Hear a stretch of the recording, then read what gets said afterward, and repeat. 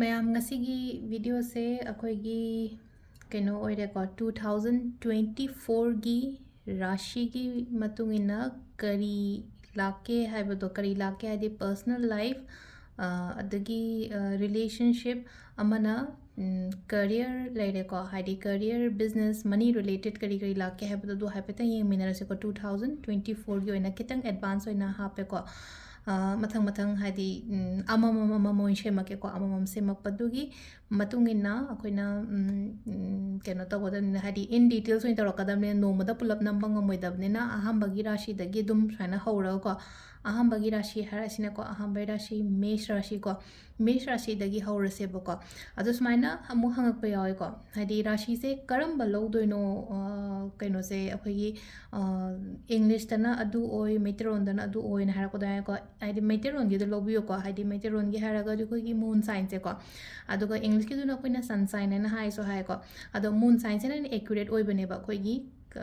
ꯀꯩꯅꯣꯒꯤ ꯑꯣꯏꯅ ꯍꯥꯏꯔꯒꯗꯤꯀꯣ ꯍꯥꯏꯗꯤ ꯄꯔꯁꯅꯦꯂꯤꯇꯤ ꯋꯥꯏꯁ ꯑꯗꯒꯤ ꯆꯥꯅꯕ ꯆꯨꯅꯕ ꯍꯥꯏꯕ ꯑꯃ ꯂꯩꯅꯀꯣ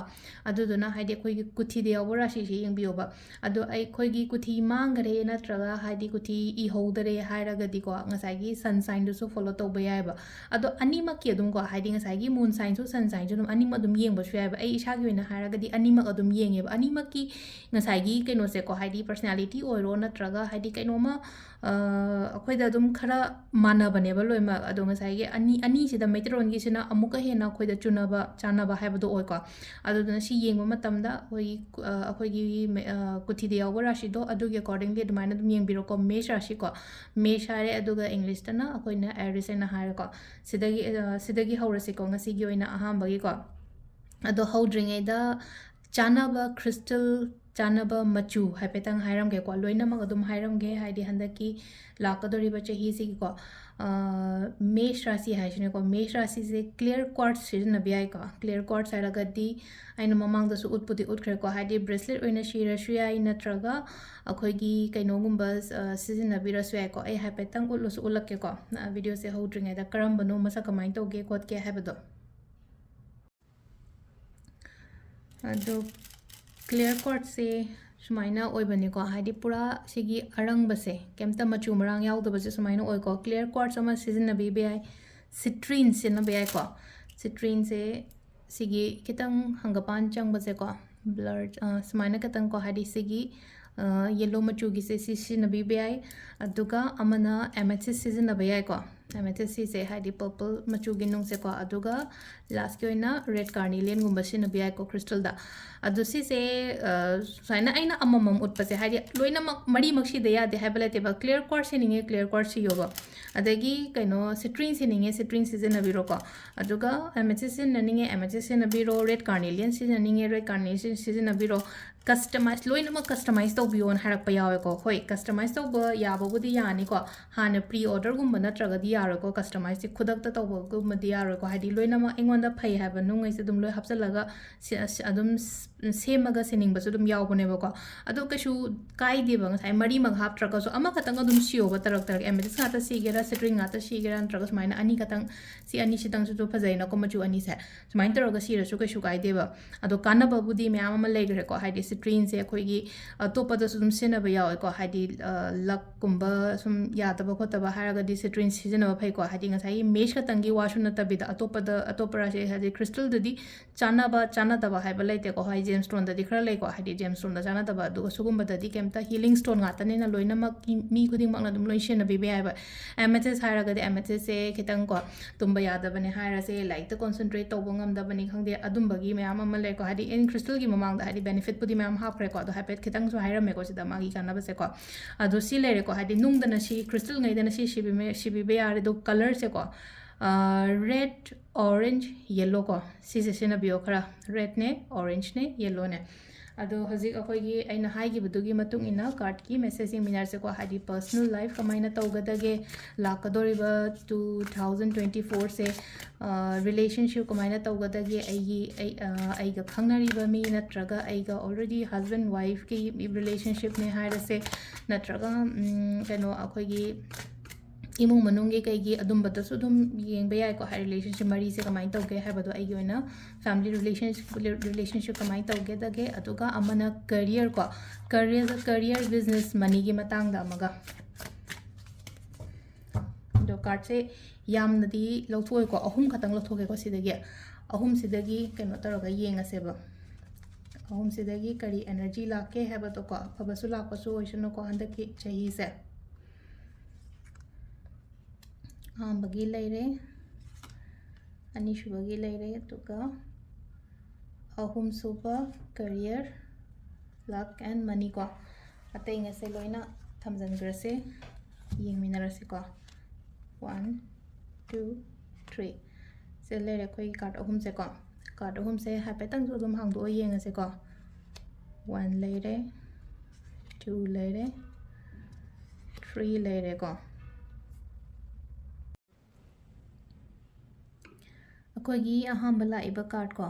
अहम लाइब कार्ड से को हाइडी सिदा अखोइना आइनंग साहेबदो हाइडी पर्सनल लाइफ की मतांग द कमाइना तौगदगे हाइबदो को हाइडी पर्सनल लाइफ की मतांग द को सिदा आइंगोंदा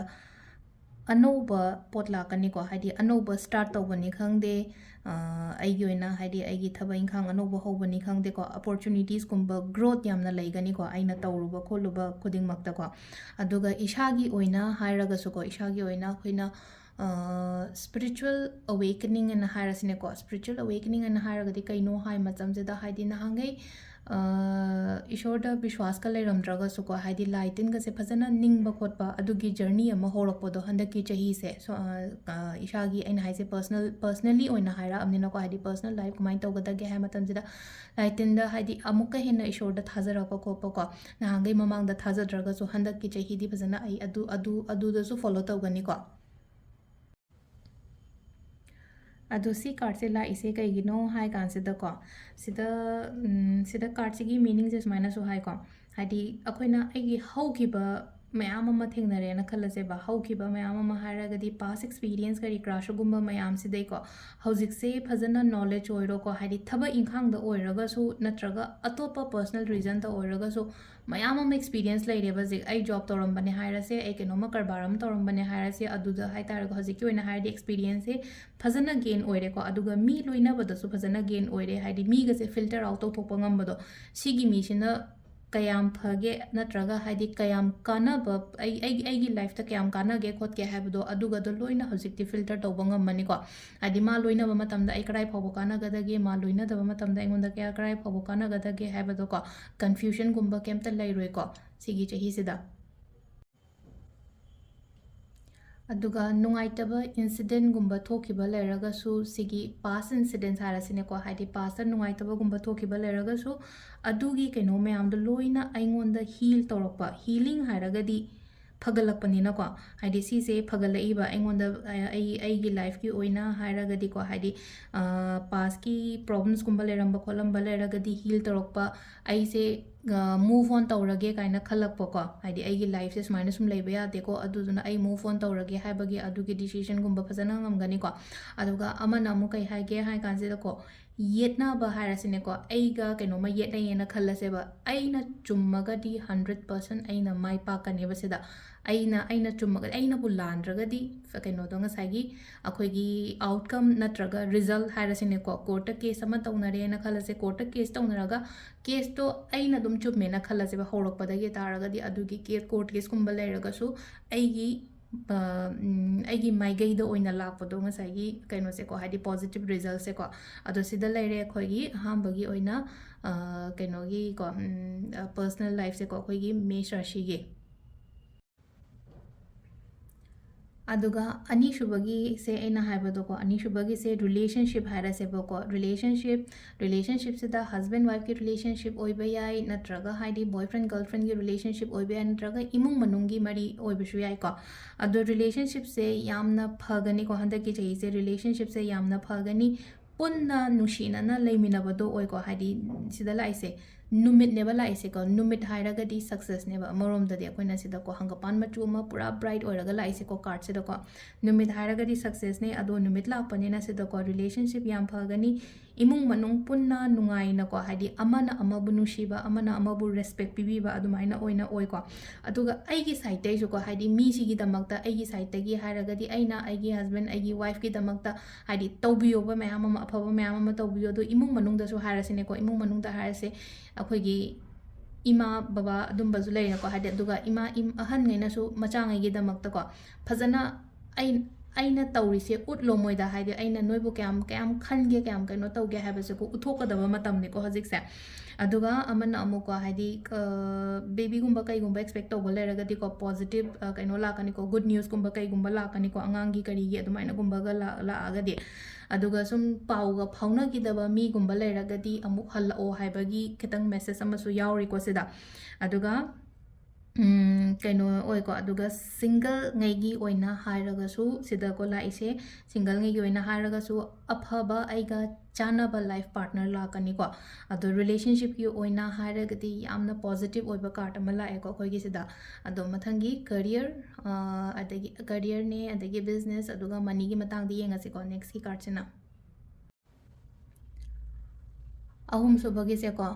ꯑꯩꯈꯣꯏꯒꯤ ꯀꯔꯤꯌꯔ ꯃꯅꯤ ꯕꯤꯖꯅꯦꯁꯀꯤ ꯃꯇꯥꯡꯗ ꯍꯥꯏꯔꯒꯗꯤꯀꯣ ꯁꯤꯗ ꯂꯥꯛꯏꯕ ꯀꯥꯔꯠꯁꯦꯀꯣ ꯍꯥꯏꯗꯤ ꯄꯣꯖꯤꯇꯤቭ ꯇꯔꯟ ꯇꯧꯔꯛꯄꯁꯦ ꯍꯧꯖꯤꯛ ꯅꯍꯥꯟꯈꯩ ꯀꯩꯅꯣ ꯇꯧꯔꯝꯗ꯭ꯔꯒꯁꯨꯀꯣ ꯍꯥꯏꯗꯤ ꯇꯔꯅꯤꯡ ꯄꯣꯏꯟ ꯑꯃ ꯂꯥꯛꯄꯁꯦꯀꯣ ꯍꯥꯏꯗꯤ ꯇꯔꯅꯤꯡ ꯄꯣꯏꯟꯁꯦ ꯍꯥꯏꯗꯤ ꯄꯣꯖꯤꯇꯤቭ ꯔꯣꯝꯗ ꯂꯥꯛꯏꯀꯣ ꯌꯥꯝꯅ ꯁꯤꯆꯨꯋꯦꯁꯟꯁꯦ ꯅꯍꯥꯟꯈꯩ ꯃꯔꯥꯡ ꯇꯧꯔꯝꯃꯒꯁꯨꯀꯣ ꯊꯕꯛ ꯃꯐꯝ ꯅꯨꯡꯉꯥꯏꯔꯝꯗꯦꯅ ꯈꯜꯂꯁꯦ ꯕꯤꯖꯅꯦꯁ ꯅꯨꯡꯉꯥꯏꯔꯝꯗꯦ ꯍꯥꯏꯔꯝꯃꯒꯁꯨꯀꯣ ꯍꯧꯖꯤꯛꯁꯦ ꯌꯥꯝꯅ ꯏꯪꯅ ꯆꯤꯛꯅ ꯊꯕꯛ ꯐꯖꯅ ꯇꯧꯕ ꯌꯥꯕꯒꯤ ꯄꯤꯔꯤꯌꯠ ꯑꯃ ꯍꯧꯔꯛꯑꯦꯀꯣ ꯁꯤꯗ ꯑꯩꯒꯤ ꯄ꯭ꯔꯣꯐꯦꯁꯅꯦꯜ ꯂꯥꯏꯐꯁꯤꯒꯤ ꯃꯇꯥꯡꯗ ꯍꯥꯏꯗꯤ ꯄꯣꯠꯁꯤꯡꯁꯦ ꯂꯣꯏꯅꯃꯛ ꯁꯦꯇꯜ ꯇꯧꯔꯛꯄꯗꯣ ꯑꯩꯒꯤ ꯖꯣꯕꯇꯅꯤ ꯈꯪꯗꯦ ꯅꯠꯇ꯭ꯔꯒ ꯕꯤꯖꯅꯦꯁꯇꯅꯤ ꯈꯪꯗꯦ ꯅꯠꯇ꯭ꯔꯒ ꯄꯩꯁꯥ ꯅꯨꯡꯁꯥꯗꯅꯤ ꯈꯪꯗꯦꯀꯣ ꯄꯣꯠꯁꯤꯡꯁꯦ ꯂꯣꯏꯅ ꯁꯦꯇꯜ ꯇꯧꯔꯛꯑꯒ ꯃꯦꯅꯦꯖ ꯐꯖꯅ ꯇꯧꯕ ꯌꯥꯕ ꯑꯩꯈꯣꯏꯅ ꯇꯧꯗꯣꯔꯤꯕ ꯊꯕꯛꯁꯦ ꯍꯥꯏ ꯇꯥꯔꯦꯀꯣ ꯍꯥꯏꯗꯤ ꯌꯥꯝꯅ ꯃꯦꯅꯦꯖꯦꯕꯜ ꯑꯣꯏꯔꯛꯄ ꯍꯥꯏꯗꯤ ꯐꯖꯅ ꯃꯦꯅꯦꯖ ꯇꯧꯕ ꯉꯝꯒꯅꯤꯀꯣ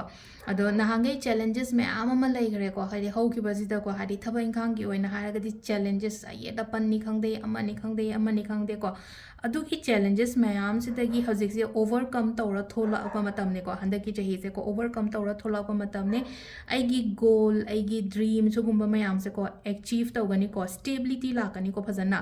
ꯑꯗꯨꯒ ꯋꯔꯛ ꯄ꯭लेꯁ ꯀꯩꯀꯥꯁꯨ ꯅꯨꯡꯉꯥꯏꯒꯅꯤ ꯍꯥꯏꯗꯤ ꯌꯥꯝꯅ ꯋꯔꯛ ꯄ꯭लेꯁꯁꯦ ꯌꯥꯝꯅ ꯐꯖꯅ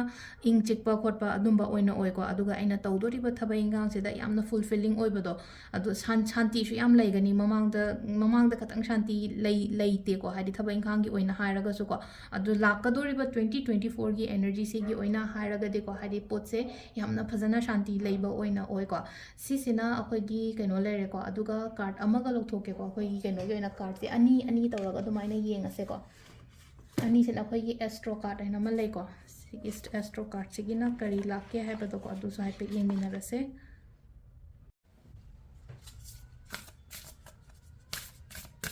ꯁꯤꯗꯒꯤ ꯑꯩ ꯁꯤꯒꯤ एनर्जी अमगा येंगसेको अगी एस्ट्रो कार्ड से कार्ड अहुम खतंग को मार्स लाए सन लाए अमना मून लाए को मार्स ने सन ने मून ने को जो सिगी मागी मैसेज से करीनो है बजो है पे तई मैं आमदा शेयर तोरमगे अहम लाइब कार्ड से को अहम लाइब कार्ड से कोई मार्स है हारे को मार्स से कोई कहोद हारगदी मंगल है हारेना को कहो से अदो मार्स से मोशन कहो हारगदी अखोगी यामना मैस्कुलिन ओइबा एनर्जी मैस्कुलिन ओइबा एनर्जी है मैस्कुलिन हारगदी नुपा दौना तौबा फेमिनिन हारगा नुपी की एनर्जी नुपी दौना तौबा दुंबदुनिको थबक थौरम अमा तौबदको पांगन थौना याम लेगनीको पांगन थौना अमा लेगनी हेक्ता ngambani ai ko ai keno tawni habe confidence ko confidence yam leire ko haidi handaki chahi gi oina hare confidence yam na leire tawge haina khanba thabak se ko haidi risk lawraga ne tawge kaina khanju khalle ko aduga amana ko haidi kiba khangdaba do sigi matang sida ko haidi khitang ko se lai se ko haidi kiba khangdaba adagi khara aina ngasa haigi do masculine energy oibanina साउब खोटपसु खरा थुगनीबा अदुना हादी साउबगुम्बा सुगुम्बसे खरा control तौबियो को साउब control तौबियो अदुगा अमना आइन हागदबा हारगदी को patience खतंग labio को हाइदी patience लेबा हाइरगदी कइनो high कांसिदा हाथु हाथु को मीना कइनोम हाइदे एना अदुदसु दक लाउना चटकनोबा अदो सिसिना अहांबा card से को अनि सुबा से नुमित लाए को नुमित हाइरगदी फै को सिदसु नुमित लाए सिदसु नुमित लाए हाइदे यामना कइनो तौना फना लाए को सिदसु कोई नुमित हाइरगदी यामना एनर्जेटिक ओइबा कइनो ओइदोनेको हासिदा मो ओइदोसे थबा इंखां तो मतम सिदा कइनो गिदा ओइरो को हाइदि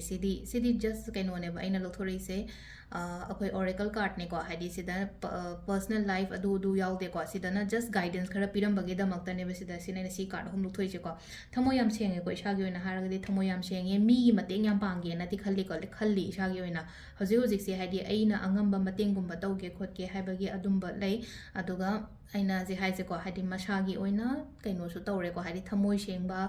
अदगी पॉजिटिव थॉट्स पॉजिटिव थिंकिंग गुंबा यामना खल्ले को अदुगा अहुम सुबदा लाइबा कार्ड सेना को हाइदि मून हैना लाइ से को कार्ड से था गी कइनो हैना लाइ को हाइदि मून से को अखोइगी हंदक की कइनो से को आई फेल लोइबा यादे एग्जाम था दोइने काइना खल्लसे बको आई दो फेल लोइबा यादे काइना वखन से को अदुमाइना खनबिरमगनी को दाइना खनबिरमगनी हाइदि एक्सेप्ट से को हाइदि फेलर से एक्सेप्ट तौरोगे ना आई चप युना खनबदो हाइदि फेलर से एक्सेप्ट तौरोगे अदुगा इसा हाइदि वखन याम खल्ले को वखन जो याम खल्ले हजिक से को वखन जो यामना खल्ले अदुगा मी सु खतंग खरा को हाइदि तुंगाना हाइदि मी पुल्लगा सु लेनो को आइगी वखन सिना तुंगाना हाइदि इथंदा आइसोलेट का तौरगा लेबदो अदुमाइना सु खरा खरा सु ले को इमोशनल सु खतंग ओइ अदुगा सिदा लाइसे को कइनो तो थाजबियो आइना खल्लिबा पोत आइगी इंट्यूशंस आइना निंगिबा पोतो अदुदो दुम फॉलो तौबियो को अदु सिदा लेरे अखोइगी 2024 गी मेष राशि गी कार्ड रीडिंग से को अदो कमेंट दुम हाइबिरमो हाइदि मथंग करम राशि तौसिगे दुम कंटिन्यू को हाइदि मथंग 1 2 3 अदुगी सीरीज ता तौरक्सिरा नत्रगा करम दुम जंप तौर तौसिरा आइनादि मथंग मथंग तौगे अंदि खल्ली को अदो सिदा लेरे अखोइगी ngasi कार्ड की 2024 की गाइडेंस से को हाइदि क्रिस्टल दसु लेरे दुगा अमना कलर सु पीरे कोइना थैंक यू 2024 की टैरो रीडिंग मखा तरपोइना अनिशुभ राशि येंग मिनरसे अनिशुभ राशि से वृष को वृष से मागी कनो से क्रिस्टल से हाना हाइरागे को ngarang अखोइना मेष के दहागी बदो आइना हाइदि ख्वाइ अहाम बद रोज क्वार्ट्स हैना खंगबिरमगनी को आइगी टेबल दसु लेरिबा क्रिस्टल जको पिंक मचुगी नुंग से सिगी क्रिस्टल गुंबा सिना बीबीआई ग्रीन एवेंचुरिन हारसिने को ग्रीन एवेंचुरिन हारगदी सिगी टम्बल्स ओइना ले को अदो खोइना ब्रेसलेट गुंबा दगा सिनिंगा सु को हाइदि सिगी कनो से को असंग मचुगी नुंग से को ग्रीन एवेंचुरिन हाइ से को सिगी ग्रीन एवेंचुरिन सिना बीबे अदगी टाइगर आई सिजना बे को टाइगर आई सुसिदा यावरे को यावबुदि सिदी मनी मैग्नेट की ब्रेसलेट हाइदि ममांग चही सेम की बने को अदुम खितंग को हाइदि पैटर्न से खरा खेनर अदुम लाकपा यावबने को सी ममांग चही लोबो याविरंगनी सिसे अदुगा अकोंब सेमको नंग खितंग पैटर्न से चेंज तौर खोप अदुमाइ लेको टाइगर आई लेरे कनो लेरे को नुंग कनो से को अनि अहुम सुरेन को अदगी क्लियर क्वार्ट्स हारगदी सिगी नुंग से को पूरा अरंग बसे हाइदि केमता मचु केम थोक्तब सिगी मचु से ओइदोनी को क्लियर क्वार्ट्स अमा लेरे अदुगा ब्लैक ऑइनेक्स अमा लेको हाइदि ब्लैक ऑइनेक्स ब्लैक टर्मलिन काइना कोइना सुम कनो तबसे को अदु तारगदी ब्लैक हारगदी सिगी पूरा अमुबसे को सिसिमजु सिनबि बाय को अदो इना ngarangdagi sum haibase ko haidi aina meshki da haire ko haidi clear ko citrine red carnelian amethyst customize tauba pamagati ko hana pre order gumba tawbiro ko haidi keno torokana kona sembio haibana taba haidi kitang keno toroga aina hariba ense pulap punjal laga sening boy taragadi hana haibira agadi hana haibi adugi matungina khoina sembiba yagani ko natragadi dum amamam single piece haragadi clear quartz kadum cham cham sige clear quartz har citrine katang adum cham cham sige ka harasini ko angrang utkibada hai patang citrine hare ko sugumba citrine ngata dum leiraga dai tor sibirasu yai ko ado sisina khoi gi crystal gi matang da oire ko aduga color sina pink ne white ne green se madi shoi shoi dana sena biyo ko haidi akoina ayona handa ki chahi gi sum color gumba sinaraga di pink white green ko hena maru oiba numit kumbada de minus sena biba ado aina candles adugi accordingly thale ko ngarang di mesh oibase mesh koi gi amethyst gumba kai gumba sina phamne na hadi amethyst ki keno di color ding around blue purple oibane na blue candle gumba than bani ngasi na green ko hadi adu ki according le jo shemaga minus shemaga ka thale ko ado yengase akoi gi brishara shege 2024 se kari lege have the personal life adagi kaino relationship aduga amana career business money sige ahum se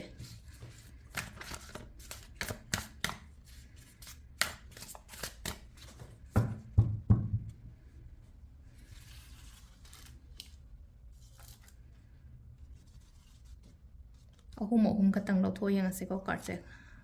bagi personal life agi ani shubasina relationship ko relationship imu manungi oiro natraga agi husband wife ki oiro natraga hojik hojik sum khangna chanari ba tinari ba dumba mayam gi ni harasine ko ahum se de lere ko ke card ahum se yeng minarase kari kari la ke haiba do ko ahamba ani shuba ahum suba ko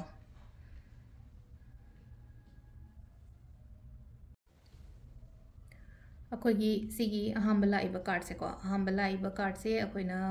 आइगी personal life से कमाइना तौगदगे हारगदी को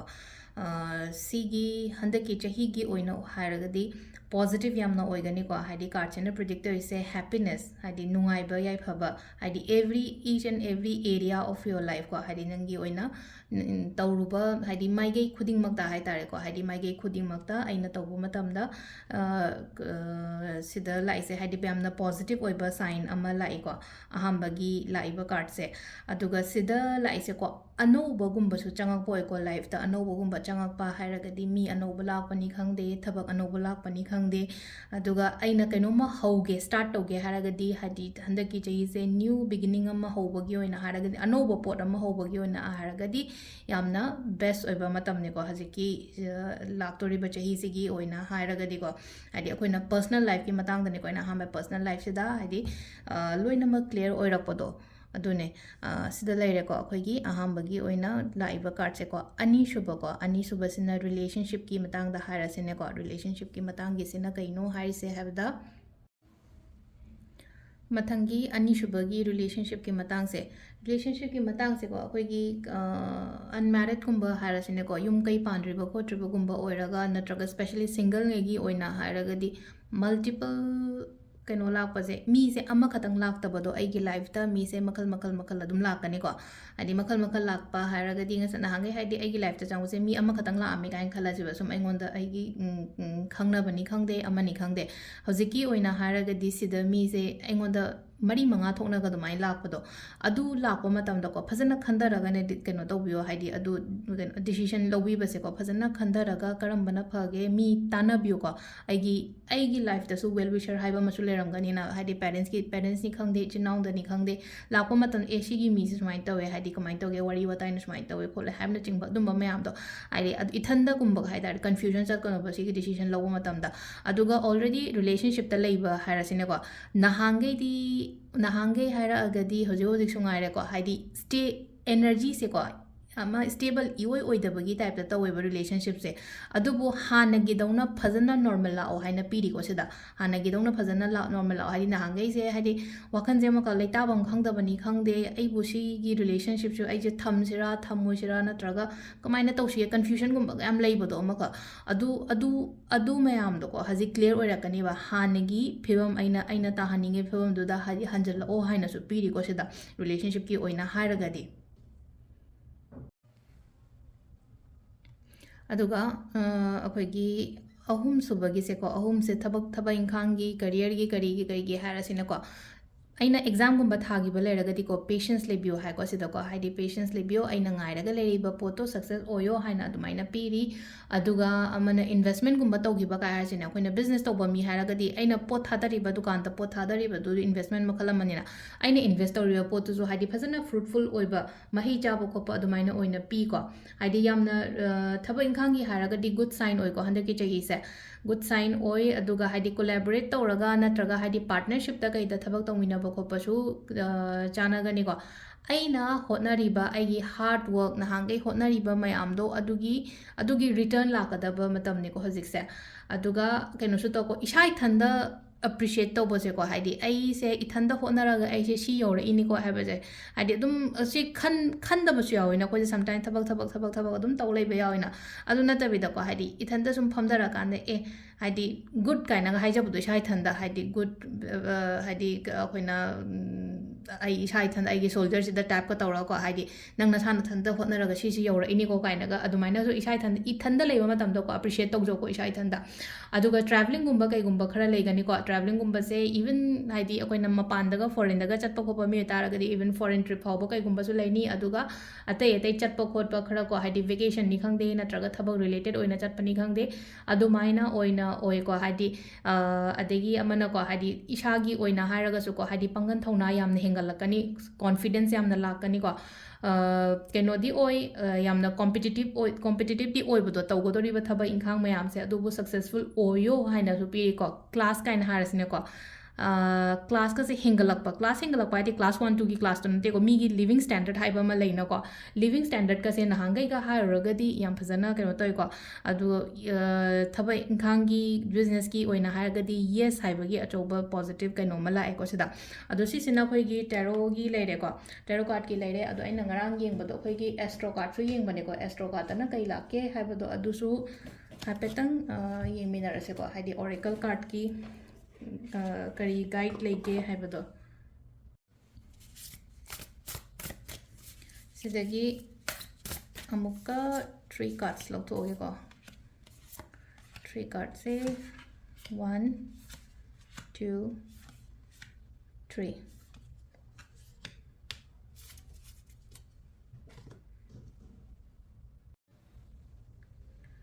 ꯑꯗꯣ ꯁꯤꯗꯒꯤ ꯁꯤꯒꯤ ꯀꯩꯅꯣꯁꯤꯅ ꯀꯔꯤ guide ꯄꯤꯔꯤꯅꯣ ꯍꯥꯏ ꯀꯥꯟꯁꯤꯗꯀꯣ corporate ꯑꯗꯨꯝ ꯐꯪꯒꯅꯤꯀꯣ ꯍꯥꯏꯗꯤ ꯑꯩꯒ ꯂꯣꯏꯅꯔꯤꯕ ꯃꯤ ꯑꯩꯒꯤ ꯁꯔꯥꯎꯟꯗꯤꯡꯗꯒꯤ ꯍꯥꯏꯗꯤ ꯑꯗꯨꯝ ꯀꯣꯄꯔꯦꯇꯤꯞ ꯑꯣꯏꯕ ꯄꯔꯁꯟ ꯍꯥꯏꯗꯤ ꯑꯩꯅ ꯊꯕꯛ ꯇꯧꯕ ꯃꯇꯝꯗ ꯑꯩꯉꯣꯟꯗ ꯀꯣꯄꯔꯦꯠꯀꯨꯝꯕ ꯇꯧꯕꯤꯕ ꯈꯣꯠꯄ ꯑꯗꯨꯃꯥꯏꯅ ꯈꯔ ꯂꯩꯀꯣ ꯏꯁꯥꯒꯤ ꯑꯣꯏꯅꯁꯨꯀꯣ ꯌꯥꯝꯅ ꯍꯥꯔꯗ ꯋꯔꯛ ꯇꯧꯒꯅꯤ ꯍꯟꯗꯛꯀꯤ ꯆꯍꯤꯁꯦ ꯍꯥꯔꯗ ꯋꯔꯛ ꯇꯧꯅꯤ ꯄ꯭ꯔꯦꯛꯇꯤꯀꯦꯜ ꯑꯣꯏꯒꯅꯤꯀꯣ ꯌꯥꯝꯅ ꯄ꯭ꯔꯦꯛꯇꯤꯀꯦꯜꯁꯨ ꯑꯣꯏꯒꯅꯤ ꯑꯗꯨꯒ ꯑꯃꯅ ꯀꯩꯅꯣ ꯍꯥꯏ ꯀꯥꯟꯁꯤꯗ ꯂꯥꯛꯏꯕ ꯀꯥꯔꯠ ꯑꯍꯨꯝꯁꯦꯀꯣ ꯑꯃꯅ ꯍꯥꯏꯗꯤ ꯑꯩꯗꯣ ꯐꯦꯜ ꯑꯣꯏꯕ ꯌꯥꯔꯣꯏꯀꯣ ꯍꯥꯏꯕꯒꯤꯀꯣ ꯏꯁꯥꯗ ꯑꯃ ꯍꯧꯖꯤꯛ ꯈꯜꯂꯒ ꯂꯩꯌꯦꯕ ꯍꯟꯗꯛꯇꯤ ꯑꯩ ꯃꯥꯏꯊꯤꯕ ꯌꯥꯔꯣꯏ ꯅꯠꯇ꯭ꯔꯒ ꯍꯥꯏꯗꯤ ꯐꯦꯂꯤꯌꯔꯁꯦ ꯑꯦꯛꯁꯦꯞ ꯇꯧꯗꯕꯗꯣ ꯏꯁꯥ ꯏꯊꯟꯗ ꯑꯩ ꯃꯥꯏ ꯄꯥꯛꯇꯕ ꯌꯥꯗꯦꯀꯣ ꯍꯥꯏꯕꯒꯤ ꯑꯗꯨꯒꯤ ꯀꯩꯅꯣꯃꯗ ꯂꯣꯏꯅꯅ ꯊꯕꯛ ꯇꯧꯔꯤꯀꯣ ꯑꯗꯨꯗꯨꯅ ꯑꯗꯨ ꯍꯧꯖꯤꯛ ꯑꯩꯉꯣꯟꯗ ꯈꯜꯂꯤꯕ ꯋꯥꯈꯟꯗꯣ ꯍꯟꯕꯤꯒꯅꯣ ꯑꯗꯨꯒꯤ ꯄꯣꯠꯇꯣ ꯑꯗꯨꯒ ꯃꯤꯒꯨꯝꯕ ꯄꯨꯜꯂꯒ ꯍꯣꯠꯂꯒ ꯂꯩꯕꯤꯌꯨꯀꯣ ꯍꯥꯏꯗꯤ ꯃꯤ ꯄꯨꯟꯕꯅ ꯍꯥꯏꯔꯒꯗꯤꯀꯣ ꯏꯊꯟꯗꯒꯨꯝꯕ ꯂꯩꯇꯕ ꯀꯌꯥ ꯍꯥꯏꯗꯤ ꯁꯣꯁꯤꯌꯦꯜ ꯈꯇꯪ ꯑꯣꯏꯕꯅꯤ ꯈꯪꯗꯦ ꯅꯠꯇ꯭ꯔꯒ ꯍꯥꯏꯗꯤ ꯐ꯭ꯔꯦꯟꯗꯁꯤꯞꯀꯨꯝꯕ ꯅꯠꯇ꯭ꯔꯒ ꯄꯥꯔꯠꯅꯔꯁꯤꯞ ꯍꯥꯏꯔꯁꯤꯅꯦꯀꯣ ꯊꯕꯛ ꯏꯪꯈꯥꯡ ꯇꯧꯕ ꯃꯇꯝꯗ ꯉꯁꯥꯏ ꯑꯩꯅ ꯁꯤꯗ ꯀꯩꯅꯣꯒꯤ ꯀꯥꯔꯠꯁꯤꯗ ꯍꯥꯏꯕꯨꯗꯤ ꯍꯥꯏꯈ꯭ꯔꯦꯀꯣ ꯍꯥꯏꯗꯤ ꯄꯥꯔꯠꯅꯔꯁꯤꯞ ꯇꯧꯕ ꯊꯕꯛ ꯇꯧꯕ ꯈꯣꯠꯄꯗ ꯀꯥꯟꯅꯒꯅꯤ ꯈꯣꯠꯀꯅꯤꯕꯨꯗꯤ ꯍꯥꯏꯔꯦꯅꯀꯣ ꯑꯗꯨꯒ ꯌꯥꯔꯤꯉꯩ ꯀꯣꯟꯐ꯭ꯂꯤꯛꯀꯨꯝꯕ ꯀꯩꯒꯨꯝꯕꯀꯣ ꯑꯦꯚꯣꯏꯗ ꯇꯧꯀꯣ ꯍꯥꯏꯗꯤ ꯄीसꯇ ꯂꯩꯅꯕ ꯍꯣꯠꯅꯕꯤꯌꯨ ꯑꯩꯈꯣꯏꯒꯤ ꯀ꯭रिꯌꯦꯇꯤꯞ ꯊꯣꯠꯁ ꯀ꯭रिꯌꯦꯇꯤꯞ ꯑꯥꯏꯗꯤꯌꯥꯁ ꯃꯌꯥꯝ ꯑꯃꯁꯨ ꯂꯥꯛꯀꯅꯤꯀꯣ ꯍꯟꯗꯛꯀꯤ ꯆꯍꯤꯁꯦ ꯑꯩ ꯕꯤꯖꯤꯅꯦꯁ ꯇꯧꯕ ꯃꯤꯅꯦꯅ ꯍꯥꯏꯔꯁꯦ ꯇꯥꯔꯒꯗꯤ ꯍꯥꯏꯗꯤ ꯁꯤꯃꯁꯨ ꯍꯥꯞꯆꯟꯕ ꯁꯤꯃꯁꯨ ꯇꯧꯁꯟꯕ ꯈꯣꯠꯆꯟꯕ ꯍꯥꯏꯕꯒꯤ ꯏꯁꯥꯁꯤꯗ ꯑꯗꯨꯒ ꯌꯥꯝꯅ ꯕꯦꯂꯦꯟꯁ ꯇꯧꯔꯒꯁꯨ ꯆꯠꯀꯅꯤꯕ ꯁꯤꯗ ꯕꯦꯂꯦꯟꯁ ꯇꯧꯔꯒ ꯆꯠꯀꯅꯤ ꯍꯥꯏꯗꯤ ꯄꯣꯠꯁꯤꯡꯁꯦ ꯀꯃꯥꯏꯅ ꯑꯣꯔꯒꯅꯥꯏꯖ ꯇꯧꯔꯒ ꯇꯧꯒꯗꯒꯦ ꯍꯥꯏꯗꯤ ꯋꯦꯜ ꯑꯣꯔꯒꯅꯥꯏꯖꯀ ꯑꯣꯏꯕꯗꯣ ꯍꯥꯏꯗꯤ ꯄꯣꯠ ꯁꯝꯅ ꯍꯥꯏꯔꯕꯗ ꯄꯣꯠ ꯊꯝꯐꯝ ꯍꯥꯏꯔꯁꯤꯅꯀꯣ ꯄꯣꯠ ꯊꯝꯕꯁꯦ ꯍꯥꯏꯗꯤ ꯌꯥꯝꯅ ꯐꯖꯅ ꯁꯤꯗꯅ ꯐꯤ ꯊꯝꯒꯗꯕꯅꯤ ꯁꯤꯗꯅ ꯀꯣꯟ ꯊꯝꯒꯗꯕꯅꯤ ꯁꯤꯗꯅ ꯑꯗꯨ ꯊꯝꯒꯗꯕꯅꯤ ꯑꯗꯨꯝꯕ ꯄꯨꯡꯌꯥꯟ ꯌꯥꯟꯁꯤꯟꯅꯕ ꯄꯥꯝꯃꯣꯏꯕ ꯄꯨꯔꯥ ꯋꯦꯜ ꯑꯣꯔꯒꯅꯥꯏꯖ ꯇꯧꯔꯒ ꯕꯦꯂꯦꯟꯁ ꯇꯧꯔꯒ ꯌꯥꯝꯅ ꯈꯟꯊꯔꯒ ꯊꯕꯛ ꯇꯧꯒꯅꯤꯀꯣ ꯍꯟꯗꯛꯀꯤ ꯆꯍꯤꯁꯤꯒꯤ ꯑꯣꯏꯅ ꯍꯥꯏꯔꯒꯗꯤ ꯁꯤꯒꯤ ꯑꯩꯈꯣꯏꯒꯤ ꯑꯣꯔꯦꯀꯜ ꯀꯥꯔꯠꯇꯒꯤ ꯂꯥꯛꯏꯕ ꯑꯦꯅꯔꯖꯤꯁꯨ ꯌꯥꯝ ꯐꯩꯀꯣ ꯑꯗꯣ ꯌꯦꯡꯉꯁꯦ ꯍꯟꯗꯛꯀꯤ ꯆꯍꯤꯁꯦ ꯍꯥꯏꯗꯤ ꯀꯔꯝꯕ ꯑꯗꯣ ꯐꯅꯁꯨ ꯑꯗꯨꯝ ꯂꯥꯛꯏꯀꯣ ꯂꯥꯛꯄꯕꯨꯗꯤ ꯑꯅꯧꯕ ꯑꯣꯄꯣꯔꯆꯨꯅꯤꯇꯤꯁ ꯀꯩꯀꯥ ꯂꯥꯛꯄ ꯈꯣꯠꯄ ꯔꯤꯂꯦꯁꯟꯁꯤꯞꯇꯒ ꯍꯥꯏꯔꯒꯁꯨ ꯍꯥꯟꯅ ꯐꯠꯂꯛꯇ꯭ꯔꯒꯁꯨ ꯀꯩꯅꯣ ꯇꯧꯕ ꯐꯖꯅ ꯂꯥꯛꯄ ꯑꯗꯨꯃꯥꯏꯅꯁꯨ ꯑꯣꯏꯔꯦꯀꯣ ꯃꯤ ꯁꯤꯡꯒꯜꯒꯤ ꯑꯣꯏꯔꯒꯁꯨ ꯅꯠꯇ꯭ꯔꯒ ꯑꯣꯜꯔꯦꯗꯤ ꯔꯤꯂꯦꯁꯟꯁꯤꯞꯇ ꯂꯩꯕ ꯃꯤ ꯑꯣꯏꯔꯒꯁꯨ ꯍꯥꯟꯅꯒꯤꯗꯧꯅ ꯅꯣꯔꯃꯦꯂꯥꯏꯁ ꯑꯣꯏꯔꯛꯄ ꯈꯣꯠꯂꯛꯄ ꯑꯗꯨꯝꯕ ꯃꯌꯥꯝ ꯑꯃ ꯂꯩꯔꯤ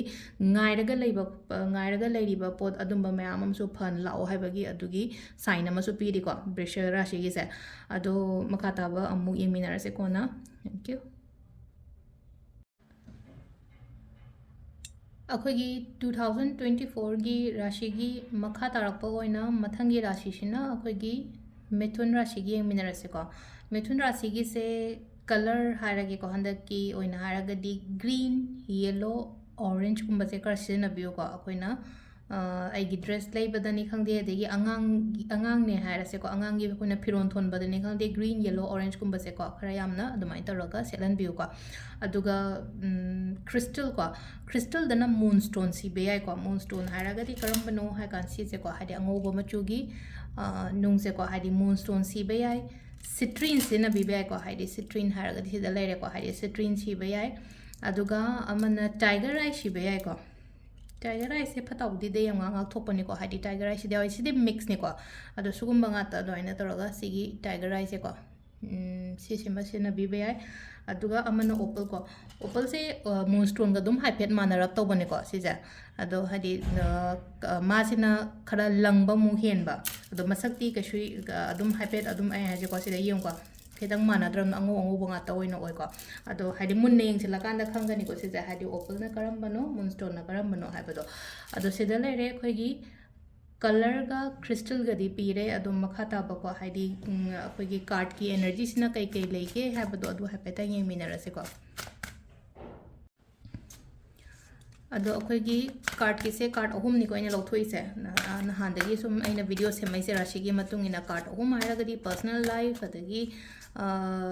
ꯔꯤꯂꯦꯁꯟꯁꯤꯞ ꯑꯗꯨꯒ ꯑꯃꯅ ꯀꯔꯤꯌꯔꯒꯤ ꯑꯣꯏꯅ ꯑꯗꯨꯃꯥꯏꯅ ꯑꯗꯣ ꯁꯤꯒꯤꯁꯨ ꯆꯞ ꯃꯥꯟꯅꯅ ꯑꯩꯈꯣꯏꯒꯤ ꯃꯤꯊꯨꯟ ꯔꯥꯁꯤꯒꯤꯁꯨ ꯌꯦꯡꯃꯤꯟꯅꯔꯁꯦ ꯀꯥꯔꯠ ꯑꯍꯨꯝ ꯈꯛꯇꯪ ꯂꯧꯊꯣꯛꯆꯔꯦꯀꯣ ꯁꯤꯗꯒꯤ ꯑꯍꯥꯟꯕ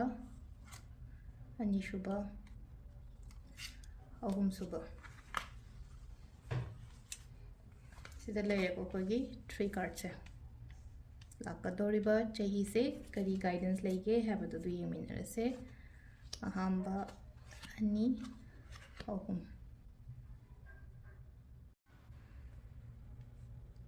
ꯑꯗꯣ ꯁꯤꯗ ꯂꯩꯔꯦ ꯑꯩꯈꯣꯏꯒꯤ ꯀꯥꯔꯠ ꯑꯍꯨꯝꯁꯦꯀꯣ ꯑꯍꯥꯟꯕ ꯂꯥꯛꯏꯕ ꯀꯥꯔꯠꯁꯦꯀꯣ ꯍꯥꯏꯗꯤ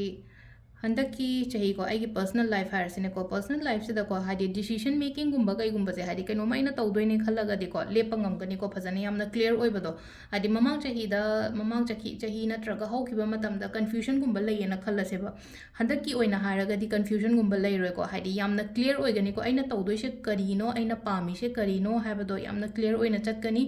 ꯑꯗꯨꯒ ꯀꯣ ꯍꯥꯏꯗꯤ ꯒ꯭ꯔꯣꯠ ꯂꯩꯒꯅꯤꯀꯣ ꯂꯥꯏꯐꯁꯤꯗ ꯒ꯭ꯔꯣꯠ ꯂꯩꯒꯅꯤ ꯌꯥꯝꯅ ꯑꯣꯅꯦꯁ ꯑꯣꯏꯅꯁꯨ ꯊꯕꯛ ꯇꯧꯋꯦꯀꯣ ꯑꯣꯅꯦꯁ ꯑꯣꯏꯅꯁꯨ ꯊꯕꯛ ꯇꯧꯋꯦ ꯑꯗꯨꯒ ꯑꯩꯒꯤ ꯄꯥꯔꯠꯅꯔꯅꯤ ꯈꯪꯗꯦ ꯅꯠꯇ꯭ꯔꯒ ꯑꯩꯒꯤ ꯐꯦꯃꯤꯂꯤꯒꯤꯅꯤ ꯈꯪꯗꯦ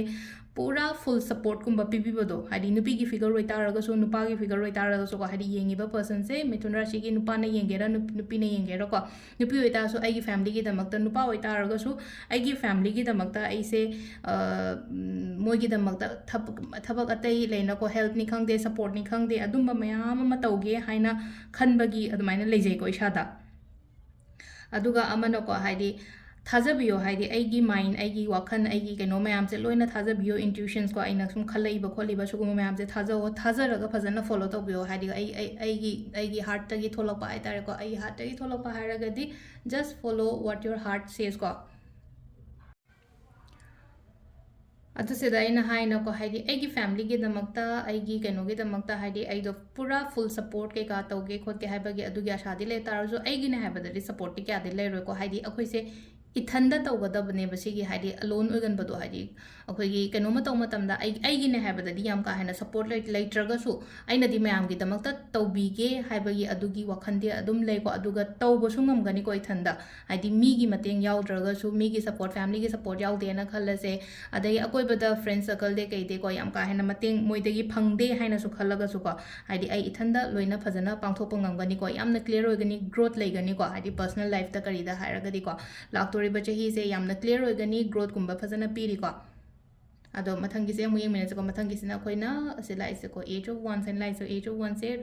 ꯔꯤꯂꯦꯁꯟꯁꯤꯞꯀꯤꯅ ꯀꯔꯤ ꯍꯥꯏꯔꯤꯒꯦ ꯍꯥꯏꯕꯗꯣ ꯍꯥꯏꯔꯛꯑꯒꯦꯀꯣ ꯑꯗꯣ ꯑꯩꯈꯣꯏꯒꯤ ꯔꯤꯂꯦꯁꯟꯁꯤꯞꯀꯤ ꯃꯇꯥꯡꯒꯤꯁꯦ ꯅꯝꯕꯔ 2ꯗ ꯂꯥꯛꯏꯕ ꯀꯥꯔꯠꯁꯦ ꯁꯤꯁꯦꯅ ꯍꯥꯏꯔꯤꯁꯦ ꯀꯩꯅꯣ ꯍꯥꯏ ꯀꯥꯟꯁꯤꯗꯀꯣ ꯍꯧꯖꯤꯛ ꯍꯥꯟꯅ ꯑꯣꯜꯔꯦꯗꯤ ꯔꯤꯂꯦꯁꯟꯁꯤꯞꯇ ꯂꯩꯕ ꯍꯥꯏꯔꯁꯤꯅꯦꯀꯣ ꯏꯃꯨꯡ ꯃꯅꯨꯡꯒꯤ ꯃꯔꯤ ꯍꯥꯏꯔꯁꯦ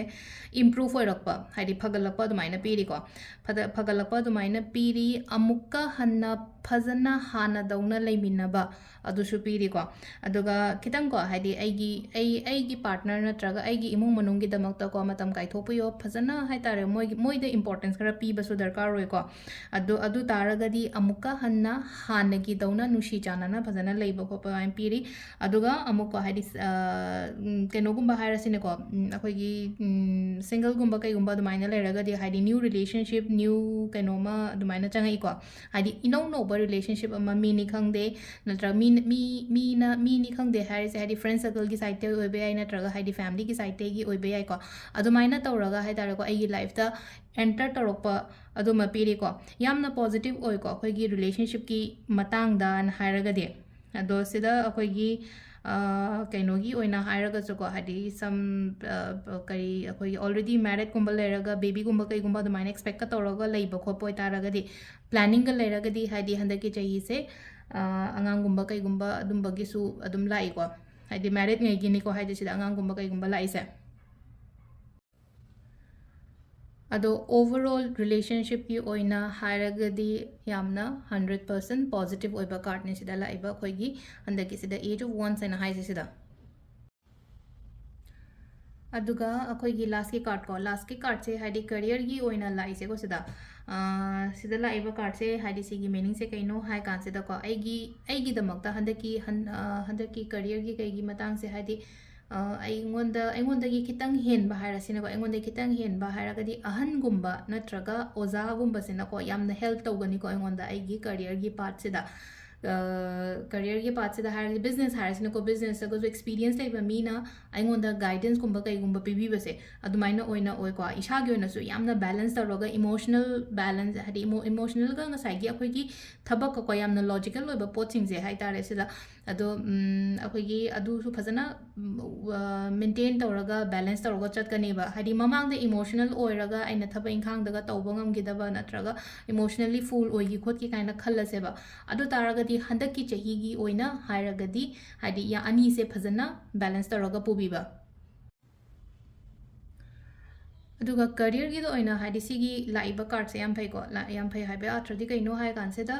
ꯑꯩꯈꯣꯏꯒꯤ ꯑꯩꯈꯣꯏꯅ ꯊꯕꯛ ꯑꯃ ꯇꯧꯕ ꯃꯇꯝ ꯅꯠꯇ꯭ꯔꯒ ꯀꯩꯅꯣꯝꯃ ꯇꯧꯕ ꯃꯇꯝꯗ ꯍꯥꯏꯗꯤ ꯑꯩꯈꯣꯏꯅ ꯃꯥꯏ ꯄꯥꯛꯑꯒꯗꯤ ꯀꯞꯁꯀꯨꯝꯕꯁꯦ ꯐꯪꯗ꯭ꯔꯥ ꯁꯨꯃꯥꯏꯅ ꯇꯧꯕ ꯀꯞꯁꯦ ꯍꯥꯏꯗꯤ ꯑꯩꯈꯣꯏꯅ ꯀꯣꯝꯄꯤꯇꯤꯁꯟꯅꯤ ꯈꯪꯗꯦ ꯑꯃꯅꯤ ꯈꯪꯗꯦ ꯁꯩꯔꯦꯡ ꯊꯤꯕꯗꯒ ꯐꯥꯔꯁ ꯇꯥꯔꯒꯗꯤ ꯀꯞꯁꯀ ꯐꯪꯉꯤꯗꯅꯀꯣ ꯑꯗꯨꯃꯥꯏꯅ ꯑꯩꯅ ꯍꯟꯗꯛꯀꯤ ꯆꯍꯤꯒꯤ ꯑꯣꯏꯅ ꯍꯥꯏꯔꯒꯗꯤ ꯑꯩꯉꯣꯟda ꯑꯆꯤꯞ ꯇꯧꯔꯛꯄꯁꯦ ꯉꯁꯥꯏꯒꯤ ꯑꯩꯅ ꯍꯥꯏꯕꯨꯗꯤ ꯍꯥꯏꯈ꯭ꯔꯦꯀꯣ ꯍꯥꯏꯗꯤ ꯏꯃꯣꯁꯅꯦꯜꯂꯤ ꯀꯔꯤ ꯀꯔꯥ ꯁꯤꯒꯨꯝꯕ ꯃꯌꯥꯝꯁꯦ ꯂꯣꯏꯅ ꯕꯦꯂꯦꯟꯁ ꯇꯧꯔꯒ ꯅꯍꯥꯟꯈꯩ ꯍꯥꯏꯗꯤ ꯏꯃꯣꯁꯅꯦꯜꯂꯤ ꯈꯇꯪ ꯕ꯭ꯂꯣꯀꯦꯠ ꯅꯠꯇ꯭ꯔꯒ ꯕ꯭ꯂꯣꯀꯦꯖꯦꯁꯀꯨꯝꯕ ꯂꯩꯌꯦꯅ ꯍꯥꯏꯔꯁꯦ ꯊꯕꯛ ꯏꯪꯈꯥꯡ ꯇꯧꯕꯗꯨꯗ ꯃꯤꯁꯦ ꯁꯦꯟꯁꯤꯇꯤቭ ꯑꯣꯏꯔꯒꯗꯤ ꯏꯃꯣꯁꯅꯦꯜ ꯑꯣꯏꯔꯒꯗꯤ ꯃꯦꯖꯔ ꯗꯤꯁꯤꯖꯟꯒꯨꯝꯕꯁꯦ ꯂꯧꯕ ꯉꯝꯗꯦꯗꯅ ꯑꯗꯣ ꯍꯟꯗꯛ ꯍꯥꯏꯔꯒꯗꯤ ꯂꯥꯛꯏꯕꯁꯤꯗꯗꯤ ꯃꯦꯆ꯭ꯌꯣꯔꯤꯇꯤ ꯂꯦꯚꯦꯜꯁꯦ ꯑꯃꯨꯛꯀ ꯍꯦꯟꯅꯁꯨ ꯍꯦꯜꯂꯦ ꯑꯗꯨꯒ ꯑꯃꯅ ꯑꯩꯒ ꯅꯛꯅꯔꯤꯕ ꯑꯍꯟ ꯂꯃꯟꯒꯨꯝꯕ ꯂꯩꯔꯤꯕ ꯈꯣꯠꯂꯤꯕ ꯃꯌꯥꯝꯁꯦ ꯃꯣꯏꯗꯒꯤꯁꯨ ꯑꯦꯛꯁꯄꯤꯔꯤꯌꯦꯟꯁ ꯃꯌꯥꯝ ꯑꯃ ꯒꯦꯟ ꯇꯧꯔꯦꯕ ꯑꯗꯨꯗꯨꯅ ꯍꯥꯏꯗꯤ ꯁꯤꯗ ꯂꯥꯛꯏꯕ ꯀꯥꯔꯠꯁꯦ ꯍꯥꯏꯗꯤ ꯀꯔꯤꯌꯔꯒꯤ ꯑꯣꯏꯔꯣ ꯅꯠꯇ꯭ꯔꯒ ꯄꯩꯁꯥ ꯅꯨꯡꯁꯥꯒꯤ ꯑꯣꯏꯔꯣ ꯌꯥꯝꯅ ꯐꯖꯅ ꯂꯥꯛꯄ ꯑꯣꯏꯅ ꯄꯤꯀꯣ ꯍꯟꯗꯛꯀꯤ ꯆꯍꯤꯒꯤ ꯑꯣꯏꯅ ꯍꯥꯏꯔꯛꯑꯒꯗꯤ ꯑꯗꯣ ꯁꯤꯗ ꯂꯩꯔꯦ ꯑꯩꯈꯣꯏꯒꯤ ꯀꯥꯔꯠꯀꯤ ꯃꯦꯁꯦꯖꯅ ꯑꯗꯨꯒ ꯑꯣꯔꯦꯀꯜ ꯀꯥꯔꯠꯀꯤ ꯍꯥꯏꯐꯦꯠ ꯌꯦꯡꯉꯁꯤꯀꯣ ꯑꯣꯔꯦꯀꯜ ꯀꯥꯔꯠꯀꯤꯅ ꯀꯔꯤ ꯒꯥꯏꯗꯦꯟꯁ ꯂꯩꯒꯦ ꯍꯥꯏꯕꯗꯣꯀꯣ ꯁꯦꯝ ꯅꯍꯥꯟꯗꯒꯤ ꯑꯩꯈꯣꯏꯅ ꯇꯧꯕ ꯑꯗꯨꯃꯥꯏꯅ 3 ꯀꯥꯔꯠꯁ ꯂꯧꯊꯣꯛꯑꯁꯤ ꯁꯤꯗꯒꯤꯁꯨ 1 2 3 ꯀꯣ ꯑꯗꯨꯒ ꯁꯤꯗ ꯂꯥꯛꯏꯕ ꯑꯩꯈꯣꯏꯒꯤ ꯀꯥꯔꯠꯁꯦꯀꯣ ꯁꯤꯗ ꯃꯃꯤꯡꯁꯦ ꯀꯣ ꯍꯥꯏꯗꯤ ꯚꯤꯁꯇꯥ ꯄꯥꯂꯁ ꯑꯦꯊꯤꯅꯥ ꯑꯗꯨꯒ ꯅꯣꯔꯠ ꯅꯣꯠ ꯍꯥꯏꯅ ꯑꯃꯒ ꯂꯥꯛꯑꯦꯀꯣ ꯚꯤꯁꯇꯥꯁꯤꯅ ꯍꯥꯏꯔꯤꯕ ꯑꯥꯊ꯭ꯔꯁꯦ ꯀꯩꯅꯣ ꯍꯥꯏ ꯀꯥꯟꯁꯤꯗꯀꯣ ꯍꯥꯏꯗꯤ ꯁ꯭ꯄꯤꯔꯤꯆꯨꯋꯦꯜ ꯑꯣꯏꯔꯛꯄꯁꯦ ꯅꯍꯥꯟꯈꯩ ꯂꯥꯏꯇꯤꯟ ꯕꯤꯂꯤꯐ ꯇꯧꯔꯝꯗ꯭ꯔꯒꯁꯨ ꯍꯧꯖꯤꯛꯀꯤ ꯑꯣꯏꯅ ꯍꯥꯏꯔꯛꯑꯒꯗꯤꯀꯣ ꯍꯥꯏꯗꯤ ꯕꯤꯂꯤꯐ ꯇꯧꯔꯛꯄꯗꯣ ꯍꯥꯏꯗꯤ ꯂꯥꯏꯇꯤꯟ ꯈꯣꯏꯔꯝꯕꯗꯅꯤ ꯈꯪꯗꯦ ꯅꯤꯌꯣꯝ ꯆꯨꯝꯅ ꯈꯣꯏꯔꯝꯕꯅꯤ ꯈꯪꯗꯦ ꯑꯗꯨꯃꯥꯏꯅꯒꯨꯝꯕ ꯑꯣꯏꯔꯛꯄꯁꯦꯀꯣ ꯍꯥꯏꯗꯤ ꯁꯨꯃꯥꯏꯅ ꯄꯤꯔꯤꯀꯣ ꯍꯥꯏꯗꯤ ꯈ꯭ꯋꯥꯏ ꯐꯥꯔꯁꯇ ꯂꯥꯛꯏꯕꯁꯦ ꯍꯥꯏꯗꯤ ꯑꯦꯁꯇ꯭ꯔో ꯃꯤꯅꯤꯡ ꯍꯥꯏꯔꯒꯗꯤ ꯍꯥꯏꯗꯤ ꯚꯤꯁꯇꯥꯒꯤ ꯑꯦꯁꯇ꯭ꯔꯣ ꯃꯤꯅꯤꯡꯁꯦ ꯁꯨꯃꯥꯏꯅ ꯂꯩꯀꯣ ꯑꯗꯣ ꯃꯊꯪꯒꯤꯁꯤꯗ ꯍꯥꯏꯗꯤ ꯃꯃꯤꯡꯁꯦ ꯂꯣꯏ ꯇꯣꯛꯈ꯭ꯔꯁꯦꯀꯣ ꯑꯅꯤꯁꯨꯕ ꯀꯥꯔꯠꯁꯤꯅ ꯍꯥꯏꯁꯦ ꯀꯩꯅꯣ ꯍꯥꯏ ꯀꯥꯟꯁꯤꯗꯀꯣ ꯑꯃꯨꯛꯀ ꯍꯦꯟꯅꯅꯦ ꯑꯩꯈꯣꯏꯒꯤ ꯊꯕꯛ ꯏꯪꯈꯥꯡ ꯇꯧꯕ ꯃꯇꯝꯗꯀꯣ ꯁꯤꯔꯤꯌꯁ ꯑꯣꯏꯔꯛꯄꯁꯦꯀꯣ ꯁꯤꯔꯤꯌꯁ ꯑꯣꯏꯔꯛꯄ ꯈꯣꯠꯂꯛꯄ ꯑꯗꯨ ꯑꯣꯏꯅ ꯑꯣꯏꯀꯣ ꯑꯩ ꯁꯤꯃꯁꯦ ꯇꯧꯗꯕ ꯌꯥꯗꯦ ꯐꯪꯗꯕ ꯌꯥꯗꯦ ꯍꯥꯏꯕꯒꯤ ꯑꯗꯨꯒꯤ ꯋꯥꯈꯜ ꯂꯥꯛꯀꯅꯤ ꯏꯁꯥꯗ ꯑꯗꯨꯒ ꯂꯥꯁꯀꯤ ꯅꯣꯠ ꯍꯥꯏꯔꯤꯕ ꯑꯥꯔꯊ꯭ꯔꯁꯤꯅ ꯀꯩꯅꯣ ꯍꯥꯏ ꯀꯥꯟꯁꯤꯗꯀꯣ ꯗꯤꯁꯤꯄ꯭ꯂꯤꯟ ꯀꯣ ꯍꯥꯏꯗꯤ ꯌꯥꯝꯅ ꯗꯤꯁꯤꯄ꯭ꯂꯤꯟ ꯑꯣꯏꯕ ꯌꯥꯝꯅ ꯀꯩꯅꯣ ꯑꯦꯝꯕꯤꯁꯤꯌꯁ ꯑꯣꯏꯕ ꯑꯣꯏꯗꯣꯏꯅꯤꯀꯣ ꯁꯤꯁꯦ ꯑꯗꯣ ꯊꯕꯛꯇꯒ ꯍꯥꯏꯔꯒꯁꯨꯀꯣ ꯌꯥꯝ ꯐꯖꯅ ꯇꯧꯒꯅꯤꯀꯣ ꯍꯥꯏꯗꯤ ꯑꯣꯜꯔꯦꯗꯤ ꯊꯕꯛꯀ ꯇꯧꯕ ꯃꯤ ꯑꯣꯏꯔꯒꯁꯨꯀꯣ ꯍꯟꯗꯛꯀꯤ ꯃꯇꯥꯡꯁꯤꯅꯀꯣ ꯍꯥꯏꯗꯤ ꯑꯃꯨꯛꯀ ꯁꯤꯟꯁꯤꯌꯔꯂꯤ ꯍꯦꯟꯅ ꯊꯕꯛ ꯇꯧꯕꯁꯦꯀꯣ ꯁꯤ ꯅꯣꯠꯁꯤꯅ ꯑꯩꯈꯣꯏꯅ ꯁꯤꯝꯕꯂꯥꯏꯁ ꯇꯧꯔꯤꯁꯦ ꯀꯩꯅꯣ ꯍꯥꯏꯕ ꯃꯇꯝꯁꯤꯗ ꯂꯥꯏꯐꯁꯦ ꯌꯥꯝ ꯐꯖꯅ ꯁ꯭ꯃꯨꯠꯂꯤ ꯆꯠꯄ ꯑꯗꯨꯝꯕꯁꯨ ꯄꯤꯔꯦꯀꯣ ꯑꯦꯅꯔꯖꯤ ꯑꯐꯕꯅꯦ ꯁꯤꯗ ꯂꯥꯛꯏꯁꯦꯀꯣ ꯑꯦꯅꯔꯖꯤ ꯑꯐꯕꯅꯦꯅ ꯍꯥꯏꯔꯒꯗꯤ ꯍꯥꯏꯗꯤ ꯄꯣꯖꯤꯇꯤቭ ꯑꯦꯅꯔꯖꯤꯒꯨꯝꯕ ꯀꯩꯒꯨꯝꯕ ꯌꯥꯝꯅ ꯏꯁꯥꯗ ꯑꯗꯨꯝꯕꯁꯨ ꯐꯤꯜ ꯇꯧꯒꯅꯤꯀꯣ ꯑꯗꯣ ꯁꯤꯗ ꯂꯩꯔꯦ ꯑꯩꯈꯣꯏꯒꯤ ꯒꯥꯏꯗꯦꯟꯁꯁꯦꯀꯣ ꯑꯦꯁꯇ꯭ꯔോ ꯀꯥꯔꯠꯀꯤ ꯒꯥꯏꯗꯦꯟꯁꯁꯤꯗ ꯂꯩꯔꯦ ꯑꯗꯨꯒ ꯑꯃ ꯀꯥꯔꯠꯀꯤ ꯃꯦꯁꯦꯖꯁꯨ ꯍꯥꯏꯐꯦꯠꯄꯨꯗꯤ ꯑꯩꯅ ꯍꯥꯏꯔꯦꯅꯀꯣ ꯑꯗꯣ ꯁꯤꯗ ꯂꯩꯔꯦ ꯃꯤꯊꯨꯟ ꯔꯥಶꯤꯒꯤ ꯑꯣꯏꯅ 2024ꯒꯤ ꯃꯈꯥꯒꯤ ꯃꯊꯪꯒꯤ ꯔꯥಶꯤꯒ ꯑꯃꯨꯛ ꯌꯦꯡꯃꯤꯟꯅꯔꯁꯦ ꯊꯦꯡꯛ ꯌꯨ ꯑꯩꯈꯣꯏꯒꯤ 2024ꯒꯤ ꯔꯥಶꯤꯒꯤ ꯚꯤꯗꯤꯑꯣ ꯃꯈꯥ ꯇꯥꯔꯛꯄ ꯑꯣꯏꯅ ꯉꯁꯤꯒꯤꯁꯦ ꯀꯔꯀꯠ ꯔꯥಶꯤꯒꯤ ꯌꯦꯡꯃꯤꯟꯅꯔꯁꯦ ꯀꯔꯀꯠ ꯔꯥಶꯤꯁꯦ ꯑꯍꯥꯟꯕꯗ ꯑꯩꯈꯣꯏꯒꯤ ꯀꯩꯅꯣ ꯈ꯭ꯔꯤꯁꯇꯜꯒꯤ ꯃꯇꯥꯡꯗ ꯍꯥꯟꯅ ꯈꯪꯃꯤꯟꯅꯔꯁꯦꯀꯣ ꯀꯔꯝꯕ ꯈ꯭ꯔꯤꯁꯇꯜ ꯌꯨꯁ ꯇꯧꯕ ꯌꯥꯒꯗꯒꯦ ꯍꯥꯏꯕꯗꯣ ꯑꯗꯣ ꯈ꯭ꯔꯤꯁꯇꯜꯁꯦ ꯃꯨꯟꯁ꯭ꯇꯣꯟ ꯀꯣ ꯃꯨꯟꯁ꯭ꯇꯣꯟ ꯑꯃ ꯁꯤꯖꯤꯟꯅꯕꯤꯕ ꯌꯥꯏ ꯁꯤꯁꯦꯀꯣ ꯑꯉꯧꯕꯁꯦ ꯍꯥꯏꯗꯤ ꯀꯔꯀꯠ ꯍꯥꯏꯔꯒꯗꯤ ꯃꯥꯒꯤ ꯀꯩꯅꯣꯁꯦꯀꯣ ꯑꯩꯈꯣꯏꯒꯤ ꯔꯨꯂꯤꯡ ꯄ꯭ꯂꯥꯅꯦꯠꯁꯦ ꯃꯥꯒꯤ ꯃꯨꯟ ꯑꯣꯏꯅꯀꯣ ꯍꯥꯏꯗꯤ ꯃꯨꯟ ꯍꯥꯏꯔꯒꯗꯤ ꯊꯥꯒꯤ ꯃꯆꯨ ꯑꯣꯏꯗꯅ ꯁꯤꯁꯦ ꯑꯉꯧꯕꯅ ꯍꯥꯏꯔꯒꯗꯤ ꯁꯤꯃ ꯁꯤꯖꯤꯟꯅꯕꯤꯕ ꯌꯥꯏ ꯑꯗꯒꯤ ꯔꯣꯁ ꯀ꯭ꯋꯥꯔꯠ ꯁꯤꯖꯤꯟꯅꯕꯤꯕ ꯌꯥꯏꯀꯣ ꯍꯥꯏꯗꯤ ꯄꯤꯡꯛ ꯀꯂꯔꯒꯤ crystalꯁꯦ ꯁꯤ ꯁꯤꯖꯤꯟꯅꯕꯤꯕ ꯌꯥꯏ ꯁꯤꯁꯦ ꯁꯨꯃꯥꯏꯅ ꯑꯗꯨꯝ ꯍꯥꯏꯗꯤ ꯁꯤꯕ ꯈꯣꯠꯄ ꯍꯪꯒꯣꯏ ꯍꯥꯏꯔꯒꯁꯨꯀꯣ ꯑꯃ ꯂꯩꯔꯒ ꯑꯗꯨꯝ ꯕꯦꯛꯇ ꯀꯩꯗ ꯑꯗꯨꯝ ꯂꯩꯖꯁꯅꯨ ꯅꯠꯇ꯭ꯔꯒ ꯑꯩꯒꯤ ꯔꯨꯝꯗ ꯀꯩꯗ ꯑꯗꯨꯃꯥꯏꯅ ꯑꯗꯨꯝ ꯂꯩꯁꯅꯨ ꯁꯤꯁꯤꯃ ꯁꯤꯖꯤꯟꯅꯕꯤꯕ ꯌꯥꯏ ꯑꯗꯨꯒ ꯑꯃꯅ ꯑꯦꯀ꯭ꯋꯥꯃꯦꯔꯥꯏꯟ ꯀꯣ ꯑꯦꯀ꯭ꯋꯥꯃꯦꯔꯥꯏꯟꯁꯤꯁꯨ ꯁꯤꯖꯤꯟꯅꯕꯤꯕ ꯌꯥꯏꯀꯣ ꯁꯤꯒꯤ ꯑꯦꯀ꯭ꯋꯥꯃꯦꯔꯥꯏꯟꯁꯤꯁꯨ ꯁꯤꯖꯤꯟꯅꯕꯤꯕ ꯌꯥꯏ ꯁꯤꯒꯤ ꯑꯍꯨꯝꯁꯤꯒꯤ ꯃꯅꯨꯡꯁꯤꯗ ꯑꯃ ꯑꯗꯨꯝ ꯌꯨꯁ ꯇꯧꯔꯁꯨ ꯌꯥꯏ ꯑꯅꯤ ꯌꯨꯁ ꯇꯧꯔꯁꯨ ꯌꯥꯏ ꯑꯍꯨꯝꯃꯛ ꯌꯨꯁ ꯇꯧꯔꯁꯨ ꯌꯥꯏꯀꯣ ꯀꯩꯁꯨ ꯀꯥꯏꯗꯦꯀꯣ ꯑꯗꯨꯒ ꯀꯂꯔꯗꯅ ꯑꯉꯧꯕꯅꯦ ꯁꯤꯜꯚꯔ ꯃꯆꯨꯅꯦ ꯕ꯭ꯂꯨꯅꯦ ꯑꯁꯪꯕꯅꯦ ꯀꯂꯔ ꯃꯔꯤꯁꯦ ꯈꯔ ड्रेस के का लेबदा खरा हापचनबियो अगी ड्रेस लेबदनी खंगदे अगी अंगांगदगसु लेनोको अंगांग से करकटने न खल्लसे नत्रगा अगी वाइफ नत्रगा अगी हस्बैंड से करकटने न खल्लसे मोई फिरोन गुंबा लेबी खोपी बतौरगदी सिगेना जे हाजे अंगोबने सिल्वर मचूने ब्लू ने ग्रीन ने सिगी कलर अहुमरी से अदुम खरा लैयोको हाइदि लेरगदी सेटलिदनको अदुगी वाने अदो हजिक कार्ड की मैसेज से येंगमिनरसेको कार्ड के मैसेज से कार्ड अहम खतंग लौथोकजगे कार्ड अहम सिदगी पर्सनल लाइफ अदगी अगी रिलेशनशिप अदुगा अमना अगी करियर बिजनेस पैसागी गा हाइपेतंग करी करी कनो लेगे हाइबदो करी गाइडेंस लेगे हाइबदो दु हाइपेतंग येंगसेको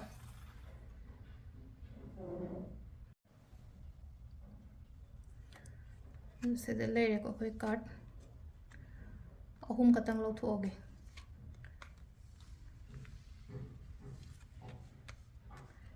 3 cards को अतई से साइड हम लोइन थमग्र से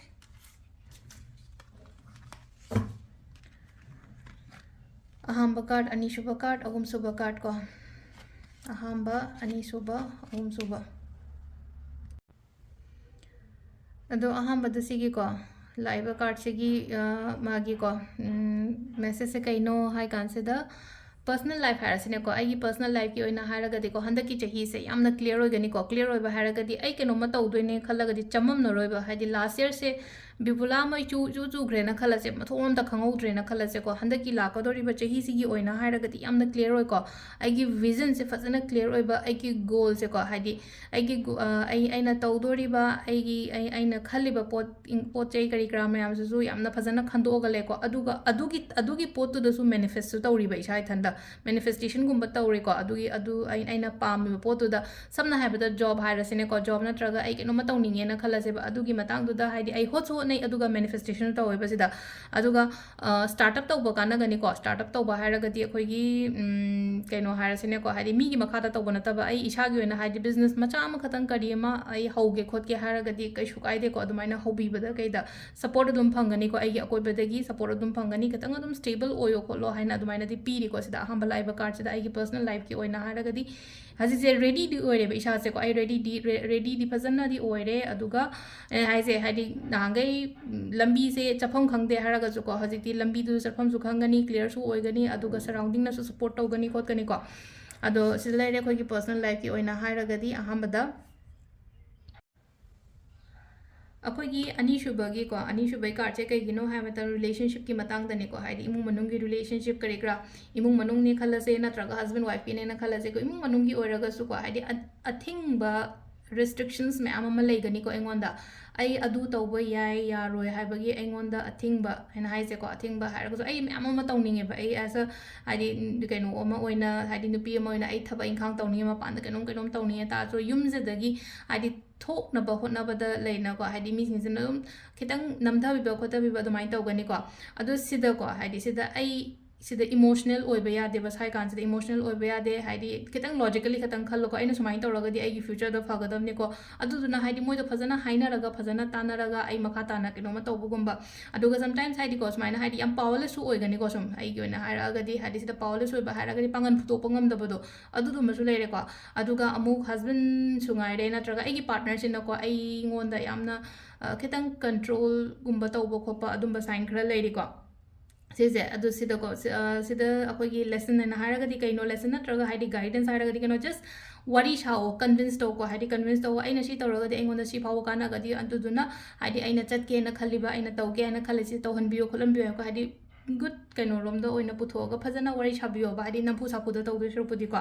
अदुमा लेरे को अदु सिंगल की ओंgai ओइना हारगदी को हौजिक से रेडी दी याम का हैना ओइदे को सिंगल ngai की ओइना हारगदी हादी पास एक्सपीरियंस ए का खतंग नुंगाई की दबा गुंबा लै अदुदगी हाना हील तवो अदुगी मतुंगदा हादी कमिटेड ओइबे रिलेशनशिप गुंबा चंगबियो हौजिक ओइना दी जस्ट हादी खतंग खर ngai को था अहु मरी गुंबा दा ngai को हादी चही हौरक तोरेना को चही हादी अप्रैल मे साबु हादी मी लाए ना जु खलसे बेगी लाइफ तो वरी सनो के सुकाइदे कमिटेड ओइगी नो बल्ले पुगी नो केमता को अइना जे हाइसे हादी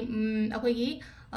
हानगी पास की कनो लेगिबा खोटखिबा नुंगाइतबगुंबसे अदु हाना फजाना हादी फहलो अदुगी मतुंगदा अतोप रिलेशनशिप ता खोंग थांजनबिबा खोचनबिबा को सिदा लेरे अखोगी रिलेशनशिप की मतंगी सिना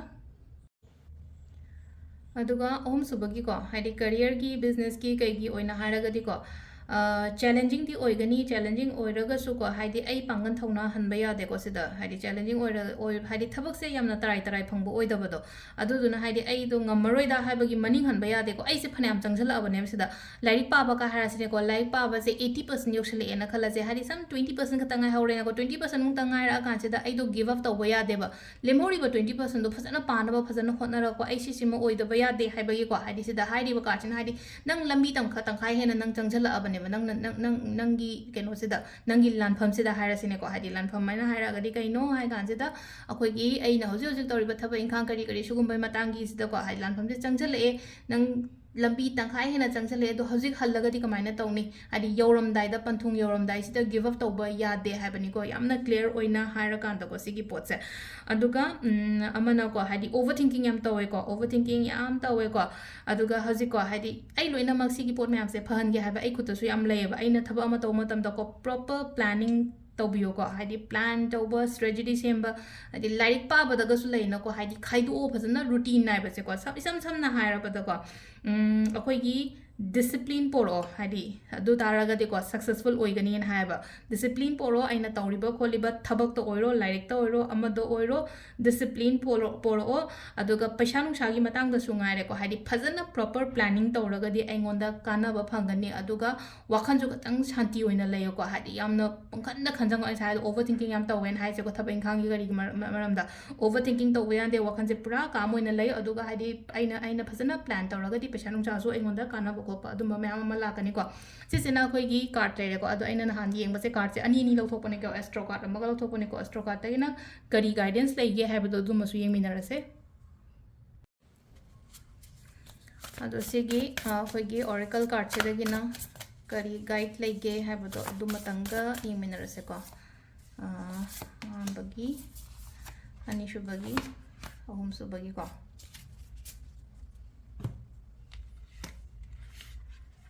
सिदा लेरे को कार्ड अहुम से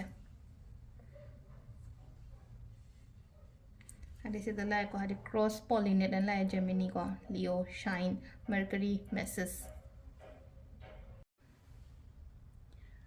अहमबगी कार्ड से को सिदा कोगी जेमिनी लाए दुगा मखादा क्रॉस पॉलिनेट न वर्ड मचा म इरी को केम नते को सिसे अदो सिदा आइना तौदोरी बथब इंखांग हंदकी चही गी हारगदी आई फजना थिजले को आई फजना थिजले दुगा आई फजना थिजले हारगदी अदुगी मतंग दा यामना नॉलेज लौसले बजे अदुगा आइना ngang khotpa dasu ko mina dum taningani ko aina thaba ma tawdone ko to ne na khallagadi aina ngang ba khotpa dasu dum taningani amna haidi mind ji ju phazana sharp oihenda ba ya de ko hojik se haidi oisu oigani ko ado sometimes nervous katang chale ko nervous chatpa do chatana ba oina oi ko ado samna have the cross pollinate ha gadi simple ne haidi lera me pyom du dagi phagalak pane ba moine healthy oira ko ha bani ko se leise ko aduga ani shuba sina haidi leo shine hena like ko leo shine and like haidi leo ha singani na ko singa ha gadi ꯌꯥꯝꯅ bright ꯑꯣꯏꯕ ꯀꯩꯅꯣ ꯑꯣꯏꯅꯀꯣ ꯍꯥꯏꯗꯤ ꯑꯩꯈꯣꯏꯒꯤ ꯃꯥꯒꯤ ꯔꯥꯁꯤꯗꯒ ꯍꯥꯏꯔꯒꯁꯨ ꯁꯤꯡꯍꯒꯤ ruling ꯑꯣꯏꯕ ꯀꯩꯅꯣꯁꯦ ꯍꯥꯏꯗꯤ ꯅꯨꯃꯤꯠ ꯑꯣꯏꯅꯀꯣ ꯅꯨꯃꯤꯠ ꯍꯥꯏꯔꯒꯗꯤ ꯈ꯭ꯋꯥꯏꯗꯒꯤ ꯕ꯭ꯔꯥꯏꯇꯦꯁ ꯑꯣꯏꯕ ꯀꯩꯅꯣꯅꯤꯅ ꯄ꯭ꯂꯥꯅꯦꯠꯅꯤꯅꯀꯣ ꯑꯗꯨꯗꯨꯅ ꯍꯥꯏꯗꯤ ꯂꯤꯗꯔꯁꯤꯞ ꯀ꯭ꯋꯥꯂꯤꯇꯤ ꯀꯩꯀꯥ ꯍꯥꯏꯗꯤ ꯉꯁꯥꯏ ꯃꯃꯥꯡꯗꯁꯨ ꯍꯥꯏꯒꯤꯗꯣ ꯑꯟꯇꯔꯄ꯭ꯔꯅꯔ ꯑꯣꯏꯅ ꯍꯥꯏꯗꯤ ꯏꯁꯥꯒꯤ ꯊꯕꯛꯀꯨꯝꯕ ꯇꯧꯋꯣ ꯈꯣꯠꯂꯣꯅ ꯍꯥꯏꯗꯣ ꯑꯇꯥꯔꯗꯤ ꯌꯥꯝ ꯀꯥꯟꯅꯒꯅꯤ ꯍꯥꯏꯕꯗꯣ ꯍꯥꯏꯗꯤ ꯌꯥꯝꯅ ꯐꯖꯅ ꯔꯨꯜ ꯇꯧꯔ ꯅꯤꯡꯊꯧꯒꯤ ꯇꯥꯏꯞꯇ ꯐꯖꯅ ꯇꯧꯕ ꯑꯗꯨꯝꯕꯒꯤ ꯁꯥꯏꯟ ꯑꯃꯁꯨ ꯂꯥꯛꯏꯀꯣ ꯑꯗꯨꯒ ꯂꯥꯁꯀꯤ ꯑꯣꯏꯅ ꯃꯔꯀꯔꯤ ꯍꯥꯏꯕꯒꯤ ꯑꯃ ꯂꯥꯛꯏꯀꯣ ꯃꯔꯀꯔꯤꯒꯤ ꯃꯦꯁꯦꯖꯁꯤꯅ ꯀꯩꯅꯣ ꯍꯥꯏꯕꯗꯣ ꯌꯦꯡꯃꯤꯟꯅꯁꯦ ꯑꯗꯣ ꯁꯤꯗ ꯃꯔꯀꯔꯤꯒꯤ ꯃꯦꯁꯦꯖꯁꯦ ꯀꯩꯅꯣ ꯍꯥꯏꯕꯗ ꯃꯔꯀꯔꯤꯒꯤ ꯃꯦꯁꯦꯖꯗ ꯔꯤꯄ꯭ꯔꯦꯖꯦꯟ ꯇꯧꯔꯤꯁꯦ ꯀ꯭ꯌꯨꯔꯤꯁꯤꯇꯤ ꯌꯥꯝ ꯑꯣꯏꯅꯤꯀꯣ ꯍꯥꯏꯗꯤ ꯀꯩꯅꯣꯝꯃ ꯇꯧꯕ ꯃꯇꯝꯗ ꯌꯥꯝꯅ ꯑꯃꯨꯛ ꯍꯦꯟꯅ ꯈꯪꯅꯤꯡꯕ ꯑꯃꯨꯛ ꯍꯦꯟꯅ ꯇꯝꯅꯤꯡꯕ ꯈꯣꯠꯅꯤꯡꯕ ꯏꯁꯥꯁꯤꯗꯀꯣ ꯑꯗꯨꯒꯤ ꯈꯔ ꯂꯩꯒꯅꯦꯕ ꯑꯗꯨ ꯐꯩꯌꯦ ꯑꯃꯔꯣꯝꯗ ꯀꯩꯒꯤꯅೋ ꯍꯥꯏꯕ ꯃꯇꯝꯁꯤꯗ ꯑꯩꯅ ꯍꯧꯖꯤꯛ ꯍꯥꯏꯅꯀꯣ ꯊꯕꯛꯁꯦ ꯐꯖꯅ ꯇꯧꯒꯦ ꯈꯟꯕꯅꯤꯅꯀꯣ ꯍꯥꯏꯗꯤ ꯑꯅꯧꯕ ꯑꯃ ꯂꯥꯛꯄ ꯃꯇꯝꯗꯀꯣ ꯑꯩꯗꯣ ꯆꯪꯁꯤꯟꯕ ꯊꯤꯖꯤꯟꯕ ꯈꯣꯠꯆꯟꯕ ꯑꯗꯨꯒꯤ ꯃꯔꯝꯗ ꯐꯖꯅ ꯀꯩꯅꯣ ꯇꯧꯒꯅꯦꯕ ꯍꯦꯛꯇ ꯗꯛ ꯂꯥꯎꯅ ꯍꯦꯛꯇ ꯕ꯭ꯂꯥꯏꯟꯗꯗꯤ ꯆꯪꯉꯣꯏꯕ ꯑꯩꯅ ꯉꯁꯥꯏ ꯃꯃꯥꯡ ꯈ꯭ꯋꯥꯏ ꯑꯇꯩ ꯂꯥꯛꯈꯤꯕ ꯀꯥꯔꯠꯉꯣꯟꯗꯁꯨ ꯍꯥꯏꯅꯀꯣ ꯌꯥꯝꯅ ꯀ꯭ꯂꯤꯌꯔ ꯑꯣꯏꯔꯦ ꯍꯧꯖꯤꯛꯁꯦ ꯚꯤꯖꯟꯁꯦ ꯐꯖꯅ ꯀ꯭ꯂꯤꯌꯔ ꯑꯣꯏꯔꯦ ꯇꯧꯒꯗꯕ ꯈꯣꯠꯀꯗꯕꯁꯦ ꯐꯖꯅ ꯈꯪꯉꯦ ꯍꯥꯏꯕꯅꯤꯅꯀꯣ ꯁ꯭ꯇꯗꯤ ꯐꯖꯅ ꯇꯧꯔꯒ ꯒꯤቭ ꯑꯞ ꯇꯧꯕ ꯁꯨꯡꯌꯥ ꯌꯥꯗꯦꯀꯣ ꯂꯥꯁꯇ ꯑꯃꯨꯛ ꯍꯥꯏꯗꯤ ꯂꯣ ꯆꯠꯄꯗꯧꯅ ꯑꯣꯚꯔ ꯊꯤꯡꯀꯤꯡ ꯇꯧꯔ ꯈꯣꯠꯂꯣ ꯇꯧꯔꯤꯁꯦ ꯑꯗꯨꯅ ꯒꯤꯚ ꯑꯞ ꯇꯧꯕ ꯁꯨꯡꯌꯥ ꯌꯥꯗꯦ ꯍꯥꯏꯗꯤ ꯒꯤꯚ ꯑꯞ ꯇꯧꯒꯅꯣ ꯍꯟꯗꯛꯀꯤ ꯆꯍꯤꯁꯦꯀꯣ ꯍꯥꯏꯗꯤ ꯍꯣꯠꯅꯒꯗꯕ ꯑꯩꯒꯤ ꯑꯣꯏꯅ ꯐꯖꯅ ꯍꯣꯠꯅꯒꯗꯕ ꯃꯇꯝꯅꯤꯀꯣ ꯑꯗꯣ ꯁꯤꯗ ꯂꯩꯔꯦ ꯑꯩꯈꯣꯏꯒꯤ ꯔꯥಶꯤꯒꯤ ꯃꯔꯤꯁꯨꯕ ꯔꯥಶꯤ ꯀꯔꯀꯠ ꯔꯥಶꯤꯒꯤ 2024ꯒꯤ ꯀꯥꯔꯠ ꯔꯤꯗꯤꯡꯁꯦꯀꯣ ꯃꯈꯥ ꯇꯥꯕ ꯑꯃꯨꯛ ꯌꯦꯡꯃꯤꯟꯅꯔꯁꯦ ꯊꯦꯡꯛ ꯌꯨ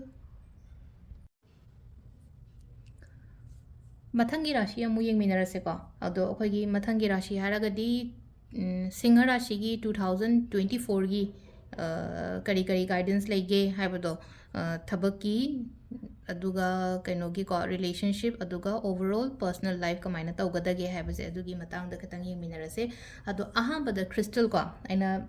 ꯀ꯭ꯔꯤꯁꯇꯜꯁꯨ ꯂꯣꯏꯅ ꯁꯦꯌꯔ ꯇꯧꯔꯦꯀꯣ ꯍꯥꯏꯗꯤ ꯔꯥಶꯤꯒꯤ ꯃꯇꯨꯡ ꯏꯟꯅ ꯀ꯭ꯔꯤꯁꯇꯜꯁꯦ ꯑꯩꯈꯣꯏꯒꯤ ꯁꯤꯡꯍ ꯔꯥಶꯤꯒꯤ ꯑꯩꯈꯣꯏꯅ ꯁꯤꯕ ꯌꯥꯕꯁꯦꯀꯣ ꯍꯥꯏꯐꯦꯠꯇꯪ ꯅꯣꯠ ꯗꯥꯎꯟ ꯇꯧꯒꯦꯁꯨ ꯇꯧꯕꯤꯌꯣꯀꯣ ꯒ꯭ꯔꯤꯟ ꯑꯦꯚꯦꯟꯆꯨꯔꯤꯟꯅꯦ ꯁꯟꯁ꯭ꯇꯣꯟꯅꯦ ꯇꯥꯏꯒꯔ ꯑꯥꯏꯅꯦ ꯑꯣꯄꯜ ꯍꯥꯏꯅ ꯁ꯭ꯇꯣꯟ ꯑꯃꯒ ꯂꯩꯀꯣ ꯑꯣꯄꯜꯁꯨ ꯁꯤꯕ ꯌꯥꯏꯀꯣ ꯁꯟꯁ꯭ꯇꯣꯟ ꯍꯥꯏꯔꯒꯗꯤ ꯁꯤꯁꯦ ꯁꯤꯒꯤ ꯁ꯭ꯇꯣꯟꯁꯦ ꯑꯣꯏꯗꯣꯏꯅꯦꯀꯣ ꯍꯥꯏꯗꯤ ꯑꯩꯈꯣꯏꯒꯤ ꯁꯤꯡꯍ ꯍꯥꯏꯔꯒꯗꯤ ꯃꯥꯒꯤ ꯄ꯭ꯂꯥꯅꯦꯠꯁꯦ ꯅꯨꯃꯤꯠ ꯑꯣꯏꯅꯀꯣ ꯑꯗꯨꯅ ꯁꯟꯁ꯭ꯇꯣꯟ ꯌꯨꯁ ꯇꯧꯕ ꯌꯥꯏ ꯈꯨꯗꯣꯞ ꯑꯣꯏꯅ ꯁꯤꯔꯁꯨ ꯌꯥꯏ ꯁꯨꯃꯥꯏꯅ ꯕ꯭ꯔꯦꯁꯂꯦꯠ ꯑꯣꯏꯅ ꯁꯤꯔꯁꯨ ꯈꯨꯗꯣꯞ ꯑꯣꯏꯅ ꯑꯩꯅ ꯈꯨꯗꯣꯞꯁꯦ ꯀꯩꯒꯤꯅꯣ ꯁꯤꯌꯔ ꯇꯧꯗ꯭ꯔꯤꯁꯦ ꯀꯩꯒꯤꯅꯣ ꯍꯥꯏ ꯀꯥꯟꯁꯤꯗ ꯁꯤ ꯁꯤꯒꯨꯝꯕ ꯀ꯭ꯔꯤꯁꯇꯜꯁꯤꯅ ꯂꯨꯄꯥ ꯂꯤꯁꯤꯡ ꯑꯃꯒꯨꯝꯕ ꯑꯃ ꯑꯗꯨꯒꯤ ꯔꯦꯟꯖꯇ ꯂꯣꯏꯅ ꯂꯩꯅꯀꯣ ꯑꯃꯗꯒꯤ ꯈꯤꯇꯪ ꯆꯅꯤ ꯍꯦꯟꯕꯅꯤ ꯈꯪꯗꯦ ꯑꯃꯅꯤ ꯈꯪꯗꯦ ꯅꯨꯡ ꯑꯣꯏꯅ ꯑꯩꯈꯣꯏ ꯈꯨꯗꯣꯞ ꯑꯃ ꯍꯦꯛ ꯁꯥꯔꯨ ꯃꯇꯝꯗꯗꯤ ꯍꯦꯛꯇ ꯌꯧꯋꯦꯕ 9-10 ꯃꯤꯅꯤꯃꯝꯗ ꯑꯗꯨꯃꯥꯏꯅ ꯑꯗꯨꯝ ꯇꯧꯕꯁꯨ ꯌꯥꯏꯀꯣ ꯍꯥꯏꯗꯤ ꯌꯥꯝꯗ꯭ꯔꯒꯁꯨ ꯂꯤꯁꯤꯡ 3-5ꯗꯤ ꯑꯗꯨꯃꯥꯏꯅ ꯇꯧꯋꯤꯅꯀꯣ ꯑꯗꯨꯅ ꯍꯥꯏꯗꯤ ꯀ꯭ꯔꯤꯁꯇꯜ ꯁꯤ ꯍꯤꯂꯤꯡ ꯀ꯭ꯔꯤꯁꯇꯜ ꯉꯥꯛꯇꯅꯤ ꯑꯩꯅ ꯁꯤꯒꯨꯝꯕ ꯑꯣꯏꯅ ꯁꯖꯦꯁ ꯇꯧꯕꯅꯦꯀꯣ ꯖꯦꯝ ꯁ꯭ꯇꯣꯟꯗꯤ ꯌꯥꯝ ꯀꯥꯏꯅ ꯍꯥꯏꯗꯤ ꯇꯁꯦꯡꯅ ꯃꯤꯗꯨꯅ ꯄꯥꯝꯃꯦ ꯁꯤꯅꯤꯡꯉꯦ ꯍꯥꯏꯔꯀꯥꯟꯗ ꯑꯗꯨꯃꯥꯏꯅ ꯄꯤꯕꯗꯒꯤ ꯍꯦꯟꯅ ꯑꯗꯣ ꯁꯤ ꯂꯩꯔꯦꯀꯣ ꯁꯟꯁ꯭ꯇꯣꯟ ꯂꯩꯔꯦꯀꯣ ꯑꯩꯅ ꯑꯍꯥꯟꯕꯗ ꯍꯥꯏꯕꯗꯣ ꯍꯧꯖꯤꯛꯀꯤꯗ ꯑꯗꯨꯒ ꯒ꯭ꯔꯤꯟ ꯑꯦꯚꯦꯟꯆꯨꯔꯤꯟ ꯀꯣ ꯒ꯭ꯔꯤꯟ ꯑꯦꯚꯦꯟꯆꯨꯔꯤꯟ ꯍꯥꯏꯔꯒꯗꯤ ꯁꯤꯒꯤ ꯑꯁꯪꯕ ꯃꯆꯨꯒꯤ ꯁꯤ ꯃꯤꯛꯁꯅꯦꯀꯣ ꯑꯇꯩꯁꯤ ꯅꯠꯇꯦꯀꯣ ꯑꯣꯟꯂꯤ ꯖꯁ ꯁꯤꯒꯤ ꯄꯣꯠꯁꯤꯅ ꯑꯩꯅ ꯃꯁꯛꯁꯦ ꯎꯠꯅꯤꯡꯕꯒꯤ ꯇꯧꯕꯅꯦ ꯁꯤꯒꯤ ꯒ꯭ꯔꯤꯟ ꯑꯃ ꯂꯩꯔꯦ ꯑꯗꯨꯒ ꯑꯃꯅ ꯑꯩꯈꯣꯏꯅ ꯇꯥꯏꯒꯔ ꯑꯥꯏ ꯀꯣ ꯇꯥꯏꯒꯔ ꯑꯥꯏꯁꯨ ꯈꯪꯕꯤꯔꯝꯃꯅꯤ ꯃꯌꯥꯝꯅ ꯇꯥꯏꯒꯔ ꯑꯥꯏꯁꯦ ꯀꯔꯝꯕꯅꯣ ꯑꯁꯤꯗ ꯑꯗꯨꯝ ꯌꯥꯎꯔꯦꯀꯣ ꯁꯤꯗ ꯌꯥꯎꯔꯤꯕ ꯇꯥꯏꯒꯔ ꯁꯤꯒꯤ ꯃꯆꯨꯒꯤ ꯅꯨꯡꯁꯦꯀꯣ ꯁꯤꯁꯤꯅꯦꯀꯣ ꯑꯩꯈꯣꯏꯅ ꯇꯥꯏꯒꯔ ꯑꯥꯏ ꯍꯥꯏꯁꯤꯅ ꯇꯥꯏꯒꯔ ꯑꯥꯏ ꯁꯤꯕ ꯌꯥꯏ ꯀꯩꯅꯣ ꯁꯤꯕ ꯌꯥꯏ ꯒ꯭ꯔꯤꯟ ꯀꯩꯅꯣ ꯁꯤꯕ ꯌꯥꯏ ꯒ꯭ꯔꯤꯟ ꯑꯦꯚꯦꯟꯆꯨꯔꯤꯟꯅꯦ ꯇꯥꯏꯒꯔ ꯑꯥꯏꯅꯦ ꯑꯗꯨꯒ ꯁꯟꯁ꯭ꯇꯣꯟ ꯂꯩꯔꯦ ꯑꯃꯅ ꯑꯣꯄꯜ ꯀꯣ ꯑꯣꯄꯜ ꯍꯥꯏꯔꯒꯗꯤ ꯁꯤꯒꯤ ꯋꯥꯏꯠ ꯀꯂꯔꯒꯤ ꯀ꯭ꯔꯤꯁꯇꯜꯁꯦꯀꯣ ꯁꯤꯒꯤ ꯄꯣꯠ ꯑꯍꯨꯝ ꯀ꯭ꯔꯤꯁꯇꯜ ꯃꯔꯤꯅꯤꯀꯣ ꯇꯣꯇꯜꯗꯤ ꯑꯇꯩꯁꯦ ꯑꯩꯅ ꯃꯅꯤ ꯃꯦग्ꯅꯦꯠꯀꯤ ꯕ꯭ꯔꯦꯁꯂꯦꯠꯇꯒꯤ ꯎꯠꯂꯛꯑꯦ ꯀꯩꯅꯣ ꯇꯧꯋꯦ ꯍꯥꯏꯗꯤ ꯅꯨꯡꯁꯦ ꯃꯁꯛ ꯎꯠꯄ ꯈꯛꯇꯪꯒꯤ ꯑꯣꯏꯅ ꯑꯗꯣ ꯁꯤꯗ ꯂꯩꯔꯦ ꯀ꯭ꯔꯤꯁꯇꯜꯗ ꯌꯨꯁ ꯇꯧꯒꯦ ꯍꯥꯏꯔꯒꯗꯤ ꯀꯩꯅꯣꯒꯤ ꯁꯤꯡꯍ ꯔꯥಶꯤꯒꯤ ꯑꯗꯨꯒ ꯃꯆꯨ ꯍꯥꯏꯔꯁꯤꯅꯦꯀꯣ ꯃꯆꯨꯁꯦ ꯌꯦꯜꯂꯣ ꯑꯃ ꯂꯩꯔꯦꯀꯣ ꯍꯥꯏꯗꯤ ꯌꯦꯜꯂꯣ ꯀꯦꯟꯗꯜ ꯑꯩꯅ ꯁꯤꯗ ꯊꯥꯜꯂ ꯊꯝꯃꯤꯁꯦ ꯌꯦꯜꯂꯣ ꯂꯩꯔꯦ ꯑꯣꯔꯦꯟꯖ ꯀꯂꯔꯁꯨ ꯌꯥꯏ ꯄꯤꯡꯁꯨ ꯌꯥꯏ ꯕ꯭ꯂꯨꯁꯨ ꯌꯥꯏ ꯍꯥꯏꯗꯤ ꯑꯩꯉꯣꯟꯗꯀꯣ ꯑꯩꯅ ꯗ꯭ꯔꯦꯁꯀꯨꯝꯕ ꯂꯩꯕ ꯈꯣꯠꯄꯗꯀꯣ ꯁꯤꯒꯤ ꯃꯆꯨꯁꯦ ꯍꯟꯗꯛ ꯆꯍꯤꯒꯤ ꯑꯣꯏꯅ ꯈꯔ ꯈꯜꯂꯒ ꯂꯩꯕꯤꯌꯨꯀꯣ ꯑꯣꯔꯦꯟꯖꯅꯦ ꯌꯦꯜꯂꯣꯅꯦ ꯄꯤꯡꯛꯅꯦ ꯕ꯭ꯂꯨꯅꯦ ꯑꯗꯣ ꯁꯤꯗ ꯂꯩꯔे ꯀꯂꯔꯁꯀ ꯀ꯭ꯔꯤꯁꯇꯜꯒꯤꯒꯅ ꯑꯗꯣ ꯀꯥꯔꯠꯇꯒꯤꯅ ꯀꯔꯤ ꯒꯥꯏꯗꯦꯟꯁ ꯂꯥꯛꯀꯦ ꯍꯥꯏꯕꯗꯣ ꯑꯗꯨꯁꯨ ꯍꯥꯏꯐꯦꯠ ꯌꯦꯡꯃꯤꯟꯅꯔꯁꯦ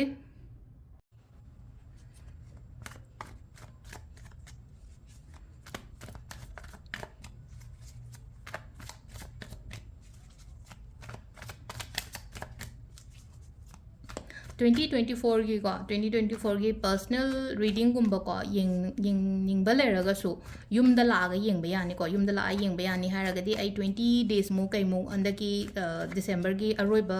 ꯀꯩꯅꯣꯁꯦ ꯂꯥꯁ ꯋꯤꯛꯁꯦ ꯃꯌꯥꯏꯋꯥꯏꯗꯒꯤ ꯇꯥꯡ 10 ꯃꯇꯨꯡꯗꯒꯤ ꯌꯨꯝꯗ ꯂꯩꯅꯤꯀꯣ ꯑꯗꯨꯗꯨꯅ ꯍꯥꯏꯗꯤ ꯍꯥꯟꯅ ꯌꯨꯝ ꯈꯪꯕ ꯈꯣꯠꯄ ꯂꯩꯔꯒꯗꯤ ꯌꯨꯝꯗ ꯂꯥꯛꯑꯒ ꯑꯗꯨꯝ ꯌꯦꯡꯉꯁꯨ ꯌꯥꯏ ꯑꯗꯨꯒ ꯌꯨꯝꯗ ꯂꯥꯛꯑꯒ ꯍꯥꯏꯗꯤ ꯀ꯭ꯔꯤꯁꯇꯜ ꯍꯪꯕꯗꯣ ꯑꯗꯨꯝ ꯑꯩ ꯃꯅꯥꯛꯇ ꯑꯗꯨꯝ ꯎꯅꯔꯒ ꯍꯥꯏꯗꯤ ꯀꯔꯝꯕ ꯀ꯭ꯔꯤꯁꯇꯜ ꯁꯤꯕ ꯌꯥꯒꯗꯒꯦ ꯈꯣꯠꯀꯗꯒꯦ ꯍꯥꯏꯕꯅꯆꯤꯡꯕ ꯑꯗꯨꯝꯕ ꯃꯌꯥꯝꯗꯨꯁꯨ ꯑꯗꯨꯝ ꯗꯤꯁꯀꯁ ꯇꯧꯕ yanikko aduna yumda visit tawbiba yaganiko hadi nunggi oiro personal consultations ki oiro adi phone da di loimak adi answers to piba ngamdabasu yawebako aduna adi hana yumgi address khangbirambasu yawrangani mayam ama adu sida leire card che ko sida gi ahum katang lothuase ko amma ani ahum atai ngai se thamngra se loimak si leire ko vi 3 card che ko adi aigi personal life ko personal life se faina reverse oina lai ko kitang kaino se ko aham lai ba card se haina faina thaklong to ke ta ado yamna positive oina lai kaino gi se kai hani akoi gi singhara shi gi ai gi oina haira gadi kwai aham ba gi card se ko sida lai ba message se ko sum ai gi personal life ki kai gi matang se kamai to ga khot ka da gen haira gadi nungai ta ba lai ba se haidi release to hon baje ketang wai ko adu dun hadi once a mungtang handaki chahi sida ko hadi let go to hon baje hold to tham da ba poching se hadi ida thabaki oiro na traga relationship ni khangde mi na kenom haira ko da sum gi aga nungai ta dana khanjalaga leiba ko pa adu gi mohta ko hadi once a mungtang adu chalhan ba haigra ga di ko yam nungai gani hai tara ga di hajik howdori ba anoba ma howrak tori ba anoba chahi anoba kenom ma lai se sida yamna bright oi ko hadi akoi gi chahi se bright oi ba haira ga di tawdoriba khudingmakta mai pakpa khotpa adumaina oina oiba ko problems mayam sigi ending so ishale ko haidi aingonda nungai taba khotaba incidents mayam ama thokre na khalase ba ko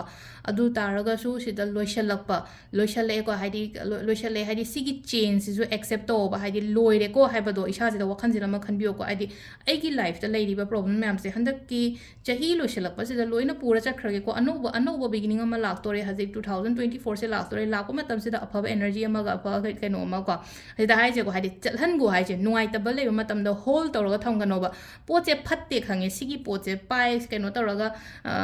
atatpa pot ama ayada ba pot ama sum paishala thamba sida haidi kari kana dori ge adu na haidi si thadok pigro aduga si thadok khra matung da engon da afaba ma lakadamni na adu oina ngai raga leyo ba dai tawra ko haidi personal life ki matang gi haije chalan gro kaino taw pho mayam se haidi changes law haina mayam ma pi ba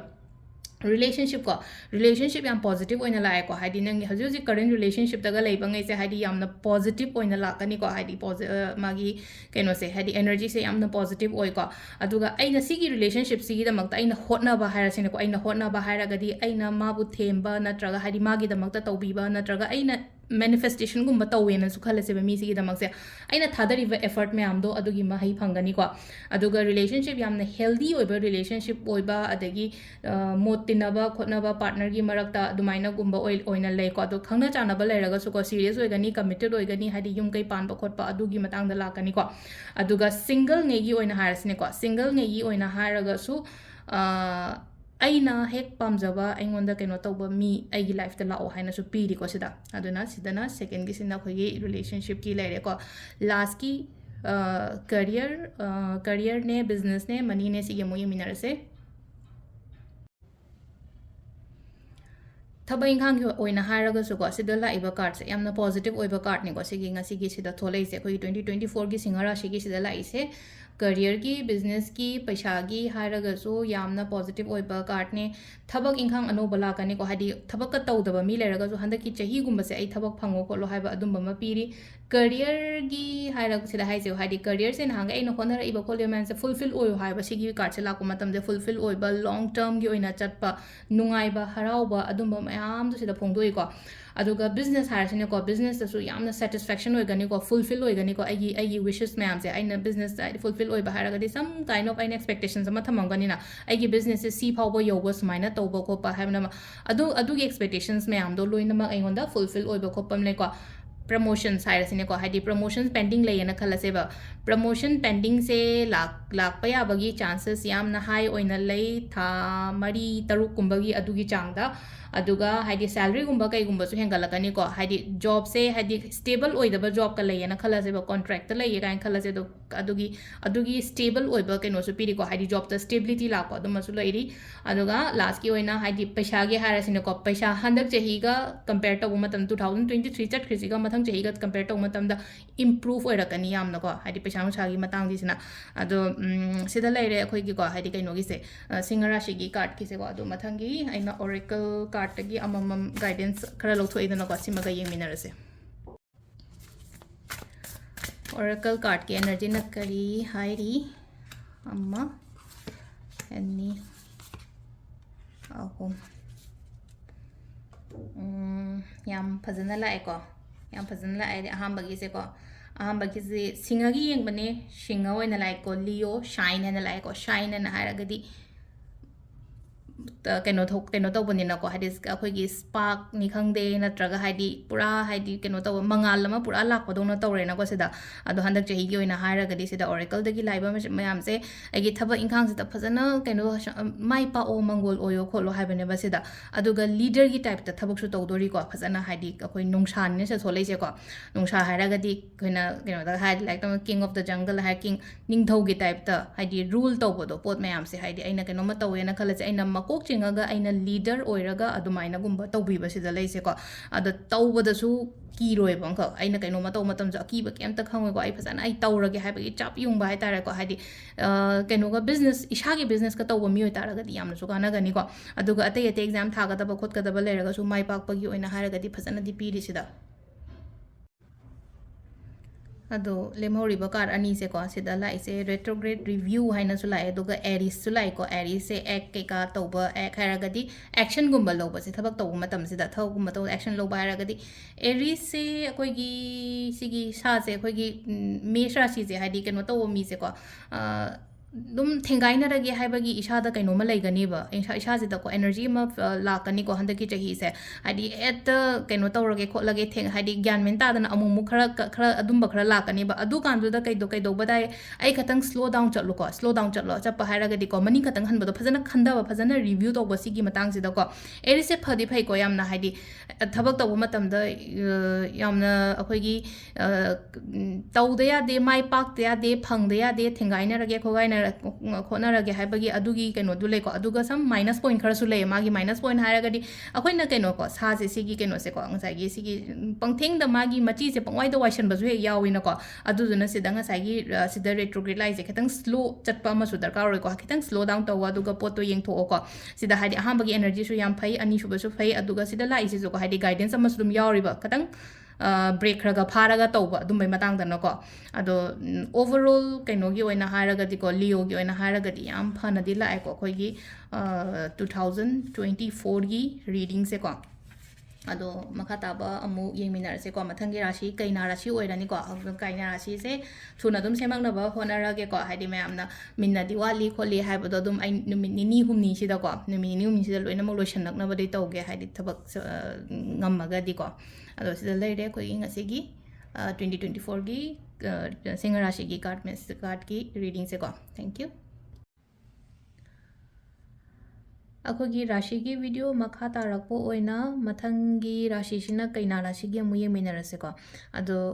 ख्वाय अहांबदा कइना राशि की से crystal से करम सिजन बयागदगे हाय कांसे the green aventurine नम सिजन बयाय एमेथिस सिजन बयाय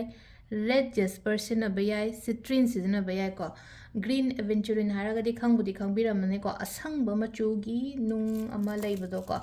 आदि सिगी सिदा यावरिबा ग्रीन कलर से ग्रीन एवेंचुरिन अमा लैरे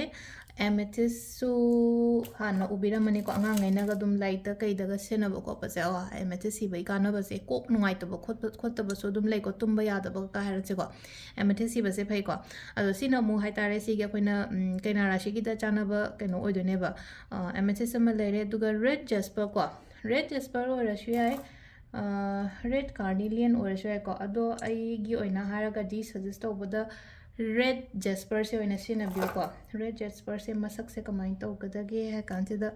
तुसिदा यावरिबसे को ngang tak tawm yai sida adi yamna shine oidamne ko langtrik lang boko pa topa crystal gi type to main tawre ko sigi nung se malere ko red jasper se ma aduga citrine ji dong khungira mani ko mayamna citrine je sida leire tumbles ta haira gana sida leire ko ꯍꯥꯏꯗꯤ ꯄꯣꯠ ꯑꯩꯈꯣꯏꯅ bracelet ꯁꯤꯕ ꯇꯜꯂꯦ ꯀꯥꯏꯅ ꯍꯥꯏꯔꯒꯁꯨꯀꯣ ꯍꯥꯏꯗꯤ ꯁꯤꯗ ꯄꯤꯔꯤꯕ ꯇꯝꯕꯜꯁꯉꯩꯁꯦ ꯄꯤꯔꯤꯕ ꯀꯩꯅꯣ ꯅꯨꯡ ꯃꯌꯥꯝꯗ ꯇꯝꯕꯜꯁꯀꯤ ꯐꯣꯝꯗ ꯈꯥꯎ ꯃꯆꯥ ꯑꯃꯗꯀꯣ ꯄꯥꯎꯆꯀꯨꯝꯕ ꯃꯆꯥ ꯍꯥꯏꯔꯒꯗꯤ ꯁꯤꯒꯨꯝꯕ ꯁꯦꯡꯒꯥꯎ ꯃꯆꯥ ꯑꯃꯗ ꯑꯗꯨꯃꯥꯏꯅ ꯇꯧꯔꯒ ꯍꯥꯞꯄꯁꯨ ꯌꯥꯏꯀꯣ ꯑꯉꯥꯡꯕ ꯃꯆꯨ ꯅꯠꯇ꯭ꯔꯒꯁꯨ ꯅꯨꯄꯥꯅꯒ ꯁꯤꯖꯤꯟꯅꯕ ꯑꯣꯏꯇꯥꯔꯒꯁꯨ ꯁꯤꯗꯁꯨ ꯈ꯭ꯔꯤꯁꯇꯜ ꯉꯥꯛꯇꯅꯦ ꯌꯥꯎꯔꯤꯕ ꯃꯌꯥꯝꯁꯦꯀꯣ ꯑꯩꯒꯤ ꯑꯗꯨꯗꯨꯅ ꯍꯥꯏꯗꯤ ꯁꯨꯃꯥꯏꯅ ꯇꯧꯔꯒ ꯁꯤꯖꯤꯟꯅꯕꯤꯕ ꯌꯥꯏ ꯑꯗꯨꯒ ꯀꯂꯔ ꯀꯣ ꯀꯩꯅꯥ ꯔꯥꯁꯤꯒꯤ ꯀꯂꯔꯁꯦ ꯑꯁꯪꯕ ꯑꯉꯧꯕ ꯍꯪꯒꯄꯥꯟ ꯃꯆꯨ ꯑꯗꯒꯤ ꯀꯣꯝꯂꯥ ꯃꯆꯨ ꯁꯤꯗꯀꯣ ꯍꯥꯏꯗꯤ ꯒ꯭ꯔꯦꯁꯨ ꯌꯥꯏꯀꯣ ꯅꯨꯄꯥꯒꯤ ꯑꯣꯏꯅ ꯍꯥꯏꯔꯒꯗꯤ ꯅꯨꯄꯥꯁꯤ ꯁꯨꯝ ꯍꯥꯏꯗꯤ ꯑꯁꯪꯕ ꯉꯁꯥꯏꯒꯤ ꯍꯪꯒꯄꯥꯟ ꯑꯣꯔꯦꯟꯖꯁꯦ ꯁꯦꯠꯅꯤꯡꯗꯕ ꯈꯣꯠꯇꯕ ꯂꯩꯔꯒ ꯒ꯭ꯔꯦ ꯀꯂꯔꯁꯤꯃꯁꯨ ꯌꯥꯏꯀꯣ ꯍꯥꯏꯗꯤ ꯒ꯭ꯔꯤꯟꯅꯦ ꯋꯥꯏꯠꯅꯦ ꯌꯦꯜꯂꯣꯅꯦ ꯑꯣꯔꯦꯟꯖꯅꯦ ꯒ꯭ꯔꯦꯅꯦꯀꯣ ꯑꯗꯣ ꯁꯤꯁꯤꯅ ꯑꯩꯈꯣꯏꯒꯤ ꯈ꯭ꯔꯤꯁꯇꯜꯒ ꯀꯩꯅꯣꯒꯒꯤ ꯂꯩꯈ꯭ꯔꯦꯀꯣ ꯑꯗꯣ ꯀꯥꯔꯠꯀꯤ ꯃꯦꯁꯦꯖꯇꯣ ꯍꯥꯏꯐꯦꯠꯇꯪ ꯌꯦꯡꯃꯤꯟꯅꯔꯁꯦ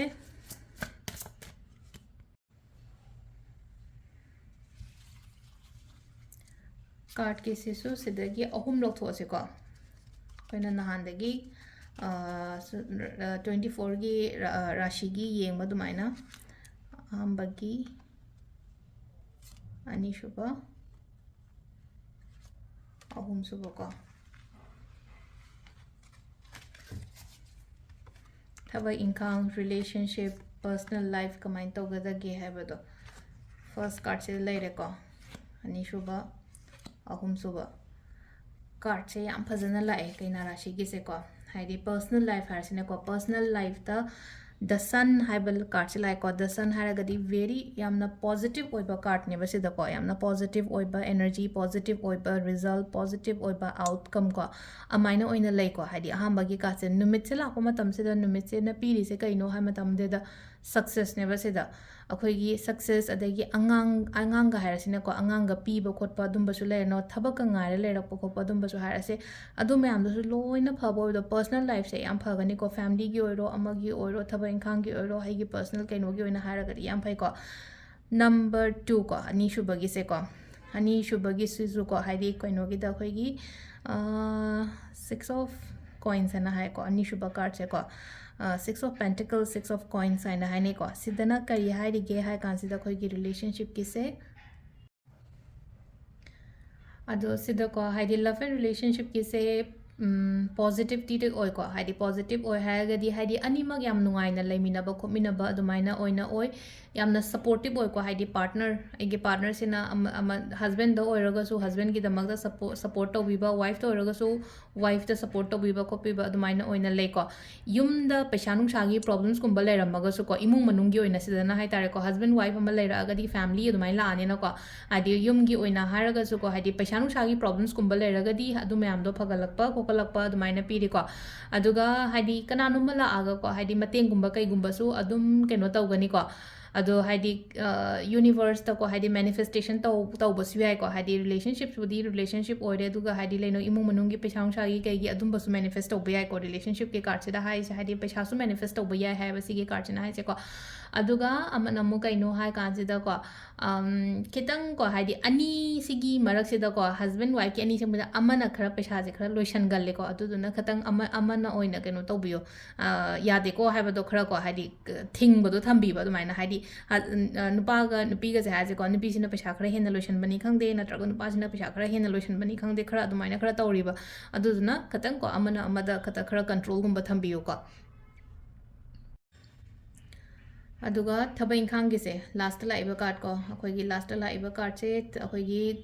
ꯖꯣꯕꯀꯤ ꯀꯩꯒꯤ ꯑꯣꯏꯅ ꯑꯣꯏꯔꯦꯅꯀꯣ ꯍꯥꯏꯗꯤ ꯖꯣꯕ ꯑꯣꯏꯔꯣ ꯕꯤꯖꯅꯦꯁ ꯀꯔꯤꯌꯔ ꯃꯅꯤ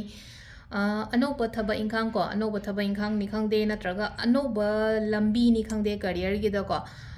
ꯑꯗꯨꯗꯣ ꯌꯥꯝꯅ ꯄꯣꯖꯤꯇꯤꯚ ꯑꯣꯏꯅ ꯂꯥꯛꯀꯅꯤꯀꯣ ꯑꯩꯅ ꯍꯧꯗꯣꯔꯤꯕ ꯑꯩꯅ ꯇꯧꯗꯣꯔꯤꯕ ꯊꯕꯛ ꯑꯅꯧꯕꯒ ꯄꯥꯏꯈꯠꯀꯦ ꯍꯥꯏꯔꯒꯗꯤꯀꯣ ꯅ꯭ꯌꯨ ꯄ꯭ꯔꯣꯖꯦꯛ ꯅ꯭ꯌꯨ ꯄ꯭ꯔꯣꯃꯣꯁꯟꯁ ꯑꯗꯒꯤ ꯀꯩꯅꯣ ꯑꯗꯨ ꯍꯥꯏꯗꯤ ꯊꯕꯛ ꯍꯥꯏꯁꯦ ꯏꯅꯧ ꯅꯧꯕ ꯍꯥꯏꯅꯦꯀꯣ ꯁꯤꯗ ꯂꯩꯁꯦ ꯍꯥꯏꯗꯤ ꯄꯨꯔꯥ ꯐ꯭ꯔꯦꯁ ꯑꯣꯏꯕ ꯅꯍꯥꯟꯒꯩ ꯑꯩꯅ ꯇꯧꯔꯛꯇꯕꯅꯦꯒ ꯍꯥꯏꯔꯁꯦꯀꯣ ꯑꯗꯨꯝꯕ ꯃꯌꯥꯝꯗꯣ ꯄꯤꯔꯤꯀꯣ ꯁꯤꯗ ꯑꯗꯣ ꯄꯣꯠꯁꯦꯀꯣ ꯑꯩꯉꯣꯟꯗ ꯐꯠꯂꯥꯎ ꯂꯥꯛꯀꯅꯤ ꯐꯠꯂꯥꯎ ꯆꯠꯈꯤꯕ ꯈꯣꯠꯈꯤꯕ ꯑꯗꯨꯃꯥꯏꯅ ꯇꯧꯅꯤꯕ ꯑꯗꯨꯗꯨꯅ ꯌꯥꯔꯤꯉꯩꯀꯣ ꯀꯩꯅꯣꯝꯃ ꯂꯥꯛꯄ ꯃꯇꯝꯗꯀꯣ ꯇꯥꯞ ꯂꯥꯎ ꯂꯧꯍꯧꯅꯕ ꯇꯧꯋꯣꯕ ꯁꯤꯁꯦꯀꯣ ꯍꯥꯏꯗꯤ ꯌꯥꯝ ꯀꯨꯏꯅ ꯂꯩꯇꯕꯗꯣ ꯑꯣꯄꯣꯔꯆꯨꯅꯤꯇꯤꯁꯀ ꯍꯥꯏꯔꯒꯗꯤ ꯖꯣꯕꯀ ꯍꯥꯏꯔꯁꯤꯅꯦꯀꯣ ꯖꯣꯕꯁꯦ ꯑꯣꯄꯅꯤꯡꯒ ꯐꯠꯂꯥꯎ ꯇꯧꯔꯝꯃꯒ ꯈꯪꯍꯧꯗꯅ ꯐꯠꯂꯥꯎꯅ ꯐꯣꯝꯒ ꯊꯥ ꯂꯩꯔꯝꯃꯦ ꯑꯩ ꯅꯪꯍꯧꯗ꯭ꯔꯦ ꯈꯣꯠꯍꯧꯗ꯭ꯔꯦ ꯀꯥꯏꯅ ꯑꯗꯨꯝꯕ ꯈꯔ ꯂꯩꯒꯅꯤꯕ ꯑꯗꯨꯅ ꯈꯇꯪ ꯑꯂꯔꯠ ꯑꯣꯏꯕꯤꯕ ꯌꯥꯝ ꯗꯔꯀꯥꯔ ꯑꯣꯏꯀꯣ ꯄꯣꯖꯤꯇꯤቭ ꯌꯥꯝꯅ ꯑꯣꯏꯀꯣ ꯍꯥꯏꯗꯤ ꯀꯥꯔꯠꯁꯦ ꯌꯥꯝ ꯊꯤꯅ ꯑꯗꯨꯝ ꯊꯕꯛ ꯏꯪꯈꯥꯡꯒꯤ ꯍꯥꯏꯔꯒꯗꯤ ꯌꯥꯝ ꯄꯣꯖꯤꯇꯤቭ ꯑꯣꯏ ꯇ꯭ꯔꯥꯚꯦꯂꯤꯡꯒꯨꯝꯕ ꯀꯩꯒꯨꯝꯕꯁꯨ ꯏꯟꯗꯤꯀꯦꯠ ꯇꯧꯔꯤꯀꯣ ꯍꯥꯏꯗꯤ ꯇ꯭ꯔꯥꯚꯦꯂꯤꯡ ꯍꯥꯏꯔꯒꯗꯤ ꯂꯝ ꯆꯠꯀꯦ ꯈꯣꯠꯀꯦ ꯀꯥꯏꯅ ꯈꯜꯂꯒꯗꯤ ꯑꯗꯨꯝꯕꯁꯨ ꯈꯔ ꯏꯟꯗꯤꯀꯦꯠ indicates tawreko hadi lam chatpa India ni khangde natraga India gi mapan da phawba chatlo haina piri ado sisina akhoi gi kainogi leire ko adu matangdana hadi akhoi gi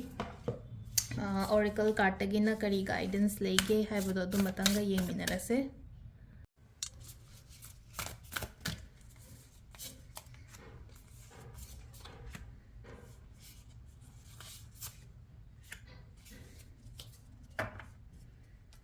Silere koi card hum se ko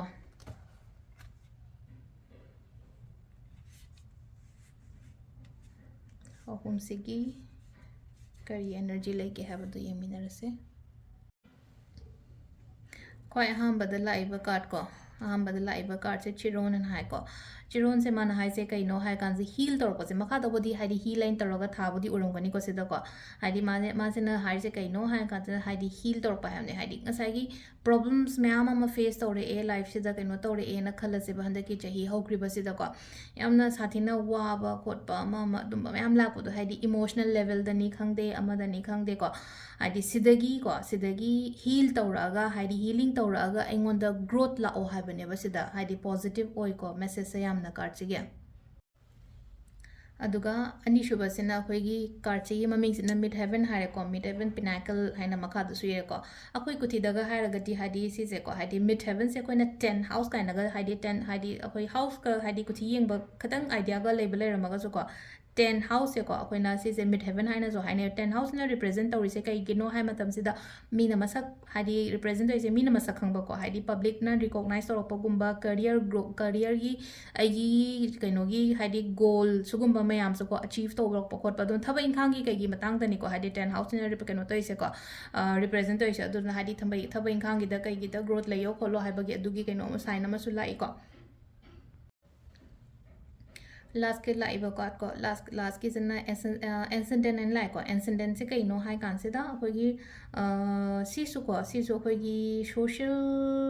personality oina oi ko hai di rising sign oina oi ko si se rising sign na ha ra ka di ka maina no hai kan se da khoi gi kai no to bo se mina masak khangbi ba se ko hai di khoi gi socially social personality and hai ra ka di maina hai ga da ge hai kan se da public na recognize kumba torop do aina tori thaba inkhang ko thaba macha tawraga su ko ai do phi yo le na su khala se ko mai phi do yam phajabani ne mai kano do yam poto yam na phabani ne adu du na hai tare ko mangon dagi lai yo ma gi do hadi quality leiba aina service to pi ba hai tare ko sida yam phajana thabak se tawge su khali ko hadi lai ba card myam se gi matung ina hairaga su ko loina phari ko hadi personal life tagi ai gi relationship tagi natraga ai gi lak hadi job ki natraga hadi exam ki kari gi thadori ba myam se ko loina yamna positive oi ba card oina oire ko khoi gi ngasi gi oina kaina rashi gi se ko ado makha ta ba mu ko nei minarase thank you akhoi gi 2024 gi rashi gi video makha tarak po oina mathang gi rashi se akhoi gi tula rashi gi amu yeng minarase ko tula se aham bada crystal yeng ase ko hadi crystal se kram sina ba ya ga da ge ha kan se moonstone ama leire citrine ama leire amethyst ne clear quartz ne ko moonstone ko hango machu gi nung se si ma leire ko aduga mathang dana citrine haraga di yellow color gi nung do do ne ko hadi second gi na citrine leire ado sida ko hadi loina mak sida de have leite ko sida gi ama katang or shwai na traga hadi ani gumba low ani gumba sira shwai adum ahum mari mag dum sira shwai ga shukai de ko ado sangi loina mak aina apamba machu ma dum khan ba yai ko hadi piri ba crystal mari sidage ani lere ko ando amethyst ka clear quartz ka tanga re ko amethyst se purple machu gi nung se amethyst lere ko aduga amana last kina clear quartz hara gadi si po se oidone ko adu bracelet wena pura lai tre ngonda hadi adu na si sina ko na lik ne ba ko sigi nung se oidone ko sigi nung se da sumaina dum semak pe sida rudraksh kum ba hapa ga sem ba su dum yai ko rudraksh kum ba si ba nu pa gi di rudraksh kum ba si ning ngani rudraksh ba je phai ko phai hara ga di kamaina phata ba energy ke kang thok po ba rudraksh ki kana ba sina mo adu sida lai ko khoi aham ba gi keno gi oina hara ga di ko akhoi gi tula rashi gi keno se crystal se ko aduga machu dana akhoi gi pink and blue lei machuga higo machuga si na bi ba yai do daki lakthori ba chahi se gi keno ha petang yeng ase ko hadi card ahum katang lo se hadi personal life agi relationship aduga amana career ꯀꯔꯤꯌꯔꯅꯦ ꯕꯤꯖꯤꯅꯦꯁꯅꯦ ꯑꯗꯒꯤ money ꯃꯦꯇꯔꯁꯤꯅ ꯀꯃꯥꯏꯅ ꯇꯧꯒꯗꯒꯦ ꯍꯥꯏꯕꯗꯣ ꯑꯗꯨꯗꯣ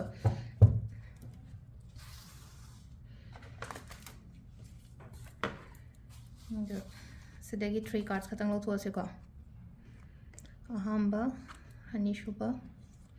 ꯑꯍꯨꯝꯁꯨꯕ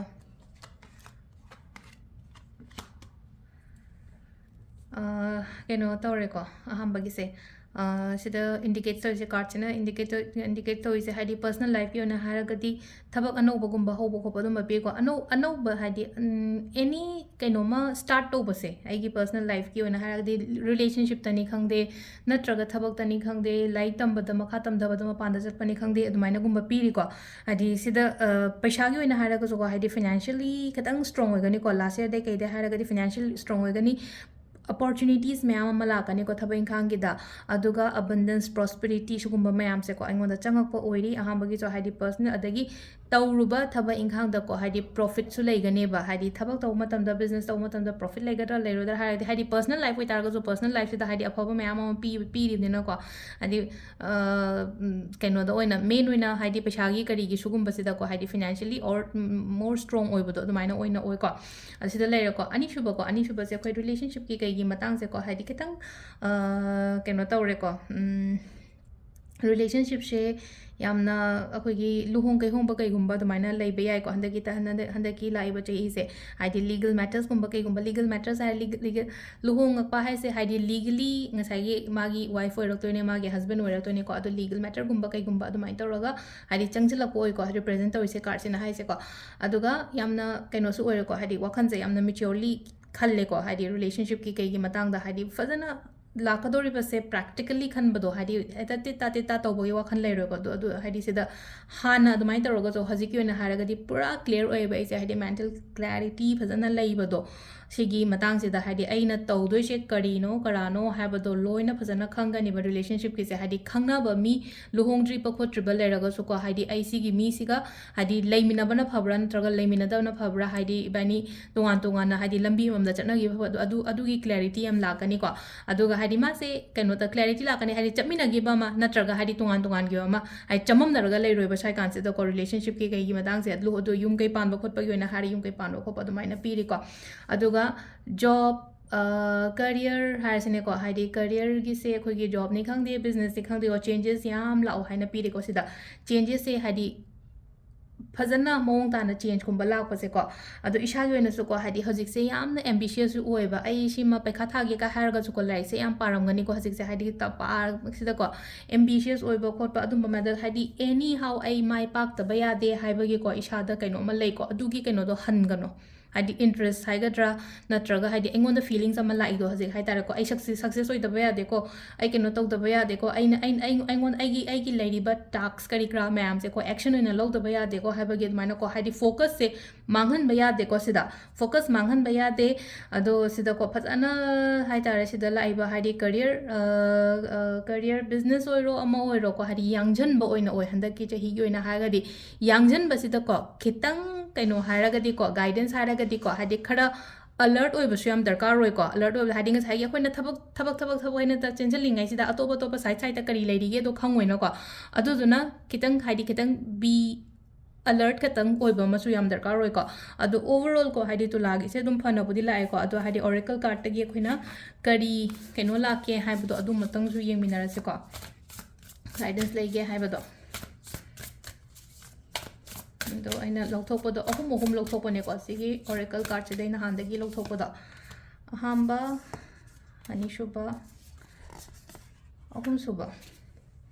Oracle ꯀꯥꯔꯠꯇꯨꯁꯨ ꯌꯥꯝꯅ ꯐꯖꯅ ꯂꯥꯛꯑꯦꯀꯣ ꯍꯥꯏꯗꯤ ꯁꯥꯇꯔꯟ ꯁꯦꯖꯤꯇꯦꯔꯤꯌꯁ Jupiter ꯍꯥꯏꯗꯤ ꯃꯥꯏ ꯄꯔꯁꯅꯦꯂꯤꯇꯤꯁꯦ ꯌꯥꯝ ꯐꯖꯕ ꯀꯥꯔꯠꯅꯤꯀꯣ ꯍꯥꯏꯗꯤ ꯑꯩꯈꯣꯏꯒꯤ ꯀꯩꯅꯣꯒꯤ ꯍꯥꯏꯇꯥꯔꯦꯀꯣ ꯄ꯭ꯂꯥꯅꯦꯠꯉꯩꯒꯤ ꯄꯔꯁꯅꯦꯂꯤꯇꯤ ꯑꯣꯏꯔꯣ ꯑꯗꯨꯒ ꯃꯈꯥꯗ ꯂꯥꯛꯏꯕ ꯃꯦꯁꯦꯖꯀꯣ ꯁ꯭ꯇ꯭ꯔꯛꯆꯔ ꯑꯦꯛꯁꯄꯥꯟ ꯑꯦꯕꯟꯗꯦꯟꯁ ꯂꯥꯏꯁꯦꯀꯣ ꯍꯥꯏꯗꯤ ꯐꯖꯅ ꯊꯕꯛ ꯇꯧꯕ ꯃꯇꯝꯁꯤꯗꯀꯣ ꯍꯥꯏꯗꯤ ꯂꯩꯅꯀꯣ ꯁꯤꯗ ꯍꯥꯏꯁꯦꯀꯣ ꯑꯦꯛꯁꯄꯥꯟ ꯇꯧꯕ ꯍꯥꯏꯁꯦ ꯁꯟꯗꯣꯛꯀꯦ ꯈꯣꯠꯇꯣꯛꯀꯦ ꯍꯥꯏꯕꯒꯤ ꯈꯟꯕ ꯑꯃꯁꯨ ꯂꯩꯀꯣ ꯑꯦꯛꯁꯄꯥꯟꯒꯨꯝꯕ ꯇꯧꯕ ꯑꯩꯅ ꯕꯤꯖꯅꯦꯁ ꯆꯥꯎꯊꯣꯛꯄꯅꯤ ꯈꯪꯗꯦ ꯍꯧꯖꯤꯛ ꯑꯩꯅ ꯂꯩꯔꯤꯕ ꯗꯨꯀꯥꯟ ꯃꯆꯥꯁꯤꯗꯒꯤ ꯍꯦꯟꯅ ꯆꯥꯎꯊꯣꯛꯄ ꯅꯠꯇꯦ ꯍꯥꯏꯗꯤ ꯐꯝꯃꯤꯕ ꯗꯨꯀꯥꯟꯁꯤꯗꯒꯤ ꯑꯃꯨꯛꯀ ꯍꯦꯟꯅ ꯇꯧꯕꯅꯤ ꯈꯪꯗꯦ ꯂꯥꯏꯔꯤꯛꯇ ꯍꯥꯏꯔꯒꯁꯨꯀꯣ ꯍꯥꯏꯗꯤ ꯁꯤ ꯈꯛꯇꯪꯅ ꯌꯥꯕ ꯅꯠꯇꯦ ꯑꯃꯨꯛꯀ ꯍꯦꯟꯅ ꯄꯥꯒꯦ ꯈꯣꯠꯀꯦ ꯍꯥꯏꯕꯒꯤ ꯑꯗꯨꯝꯕꯒꯤ ꯁꯥꯏꯠ ꯑꯃ ꯂꯥꯛꯏꯀꯣ ꯑꯗꯣ ꯉꯁꯥꯏꯒꯤ ꯁꯤꯗ ꯂꯥꯛꯏꯕ ꯄ꯭ꯂꯥꯅꯦꯠꯉꯩꯁꯤꯅꯁꯨ ꯀꯔꯤ ꯒꯥꯏꯗꯦꯟꯁ ꯂꯩꯒꯦ ꯍꯥꯏꯕꯗꯣ ꯑꯗꯨꯁꯨ ꯍꯥꯏꯐꯦꯠ ꯌꯦꯡꯃꯤꯟꯅꯔꯁꯦ ꯑꯗꯣ ꯑꯍꯥꯟꯕꯒꯤ ꯂꯥꯛꯏꯕ ꯀꯥꯔꯠꯁꯦꯀꯣ ꯍꯥꯏꯗꯤ ꯌꯥꯝꯅ ꯀꯩꯅꯣ ꯇꯧꯅꯤꯀꯣ ꯍꯥꯏꯗꯤ ꯁꯥꯔꯇꯟꯒꯤ ꯃꯥꯒꯤ एनर्जीꯁꯦ ꯑꯩꯈꯣꯏꯒꯤ ꯀ꯭ꯔꯤꯌꯦꯇꯤꯕꯤꯇꯤꯒꯤ ꯀꯩꯅꯣ ꯌꯥꯝ ꯋꯥꯡꯒꯅꯤꯀꯣ ꯍꯥꯏꯗꯤ ꯏꯁꯥꯒꯤ ꯍꯥꯟꯅꯁꯨ ꯍꯥꯏꯗꯤ ꯃꯥꯏꯟꯁꯦ ꯑꯗꯨꯝ ꯀ꯭रिꯌꯦꯇꯤቭ ꯑꯣꯏꯕ ꯈꯣꯠꯄ ꯑꯗꯨꯃꯥꯏꯅ ꯑꯗꯨꯝ ꯏꯁꯥꯒꯤꯁꯨ ꯂꯩꯔꯝꯒꯅꯤ ꯏꯟꯇꯦꯂꯤꯖꯦꯟट ꯑꯣꯏ ꯀ꯭रिꯌꯦꯇꯤꯕꯤꯇꯤ ꯌꯥꯝꯅ ꯋꯥꯡꯒꯅꯤꯀꯣ ꯍꯥꯏꯗꯤ ꯐ꯭ꯔꯦꯟ ꯁꯔꯀꯜ ꯀꯩꯒꯤ ꯃꯇꯥꯡꯗ ꯍꯥꯏꯇꯥꯔꯦ ꯃꯔꯨꯞ ꯃꯄꯥꯡꯒꯤ ꯁꯔꯀꯜꯁꯦ ꯑꯗꯨꯝ ꯆꯥꯎꯕ ꯈꯣꯠꯄ ꯑꯗꯨꯃꯥꯏꯅ ꯑꯣꯏꯅ ꯑꯣꯏꯕꯗꯣꯀꯣ ꯈꯤꯇꯪ ꯑꯅꯝꯁꯨ ꯑꯗꯨꯝ ꯈꯔ ꯀꯩꯅꯣ ꯇꯧꯒꯅꯤꯀꯣ ꯈꯤꯇꯪ ꯍꯥꯏꯗꯤ ꯈꯤꯇꯪ ꯁꯝꯇꯥꯏꯝꯁ ꯁ꯭ꯇꯔꯕꯟꯒꯨꯝꯕ ꯑꯣꯏꯕꯁꯨ ꯌꯥꯏꯀꯣ ꯍꯥꯏꯗꯤ ꯌꯥꯔꯒꯗꯤꯀꯣ ꯍꯥꯏꯗꯤ ꯃꯇꯥꯡ ꯃꯇꯝꯒꯤ ꯃꯇꯨꯡ ꯏꯟꯅ ꯁ꯭ꯇꯔꯕꯟ ꯑꯣꯏꯕ ꯈꯣꯠꯄ ꯁ꯭ꯇꯔꯕꯟ ꯍꯥꯏꯔꯒꯗꯤ ꯉꯁꯥꯏꯒꯤ ꯑꯅꯝ ꯀꯟꯕꯁꯦ ꯍꯥꯏꯇꯥꯔꯦꯀꯣ ꯑꯅꯝ ꯀꯟꯕ ꯈꯣꯠꯄ ꯁꯤꯒꯨꯝꯕ ꯃꯌꯥꯝꯁꯦ ꯈꯤꯇꯪ ꯈꯔ ꯀꯩꯅꯣ ꯇꯧꯕꯤꯕ ꯍꯥꯏꯗꯤ ꯃꯇꯥꯡ ꯃꯇꯝꯗꯣ ꯌꯦꯡꯉꯒ ꯑꯗꯨꯃꯥꯏꯅ ꯇꯧꯕꯤꯕ ꯑꯗꯣ ꯁꯤꯗꯀꯣ ꯍꯥꯏꯗꯤ ꯃꯤꯅꯀꯣ ꯍꯥꯏꯗꯤ ꯃꯤꯅꯁꯨ ꯑꯩꯅ ꯉꯥꯡꯉꯤꯕ ꯄꯣꯠꯁꯦ ꯍꯥꯏꯗꯤ ꯃꯤꯅꯁꯨ ꯇꯥꯒꯅꯤꯀꯣ ꯁꯤꯗ ꯑꯅꯤꯁꯨꯕꯒꯤꯁꯦ ꯈꯤꯇꯪꯀꯣ ꯍꯥꯏꯗꯤ ꯁ꯭ꯇ꯭ꯔꯦꯠ ꯐꯣꯔꯋꯥꯔꯗ ꯑꯣꯏꯅꯁꯨ ꯆꯠꯀꯅꯤ ꯁ꯭ꯇ꯭ꯔꯦꯠ ꯐꯣꯔꯋꯥꯔꯗ ꯑꯣꯏꯅꯁꯨ ꯆꯠꯀꯅꯤ ꯑꯗꯨꯒ ꯇ꯭ꯔꯥꯚꯦꯂꯤꯡꯒꯨꯝꯕ ꯀꯩꯒꯨꯝꯕꯁꯨ ꯏꯟꯗꯤꯀꯦꯠ ꯇꯧꯋꯦꯀꯣ ꯍꯥꯏꯗꯤ ꯆꯠꯄ ꯈꯣꯠꯄꯁꯦ ꯏꯁꯥꯅꯁꯨ ꯈꯔ ꯄꯥꯝꯖꯩꯀꯣ ꯍꯥꯏꯗꯤ ꯂꯝ ꯀꯣꯏꯕꯅꯤ ꯈꯪꯗꯦ ꯑꯃꯅꯤ ꯈꯪꯗꯦꯀꯣ ꯂꯝꯗꯒ ꯆꯠꯄ ꯈꯣꯠꯄꯁꯦ ꯑꯗꯨꯝ ꯏꯁꯥꯅꯁꯨꯀꯣ ꯍꯥꯏꯗꯤ ꯂꯚ ꯇꯨ ꯇ꯭ꯔꯥꯚꯦꯜ ꯍꯥꯏꯅ ꯍꯥꯏꯔꯁꯤꯅꯦꯀꯣ ꯍꯥꯏꯗꯤ ꯑꯗꯨꯝꯕꯁꯨ ꯈꯔ ꯑꯗꯨꯝ ꯄꯥꯝꯕꯅꯤ ꯍꯥꯏ ꯊꯕꯛꯀ ꯔꯤꯂꯦꯠ ꯑꯣꯏꯅꯅꯤ ꯈꯪꯗꯦ ꯑꯃꯅꯤ ꯈꯪꯗे ꯂꯝ ꯆꯠꯄ ꯈꯣꯠꯄ ꯑꯗꯨꯝꯕ ꯑꯃꯁꯨ ꯄꯤꯔꯤꯀꯣ ꯑꯗꯨꯒ ꯂꯥꯁꯇ ꯖꯨꯄꯤꯇꯔ ꯍꯥꯏꯔꯒꯗꯤ ꯑꯩꯈꯣꯏꯒꯤ ꯒꯨꯔꯨꯒꯤ ꯄ꯭ꯂꯥꯅꯦꯠꯇ ꯍꯥꯏꯔꯒꯗꯤ ꯒꯨꯔꯨ ꯍꯥꯏꯅꯀꯣ ꯂꯥꯏꯔꯤꯛ ꯂꯥꯏꯁꯨ ꯇꯝꯕ ꯑꯉꯥꯡꯉꯩꯒꯤ ꯑꯣꯏꯅ ꯍꯥꯏꯔꯒꯗꯤ ꯌꯥꯝ ꯐꯒꯅꯤꯀꯣ ꯁꯤꯗ ꯂꯥꯛꯏꯁꯦꯀꯣ ꯍꯥꯏꯗꯤ ꯂꯥꯏꯔꯤꯛ ꯇꯝꯕ ꯑꯣꯏꯔꯣ ꯅꯠꯇ꯭ꯔꯒ ꯕꯤꯖꯅꯦꯁ ꯇꯧꯕ ꯃꯤꯗꯁꯨ ꯀꯩꯁꯨ ꯀꯥꯏꯗꯦꯀꯣ ꯁꯤꯗ ꯍꯥꯏꯗꯤ ꯑꯕꯟꯗꯟꯁ ꯄꯤꯔꯤꯀꯣ ꯁꯤꯗ ꯑꯗꯨꯒ ꯑꯦꯛꯖꯥꯝ ꯊꯥꯒꯗꯕ ꯈꯣꯠꯀꯗꯕ ꯑꯉꯥꯡꯒꯤ ꯑꯣꯏꯅ ꯍꯥꯏꯔꯒꯁꯨ एनर्जीꯁꯦ ꯑꯐꯕ ꯑꯃ ꯂꯥꯛꯏꯀꯣ ꯁꯤꯗ ꯖꯨꯄꯤꯇꯔꯒꯤ एनर्जी ꯑꯃ ꯂꯥꯛꯄꯅꯦ ꯖꯨꯄꯤꯇꯔ ꯍꯥꯏꯔꯒꯗꯤ ꯒꯨꯔꯨꯅꯤꯅꯀꯣ ꯑꯩꯈꯣꯏꯒꯤ ꯑꯗꯨꯅ ꯁꯤꯗ ꯂꯩꯔꯦ ꯀꯩꯅꯣꯒꯤꯀꯣ ꯑꯩꯈꯣꯏꯒꯤ ꯇꯨꯂꯥ ꯔꯥಶꯤꯒꯤꯁꯦꯀꯣ ꯑꯗꯨꯝ ꯉꯁꯤꯗꯤ ꯑꯗꯨꯝ ꯃꯊꯪ ꯌꯦꯡꯉꯁꯦꯀꯣ ꯍꯥꯏꯗꯤ ꯑꯃꯃꯝ ꯇꯧ ꯂꯩꯕꯗꯣ ꯉꯥꯏꯕ ꯌꯥꯝ ꯋꯥꯅꯔꯦꯀꯣ ꯑꯗꯨꯗꯨꯅ ꯍꯥꯏꯗꯤ ꯑꯩ ꯉꯝꯕ꯭ꯔꯥ ꯌꯦꯡꯒꯦ ꯂꯣꯏꯅꯃꯛ ꯄꯣꯁ ꯂꯣꯏꯅꯃꯛ ꯁꯦꯝꯕ ꯅꯪꯕ꯭ꯔꯥ ꯌꯦꯡꯒꯦꯀꯣ ꯅꯪꯉꯒꯅ ꯅꯪꯉꯦ ꯅꯪꯗ꯭ꯔꯒꯅ ꯑꯅꯤ ꯑꯍꯨꯝ ꯁꯦꯝꯃꯒ ꯍꯌꯦꯡ ꯑꯅꯤ ꯑꯍꯨꯝ ꯑꯃꯒ ꯁꯦꯝꯃꯛꯑꯒꯦꯀꯣ ꯑꯗꯣ ꯃꯊꯪꯒꯤ ꯔꯥಶꯤꯁꯤꯅꯀꯣ ꯕ꯭ꯔꯤꯆꯤꯛꯀꯤꯁꯦꯀꯣ ꯈ꯭ꯔꯤꯁꯇꯜ ꯍꯥꯟꯅ ꯍꯥꯏꯔꯁꯤꯅꯦꯀꯣ ꯍꯥꯏꯗꯤ ꯈ꯭ꯔꯤꯁꯇꯜꯁꯤꯗ ꯃꯦꯂꯥꯀꯥꯏꯠ ꯀꯥꯏꯅ ꯂꯩꯀꯣ ꯍꯥꯏꯗꯤ ꯃꯦꯂꯥꯀꯥꯏꯠꯁꯦ ꯑꯩꯉꯣꯟꯗ ꯂꯩꯔꯝꯒꯗ꯭ꯔꯥ ꯃꯦꯂꯥꯀꯥꯏꯠ ꯍꯥꯏꯔꯤꯕ ꯁ꯭ꯇꯣꯟꯁꯦ ꯃꯁꯛ ꯎꯠꯀꯦ ꯇꯧꯅꯦ ꯍꯥꯏꯐꯦꯠꯇꯪ ꯃꯦꯂꯥꯀꯥꯏꯠꯀꯤ ꯁ꯭ꯇꯣꯟꯁꯦ ꯑꯣꯀꯦ ꯁꯤ ꯂꯩꯔꯦ ꯁꯤꯒꯤ ꯁ꯭ꯇꯣꯟꯁꯦ ꯑꯗꯨꯅ ꯈꯤꯇꯪ ꯀꯣ ꯒ꯭ꯔꯤꯟ ꯑꯦꯚꯦꯟꯆꯨꯔꯦꯟꯁꯨ ꯃꯥꯅꯤ ꯀꯩꯅꯣꯁꯨ ꯇꯧꯅꯦ ꯈꯔ ꯒ꯭ꯔꯤꯟ ꯃꯆꯨꯒꯤ ꯈ꯭ꯔꯤꯁꯇꯜꯅꯤꯀꯣ ꯃꯦꯂꯥꯀꯥꯏꯠꯁꯦ ꯑꯩꯈꯣꯏꯒꯤ ꯀꯤꯗꯅꯤꯒꯤ ꯀꯩꯒꯤ ꯄ꯭ꯔꯣꯕ꯭ꯂꯝꯁꯀꯨꯝꯕ ꯂꯩꯔꯒꯗꯤꯀꯣ ꯍꯥꯏꯗꯤ ꯃꯦꯂꯥꯀꯥꯏꯠꯀꯤ ꯁꯤꯒꯨꯝꯕ ꯔꯣ ꯐꯣꯝ ꯊꯣꯛꯑꯦꯕ ꯈꯪꯕ꯭ꯔꯥ ꯍꯥꯏꯗꯤ ꯁꯤꯗ ꯑꯩꯈꯣꯏꯅ ꯏꯁꯤꯡꯒꯨꯝꯕ ꯍꯥꯞꯄꯒꯀꯣ ꯑꯗꯨꯃꯥꯏꯅ ꯇꯧꯔꯒ ꯊꯛꯄ ꯌꯥꯏꯀꯣ ꯑꯗꯣ ꯈꯨꯗꯣꯞ ꯑꯣꯏꯅ ꯁꯤꯔ ꯈꯣꯠꯂꯁꯨ ꯀꯩꯁꯨ ꯀꯥꯏꯗꯦ ꯈꯨꯗꯣꯞ ꯑꯣꯏꯅ ꯁꯤꯕ ꯃꯇꯝꯗ ꯍꯥꯏꯗꯤ ꯆꯥꯕ ꯊꯛꯄꯗ ꯌꯥꯎꯔꯅꯤꯅꯀꯣ ꯍꯥꯏꯗꯤ ꯉꯁꯥꯏꯒꯤ ꯅꯨꯡꯗꯨꯒꯤ ꯀꯩꯅꯣꯗꯣ ꯍꯥꯏꯇꯥꯔꯦ ꯑꯗꯨꯗꯨꯅ ꯍꯥꯏꯗꯤ ꯁꯨꯃꯥꯏꯅ ꯇꯝꯕꯜꯁ ꯐꯣꯝꯗ ꯑꯣꯏꯅ ꯇꯧꯔꯒ ꯑꯩꯒꯤ ꯂꯤꯛꯂꯤꯒꯤ ꯕꯣꯇꯜ ꯅꯠꯇ꯭ꯔꯒ ꯍꯥꯏꯗꯤ ꯑꯦꯅꯤ ꯀꯟꯇꯦꯅꯔ ꯑꯃꯗꯀꯣ ꯏꯁꯤꯡ ꯕꯣꯇꯜꯗ ꯍꯥꯞꯄꯒ ꯑꯗꯨꯃꯥꯏꯅ ꯁꯤꯖꯤꯟꯅꯕꯁꯨ ꯌꯥꯏꯀꯣ ꯃꯦꯂꯥꯀꯥꯏꯠꯁꯦ ꯑꯗꯣ ꯃꯦꯂꯥꯀꯥꯏꯠ ꯑꯃ ꯂꯩꯔꯦ ꯁ꯭ꯃꯣꯀꯤ ꯀ꯭ꯋꯥꯔꯠꯁꯀꯣ ꯕ꯭ꯔꯤꯆꯤꯛꯀꯤ ꯑꯣꯏꯅ ꯍꯥꯏꯔꯒꯗꯤ ꯁ꯭ꯃꯣꯀꯤ ꯀ꯭ꯋꯥꯔꯠꯁ ꯁꯤꯇ꯭ꯔꯤꯟ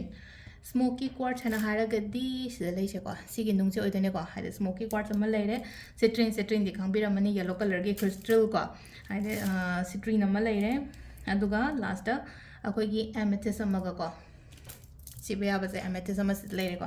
ꯑꯗꯣ ꯁꯤꯁꯤꯅ ꯑꯩꯈꯣꯏꯒꯤ ꯅꯨꯡ ꯂꯩꯈ꯭ꯔꯦ ꯑꯗꯨꯒ ꯀꯂꯔꯁꯦ ꯍꯥꯏꯐꯦꯠꯇꯪ ꯍꯥꯏꯔꯝꯒꯦꯀꯣ ꯍꯥꯏꯗꯤ ꯔꯦꯗ ꯁ꯭ꯀꯣꯔꯄꯤꯌꯣ ꯕ꯭ꯔꯤꯆꯤꯛꯀꯤ ꯑꯣꯏꯅ ꯍꯥꯏꯔꯒꯗꯤꯀꯣ ꯔꯦꯗꯁꯦ ꯌꯥꯝ ꯐꯩꯀꯣ ꯔꯦꯗ ꯌꯥꯏ ꯃꯔꯨꯟ ꯌꯥꯏ ꯑꯗꯒꯤ ꯀꯩꯅꯣ ꯑꯩꯈꯣꯏꯒꯤ ꯑꯉꯧꯕ ꯃꯆꯨꯁꯨ ꯌꯥꯏ ꯕ꯭ꯔꯥꯎꯟ ꯃꯆꯨꯁꯨ ꯌꯥꯏꯀꯣ ꯕ꯭ꯔꯥꯎꯟꯁꯦ ꯃꯅꯤ ꯕꯦꯒꯀꯨꯝꯕ ꯄꯣꯁꯀꯨꯝꯕꯗ ꯕ꯭ꯔꯥꯎꯟꯒꯨꯝꯕ ꯁꯤꯖꯤꯟꯅꯕꯤꯌꯣ ꯍꯥꯏꯗꯤ ꯑꯗꯨ ꯑꯗꯨꯝ ꯅꯨꯡꯇꯤꯒꯤꯁꯨ ꯀꯦꯔꯤ ꯇꯧꯔꯦꯅꯀꯣ ꯑꯗꯨꯅ ꯍꯥꯏꯗꯤ ꯕ꯭ꯔꯥꯎꯟꯒꯤ ꯃꯅꯤ ꯕꯦꯒꯀꯨꯝꯕ ꯀꯩꯒꯨꯝꯕ ꯑꯗꯨꯃꯥꯏꯅ ꯂꯩꯕꯤꯌꯨꯀꯣ ꯑꯗꯣ ꯑꯍꯥꯟꯕꯗ ꯑꯩꯈꯣꯏꯒꯤ ꯀꯥꯔꯠꯀꯤ ꯃꯦꯁꯦꯖꯁꯦ ꯌꯦꯡꯉꯁꯦꯀꯣ ꯑꯗꯨꯒ ꯃꯈꯥ ꯇꯥꯕ ꯑꯩꯅ ꯍꯥꯏꯁꯦ ꯍꯥꯏꯗꯤ ꯉꯝꯕ꯭ꯔꯥ ꯌꯦꯡꯉꯒꯦꯀꯣ ꯍꯥꯏꯗꯤ ꯚꯤꯗꯤꯑꯣꯁꯦ ꯉꯁꯤ ꯂꯣꯏꯁꯟꯕ ꯕ꯭ꯔꯤꯆꯤꯛ ꯔꯥಶꯤꯒꯤꯁꯨ ꯆꯞ ꯃꯥꯟꯅꯅ ꯀꯥꯔꯠꯁꯦ ꯑꯍꯨꯝ ꯈꯛꯇꯪ ꯂꯧꯊꯣꯛꯑꯁꯦꯀꯣ 3 cards ꯑꯩꯒꯤ ꯍꯧꯖꯤꯛꯀꯤ ꯄꯔꯁꯅꯦꯜ ꯂꯥꯏꯐ ꯔꯤꯂꯦꯁꯟꯁꯤꯞ ꯑꯃꯅ ꯀꯔꯤꯌꯔ ꯃꯅꯤ ꯀꯣ ꯁꯤꯒꯤ ꯃꯇꯥꯡꯗ ꯁꯤ ꯂꯩꯔꯤꯕ ꯀꯥꯔꯠ ꯑꯍꯨꯝꯁꯦ ꯀꯩ ꯍꯥꯏꯔꯤꯒꯦ ꯍꯥꯏꯕꯗꯨ ꯍꯥꯏꯐꯦꯠ ꯌꯦꯡꯉꯁꯦ ꯑꯍꯥꯟꯕ ꯀꯥꯔꯠ ꯑꯅꯤꯁꯨꯕ ꯀꯥꯔꯠ ꯑꯍꯨꯝꯁꯨꯕ ꯀꯥꯔꯠ ꯀꯣ ꯑꯍꯨꯝꯁꯨꯕ ꯀꯥꯔꯠ ꯁꯤꯗ ꯂꯩꯔꯦ ꯑꯗꯣ ꯈ꯭ꯋꯥꯏ ꯐꯥꯔꯁ ꯀꯣ ꯍꯥꯏꯗꯤ ꯄꯔꯁꯅꯦꯜ ꯂꯥꯏꯐꯁꯦꯀꯣ ꯌꯥꯝꯅ ꯀꯩꯅꯣꯗ ꯌꯥꯝꯅ ꯄꯦꯟꯐꯨꯜ ꯈꯇꯪ ꯑꯣꯏꯔꯦꯀꯣ ꯇꯧꯔꯤꯁꯦ ꯍꯥꯏꯗꯤ ꯄꯦꯟꯐꯨꯜꯈꯇꯪ ꯑꯣꯏꯈ꯭ꯔꯦ ꯍꯥꯏꯕ ꯌꯥꯔꯦ ꯍꯥꯏꯗꯤ ꯂꯣꯏꯁꯤꯜꯂꯛꯄꯒꯨꯝꯕ ꯑꯣꯏꯅꯀꯣ ꯍꯥꯏꯗꯤ ꯁꯤꯁꯦ ꯂꯥꯛꯀꯅꯤ ꯍꯥꯏꯕ ꯅꯠꯇꯦꯀꯣ ꯍꯥꯏꯗꯤ ꯂꯥꯛꯀꯅꯤ ꯍꯥꯏꯕ ꯅꯠꯇꯦ ꯂꯣꯏꯁꯤꯜꯂꯛꯄꯅꯦ ꯍꯥꯏꯗꯤ ꯄꯦꯟꯐꯨꯜ ꯑꯦꯟꯗꯤꯡ ꯑꯣꯏꯈꯤꯕꯗꯣ ꯈꯤꯇꯪ ꯍꯥꯏꯗꯤ ꯂꯣꯏꯁꯤꯟꯈ꯭ꯔꯁꯨ ꯄ꯭ꯔꯣꯕ꯭ꯂꯦꯝꯗꯣ ꯂꯣꯏꯁꯤꯜꯂꯒꯁꯨ ꯌꯥꯝ ꯅꯨꯡꯉꯥꯏꯇꯅ ꯂꯣꯏꯁꯤꯟꯈꯤꯕ ꯈꯣꯠꯈꯤꯕ ꯑꯗꯨꯃꯥꯏꯅ ꯑꯣꯏꯈꯤꯕꯗꯣ ꯋꯥꯕ ꯀꯥꯏ ꯍꯥꯏꯔꯁꯤꯅꯦꯀꯣ 와ꯕꯁꯦ 와ꯕ 야ꯕ 와래 तसेंना को सिदा लाइसे को हाइदि वाबा याबा वारे वाबसे अमख सिदगी हेना वानिंगाई लेत्रबनिना हाइदि ऑलमोस्ट लोइरे हाइबदुनेबा तसेंना हारगा लोइरे अदु तारगसु को सिदा को हाइदि थाजब थमो अमुको हाइदि थाजब थमो सिदा को थाजब थमो अमुक थबक तौदबा यादे आई हाइदि पुंसिदिदि हिंगदबा यादे केनो तौदबा यादे ना अदुना हाइदि ट्रस्ट हाइदि यूनिवर्स सिदा को हाइदि ट्रस्ट अगेन को यूनिवर्स सिदा अमुक थाजब थमो अदुगा अदुगा आई केनो आई हौनबा तौबा केनो मा हाइदि ममांग लोइग्रे प्रॉब्लम दो हाइदि लोइसनगिबा ओइना ओइबनेबा आइगी प्रॉब्लम्स मयाम करी करा आइंगोन आइना मीना बिट्रे तौरंबा हाइरसिनेको मीना बिट्रे तौरंबा हाइरगदी आइंगोंदा ओइदा पादबा तौरंबगा याम विश्वास का हातखिबा खोतखिबा को बैक स्टेप नेबा तोइसे बैक स्टेप हाइरगदी नंगंदगी मीना अटैक तौरको मतमदा उदेदना अकोइना थाजा यामना थाजब मीना विश्वास का मांगहनबदो अदुमबसु अदुम खरा थोखरेको तोइसे अदुदुना हाइदि बैक स्टेप तौरको हाइदि मीना नंगंदगी अटैक नंगंदगी नोंमै कापको ओइरो नंगंदगी थांगना थिलकपो ओइरो खंगदेना हाइदि आइंगोंदा मीसिन अटैक तौरक्तोरे हाइदि तौरखरेबा दुगी पोत म्यामदो अदो हौजिकतिको हौजिकसे को हाइदि मिंगोंदा यामना थाजब याबा मतम नतेको मिंगोंदा यामना थाजब याबा मतम नते आइगी ओइना थबक होटनगदा मतमने गिव अप तौबा यादेको सिदा लाइसेको हाइदि वारे हाइरगदिको थबकसे तौनिंगक्तबा खोलक्तबा इसादा लाइक पाबागा हाइरसिनेको लाइकसे पानिंगक्तबा सुम हाइदि आइगी केनो म्यामसे सुम आइना निंगिबा आइना खोलिबा म्यामसे हाइदि फंगक्तबा सुम ओइरकपसे लाइकसे पानिंगक्तबा खोतबा हाइदि पादबा यादे नंग फनेम पाबा लोइसलाबने लाइरिकि मतंगदा हाइरसने थबगी मतंगदा हाइरसे आई फनेम हो केनो तंग चंगजलाबने लंबी से फनेम चंगजलाबने तंखाय हेना चंगजलाबने हाइदि सक्सेसफुल ओइबगी लंबीदा अदुदुना सिदा हाइदि आइगी पंथुंग योरमदाइदा कैदोबगी तोक्तोइनो अदु तोक्पा यादेको सिदा मिंगोंदा नो हाइबा खरगा तमो हाइदि नो हाइबा तमो हाइरगदी कैनो हाइबदा कैनो मा हाकोना यस यस होय होय हाइदि आई इसागी हाना येंगदना मीगी तौगे हाइना खनगनुको सिदा अदो सिदा ओवर थिंकिंग तौबा यादेको हाइदि पोते इसाई थंदा सेल्फ डाउटिंग कुंबा लाइसेको सेल्फ डाउट कुंबा लाक्पा यादेको सिदा केनो तोइजे अदो रिलेशनशिप की मतंगदसु हाइरसिनेको रिलेशनशिप की मतंगदा कैदा हाइरगसु अकोइना साइड अमखतंगदगी ओइना होटनबदो मीसेको हाइदि ngasai आइगी ऑपोजिट पर्सन सिना हाइरसिनेको ऑपोजिट पर्सन से नुपानी खंगदे नुपीनी खंगदे दुम आई मागी दमकता यानब दुम चला हजिकते असेंबे हाइदि केमता खलक्तब टाइमिंग सु यावरको वारबदोंगा हाइदि आइना द सुम तौगद्रने आइना द सुम कॉम्प्रोमाइज तौगद्रने खोटगद्रने हाइबगी अदुमबा अमा लैको खतंको अदुमाइना रिलेशनशिप ते टॉक्सिक ओइरेना खलदि लेट गो तो हल्लो हाइरगदि को हाइदि अनमैरिड नेगी ओइना हाइरगदि लेट गो तो हनबगा सुगाइदेना हाइदि नुंगाइतबा मी मगा हाइदि मखाताना चमिनदु सुरुपुदि मतम लैरिङैदा हाइदि माना मागी लंबीदा नंगी लंबीदा अदुमाइना गुंबा अदुगा ngasai adagi already married gumbada haiding ngasai na haido no haiba kharaga tamma haidi ai do hairingai ko haidi moina hairingai moina kaino toringai chapagi muhutta ai isagi oina hai tare ko ai isagi da makta isagi damta lepa tammo isagi da makta point of view thamba tammo ko ado adagi amu career gi da harasine ko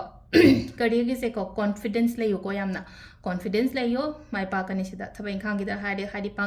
confidence natte haidi akoi gi kaino hai tare sida koi pangan thona yam leiba mai darkar roi ko haidi pangan thona yam na leiraga di ko सिगी ओइना लादी हाइदि अखोइगी canoe से career से याम फजना फमगा हाइदि नुपी से queen की type ता फमगा मोंग ताना लैना को अतुगा yellow colour गी गाउन ग सेतना खोतना दाइना लाइना येलो अखोइना आइन एग्जाम दे येलो सेट लॉइसे कैगिना येलो हाइरिबा कलर से कैनो नेबा सक्सेस नेबा अदुदुने को सिदा कार्ड से येलो कलर म थोलैदना को येलो कलर म थोलैबने अदे कैनोम सु थोइ नाकन से दा कार्ड से दा अखोइगी नुमिलेम थोइना सनफ्लावर अमसो सनफ्लावर सिना रिप्रेजेंट तविसु हाइदि पॉजिटिविटी सक्सेस सुगुम्बा मैम सिनिको अदुना थबा इंखांग करिगी हारगदी यामना कैनो तौगदमने को अदु रिलेशनशिप ता खतंग को हाइदि खरा लो चले को लेना खलसे बको डिस्ट्रैक्ट तौदनबा तौबा फोकस तौ आइगी थबा इंखांग दा अदो सिना अखोइगी कार्ड की लेरे को अदुगा ओरेकल कार्ड हाइपेतंग येंगस को हाइदि करी गाइडेंस लेगे हाइबा तो जुमगा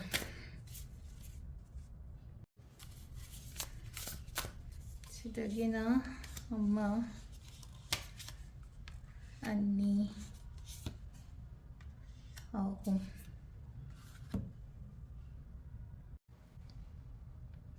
अहम लाइसे का तो को अहम लाइसे ट्राइन है ना को ट्राइन सेक्स स्टाइल है ना है को ट्राइन से इंडिकेट होइसे कैनो हाइ कांसिदा अखोइगी यामना बेनिफिशियल ओइबा कैनो ओइना ओइको हंदकी कैनो योना हारगदी गाइडेंस से को हाइदि बेनिफिशियल ओइबा हारगदी हार्मनी को हाइदि सिदा हैप्पीनेस हार्मनी सुगुम्बा मयाम से हाइ तारे को अदुदो lakaniba ingonda haidi sigi keno sida ko card sigi matung ina haragadi ko sida matek aina nga sa haido haidi give up to baya de lotion gare khochan gare haidi phari in haina ko ado oracle card ki oina haraga su nga sa gi trying sina haidi indicating to ise haidi happiness harmony kari kra sugumba mayam se haidi handaki chai sida ko ingonda lakti lakaniba mathanggisina akhoi silai jago hadi akhoi cross pollination haina malai ko hadi cross pollination se anova mayam ama hapchalakpado add on tawsilakpado aigi life sida hadi job tani khangde business tani khangde ko aigi personal life tani khangde hadi mi da oiro ama do oiro ko hadi anova add on tawsilakba ado add on tawriba pot se ko apabati do mo gani ko sida cross pollination haina lai se hadi sida cross pollination se kemta nate ko hadi akoina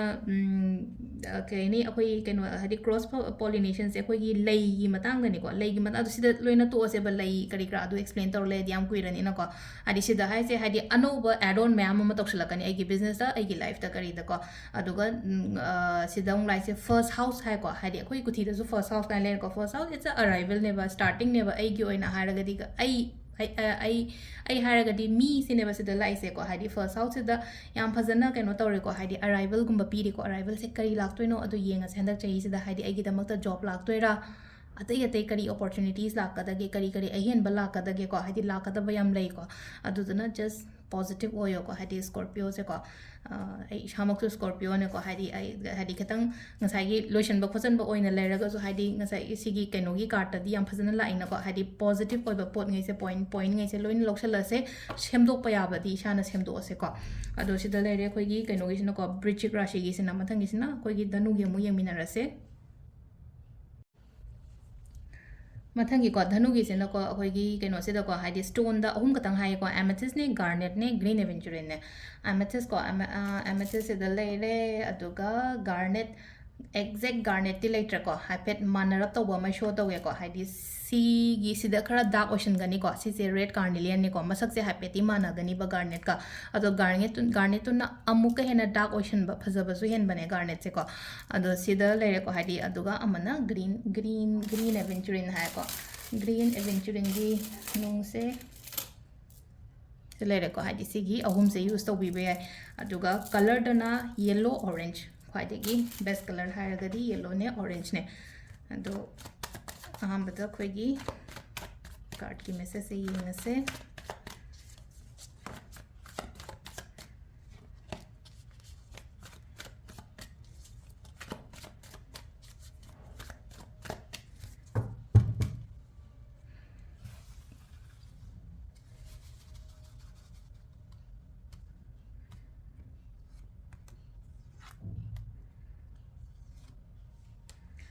three cards of thwe ko sida personal life adagi my relationship aduga career business and money silere ko ahamba anishuba ahum suba relationship se di katang kara keno tawre ko katang negative oire aduga atai di kaishu thudopa kemta problems kem ka haina lere ko keno se ko hadi ai gi personal life haras ne ko personal life se hadi yamna busy oiram ba ko hojik se hadi busy oibanina yam thabok inghang to matam da discipline kai ba khot ba adagi hakchang gum manungai taba ko adum ba khar sign lakani ko adu lakpa se khatang sumaina ko hadi lakani hai ba sumaina tora hadi lakani haimni na la andana ba tawtare na khatang discipline nai tare na tumba chaba do oiro ama do oiro ko aduga hojik se hogi ba matam se khatang problems gumba kai gumba hai tar hakchang nungai tabani khangde thabok da problem ni khangde amada ni khangde ko adu phagalakpa oina oiri ko hadi yamna phagalakpa oina oiri thaba inkhang gi oina hadi adu pot mayam do hadi isha ju ko hadi yamna kam oina layo ko hadi mathayam sadabida kashu tawroi ko hadi phare eko habagi problems mayam se loina phare eko isha da matam piba mayam darkar roi isha da matam piba haragati kamaina no hai kanse da khoise thabak tong matam jida thabak ena dum tawle hadi especially nupi da harasine ko hadi angang amu hotna gani office su chatkani amasu tawani isha gi haibata matam se ta sengna kaithokpa ngamdedana ado ai sisu yam important oeba hadi ai pharaga hadi mayam dugi loinamak tawbu ngamgadaba ngatane ai du nagragadi kanana tawbidoriga amuka hena aingonda waba oina oigani ko hadi ai du yengaga leibadi ngamdabanina aduna sida ko hadi ꯍꯦꯟꯖꯟꯗ꯭ꯔꯤꯉꯩꯗ ꯅꯠꯇ꯭ꯔꯒ ꯀꯩꯅꯣ ꯇꯧꯗ꯭ꯔꯤꯉꯩꯗꯀꯣ ꯁꯤꯗ ꯌꯥꯝꯅ discipline ꯂꯩꯕ ꯑꯃ ꯗꯔꯀꯥꯔ ꯑꯣꯏ ꯍꯥꯏꯗꯤ ꯍꯛꯆꯥꯡꯒꯤꯗꯃꯛꯇ ꯏꯁꯥꯒꯤꯗꯃꯛꯇ care ꯂꯧꯕ ꯍꯥꯏꯗꯤ ꯃꯤꯒꯤꯗꯃꯛꯇ ꯍꯥꯏꯗꯤ ꯍꯥꯏꯅꯩꯅꯀꯣ ꯑꯩꯒꯤ ꯆꯥꯏꯜꯒꯤꯗꯃꯛꯇ ꯀꯦꯌꯔ ꯂꯧꯕ ꯑꯩꯒꯤ ꯍꯁꯕꯦꯟꯒꯤꯗꯃꯛꯇ ꯀꯦꯌꯔ ꯂꯧꯕ ꯑꯩꯒꯤ ꯄꯦꯔꯦꯟꯁꯀꯤꯗꯃꯛꯇ ꯀꯦꯌꯔ ꯂꯧꯕ ꯂꯣꯏ ꯂꯧꯗꯣꯏꯅꯦꯕ ꯃꯣꯏ ꯃꯌꯥꯝꯁꯨ ꯑꯍꯥꯟꯕꯗ ꯀꯅꯥ ꯍꯥꯟꯅ ꯗꯔꯀꯥꯔ ꯀꯅꯥ ꯈ꯭ꯋꯥꯏꯗꯒꯤ ꯏꯝꯄꯣꯔꯇꯦꯟ ꯑꯣꯏ ꯅꯝꯕꯔ ꯋꯥꯟꯗ ꯀꯅꯥ ꯊꯝꯒꯗꯒꯦ ꯍꯥꯏꯕ ꯃꯇꯝꯗ ꯑꯩ ꯏꯁꯥꯁꯦ ꯍꯥꯟꯅ ꯊꯝꯃꯣꯕ ꯏꯁꯥꯁꯦ ꯍꯥꯟꯅ ꯊꯝꯃꯣ ꯏꯁꯥ ꯐꯖꯅ ꯀꯦꯌꯔ ꯂꯧꯋꯣ ꯑꯩ ꯐꯔꯒꯗꯤ ꯂꯣꯏꯅꯃꯛ ꯃꯌꯥꯝ ꯑꯇꯩ ꯂꯩꯍꯧꯔꯤꯕ ꯃꯌꯥꯝꯗꯨꯁꯨ ꯂꯣꯏꯅ ꯀꯦꯌꯔ ꯂꯧꯕ ꯉꯝꯗꯣꯏꯅꯤꯅꯀꯣ ꯑꯗꯣ ꯄꯔꯁꯅꯦꯜ ꯂꯥꯏꯐꯁꯦ ꯈꯤꯇꯪ ꯀꯣ ꯍꯥꯏꯗꯤ ꯈꯤꯇꯪ ꯗꯤꯁꯤꯄ꯭ꯂꯤꯟꯒꯨꯝꯕ ꯀꯩꯒꯨꯝꯕ ꯄꯨꯕꯤꯔꯛꯄ ꯍꯥꯟꯅꯗꯒꯤ ꯍꯥꯏꯔꯒꯗꯤ ꯐꯗꯤ ꯐꯒꯠꯂꯛꯏꯀꯣ ꯔꯤꯂꯦꯁꯟꯁꯤꯞꯁꯦꯀꯣ ꯌꯥꯝꯅ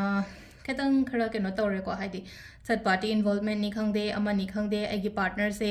ꯉꯁꯥꯏꯒꯤ ꯍꯥꯏꯗꯤ ꯑꯩꯅ ꯄꯥꯝꯗꯕ ꯄꯣꯠꯀꯨꯝꯕ ꯌꯥꯝꯅ ꯇꯧꯕ ꯈꯣꯠꯄ ꯑꯗꯨꯃꯥꯏꯅ ꯑꯣꯏꯗꯣ ꯄꯥꯝꯗꯕ ꯄꯣꯠ ꯍꯥꯏꯔꯒꯗꯤ ꯑꯩ ꯍꯥꯏꯁꯦ ꯊꯔꯠ ꯄꯥꯔꯇꯤꯒꯨꯝꯕ ꯆꯪꯉꯛꯄꯅꯤ ꯈꯪꯗꯦ ꯅꯠꯇ꯭ꯔꯒ ꯍꯥꯏꯗꯤ ꯋꯥꯈꯜ ꯆꯥꯟꯅꯗꯕꯅꯤ ꯈꯪꯗे ꯅꯦꯒꯦꯇꯤꯕꯤꯇꯤ ꯌꯥꯝ ꯆꯦꯟꯕꯅꯤ ꯈꯪꯗꯦ ꯃꯥꯁꯦ ꯑꯗꯨꯃꯥꯏꯅ ꯈꯔ ꯀꯩꯅꯣ ꯇꯧꯋꯦꯀꯣ ꯑꯗꯨꯒ ꯃꯥꯅ ꯇꯧꯗ꯭ꯔꯒꯁꯨꯀꯣ ꯃꯤꯅ ꯌꯥꯝꯅ ꯍꯧꯕꯒꯨꯝꯕ ꯑꯣꯏꯕꯗꯣ ꯑꯗꯨꯝꯕꯁꯨ ꯑꯣꯏꯔꯦꯀꯣ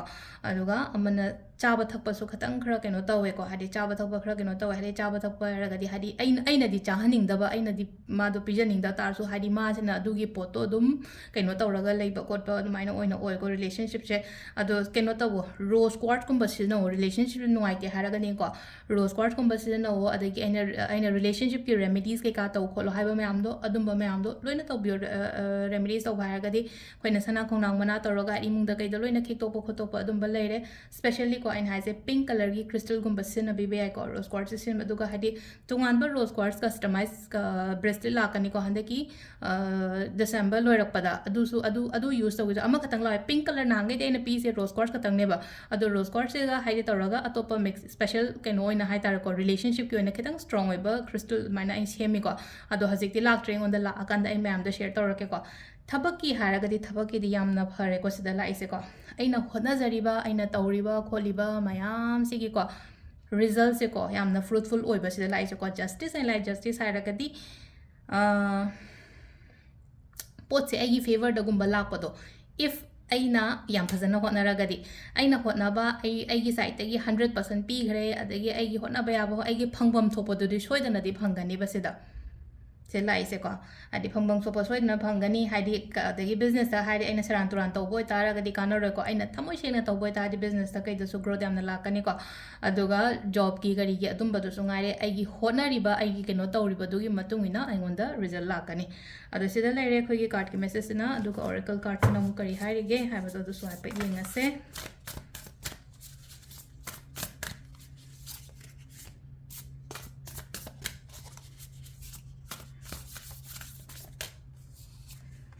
ꯑꯍꯥꯟꯕ ꯑꯅꯤꯁꯨꯕ ꯑꯍꯨꯝꯁꯨꯕ ꯑꯣꯔꯦꯀꯜ ꯀꯥꯔꯠꯇꯗꯤ ꯌꯥꯝꯅ ꯐꯖꯅ ꯂꯥꯛꯑꯦꯀꯣ ꯑꯍꯥꯟꯕ ꯂꯥꯛꯏꯁꯦꯀꯣ ꯆꯦꯟꯖ ꯑꯃꯗꯤ ꯂꯥꯛꯑꯦꯀꯣ ꯍꯥꯏꯗꯤ ꯆꯦꯟꯖꯁꯦ ꯀꯔꯝꯕ ꯆꯦꯟꯖꯅꯣ ꯍꯥꯏꯕꯗꯣ ꯑꯩ ꯍꯥꯏꯔꯛꯑꯒꯦ ꯈ꯭ꯋꯥꯏ ꯐꯥꯔꯁꯇ ꯂꯥꯛꯏꯁꯦꯀꯣ ꯍꯥꯏꯗꯤ ꯌꯨꯔꯦꯅꯁ ꯀꯣ ꯑꯩꯈꯣꯏꯒꯤ ꯄ꯭ꯂꯥꯅꯦꯠꯇꯒ ꯍꯧꯖꯤꯛꯀꯥꯟꯗꯤ ꯀꯩꯅꯣ ꯇꯧꯔꯤꯕ ꯈꯪꯗꯦ ꯑꯩꯈꯣꯏꯅ ꯍꯥꯏꯗꯤ ꯃꯔꯀꯔꯤ ꯚꯤꯅꯁ ꯑꯥꯔꯊ ꯃꯥꯔꯁ ꯖꯨꯄꯤꯇꯔ ꯁꯦꯇꯔꯟ ꯌꯨꯔꯦꯅꯁ ꯍꯥꯏꯗꯤ ꯌꯨꯔꯦꯅꯁꯁꯦ ꯍꯥꯏꯗꯤ ꯀꯩꯅꯣ ꯇꯧꯔꯤꯕ ꯈꯣꯠꯂꯤꯕ ꯍꯥꯏꯗꯤ ꯄ꯭ꯂꯥꯅꯦꯠꯁꯦ ꯍꯧꯖꯤꯛꯀꯥꯟꯗꯤ ꯑꯉꯥꯡꯉꯩ ꯇꯝꯕ ꯃꯇꯝꯗ ꯑꯩꯈꯣꯏꯗꯤ 9 ꯄ꯭ꯂꯥꯅꯦꯠꯁꯦ ꯇꯝꯃꯦꯀꯣ 9 ꯄ꯭ꯂꯥꯅꯦꯠꯁꯦ ꯍꯧꯖꯤꯛꯇꯤ 9ꯁꯦ ꯌꯧꯗꯣꯏꯅꯦꯀꯣ ꯑꯗꯣ ꯁꯤꯗ ꯂꯣꯏ ꯇꯣꯛꯑꯁꯦꯀꯣ ꯌꯨꯔꯦꯅꯁ ꯆꯦꯟꯖ ꯍꯥꯏꯅ ꯂꯥꯛꯑꯦꯀꯣ ꯍꯥꯏꯗꯤ ꯁꯤꯒꯤ ꯄ꯭ꯂꯥꯅꯦꯠꯁꯦꯀꯣ ꯁꯤꯗꯀꯣ ꯁꯗꯟ ꯆꯦꯟꯖꯀꯨꯝꯕ ꯑꯣꯏꯔꯛꯄꯁꯦꯀꯣ ꯁꯗꯟ ꯆꯦꯟꯖꯁꯦꯀꯣ ꯑꯐꯕꯔꯣꯝꯗ ꯂꯥꯛꯀꯅꯤꯀꯣ ꯆꯦꯟꯖꯁꯦ ꯍꯥꯏꯗꯤ ꯐ꯭रीडम ꯍꯥꯏꯔꯁꯤꯅꯦꯀꯣ ꯐ꯭रीडम ꯍꯥꯏꯔꯒꯗꯤ ꯑꯩꯁꯦ ꯀꯗꯥꯏꯗꯅꯣꯃ ꯕꯥꯎꯟꯗꯦꯁꯟ ꯑꯃꯗ ꯂꯩꯌꯦꯅ ꯈꯜꯂꯁꯦꯕ ꯑꯗꯨꯗꯒꯤ ꯐ꯭री ꯑꯣꯏꯔꯒ ꯊꯣꯛꯂꯛꯄꯗꯣ ꯍꯥꯏꯗꯤ ꯐ꯭रीडमꯒꯨꯝꯕꯀꯣ ꯑꯩꯒꯤ ꯑꯣꯔꯤꯖꯤꯅꯦꯂꯤꯇꯤ ꯍꯥꯏꯔꯁꯤꯅꯦꯀꯣ ꯑꯩꯁꯦ ꯀꯔꯝꯕ ꯃꯤꯅꯣ ꯑꯩꯁꯦ ꯀꯃꯥꯏꯅ ꯇꯧꯒꯗꯕꯅꯣ ꯈꯣꯠꯀꯗꯕꯅꯣ ꯂꯣꯏꯅ ꯅꯄꯥꯡꯒꯜ ꯐꯨꯗꯣꯛꯄ ꯉꯝꯕ ꯃꯇꯝꯗꯣ ꯍꯥꯏꯇꯥꯔꯦꯀꯣ ꯑꯗꯨ ꯑꯣꯏꯒꯅꯤꯀꯣ ꯐꯣꯔꯠ ꯍꯥꯎꯁ ꯂꯥꯛꯑꯦꯀꯣ ꯍꯥꯏꯗꯤ ꯐꯣꯔꯠ ꯍꯥꯎꯁ ꯏꯠꯁ ꯑ ꯍꯣꯝ ꯂꯟ ꯊꯨꯝ ꯀꯔꯤ ꯀꯔꯥ ꯆꯪꯕ ꯈꯣꯠꯄ ꯑꯗꯨꯃꯥꯏꯅ ꯑꯣꯏꯔꯦꯀꯣ ꯁꯦꯚꯦꯟ ꯍꯥꯎꯁ ꯀꯣ ꯍꯥꯏꯗꯤ ꯁꯦꯚꯦꯟ ꯍꯥꯎꯁꯁꯦ ꯔꯤꯂꯦꯁꯟꯁꯤꯞꯀꯤ ꯑꯣꯏꯅ ꯑꯣꯏꯀꯣ ꯑꯗꯣ ꯉꯁꯥꯏꯒꯤ ꯁꯤ ꯁꯦꯚꯦꯟ ꯍꯥꯎꯁꯀꯤ ꯔꯤꯂꯦꯁꯟꯁꯤꯞꯁꯦꯀꯣ ꯔꯤꯂꯦꯁꯟꯁꯤꯞꯀꯤ ꯑꯣꯏꯅ ꯍꯥꯏꯔꯒꯗꯤꯀꯣ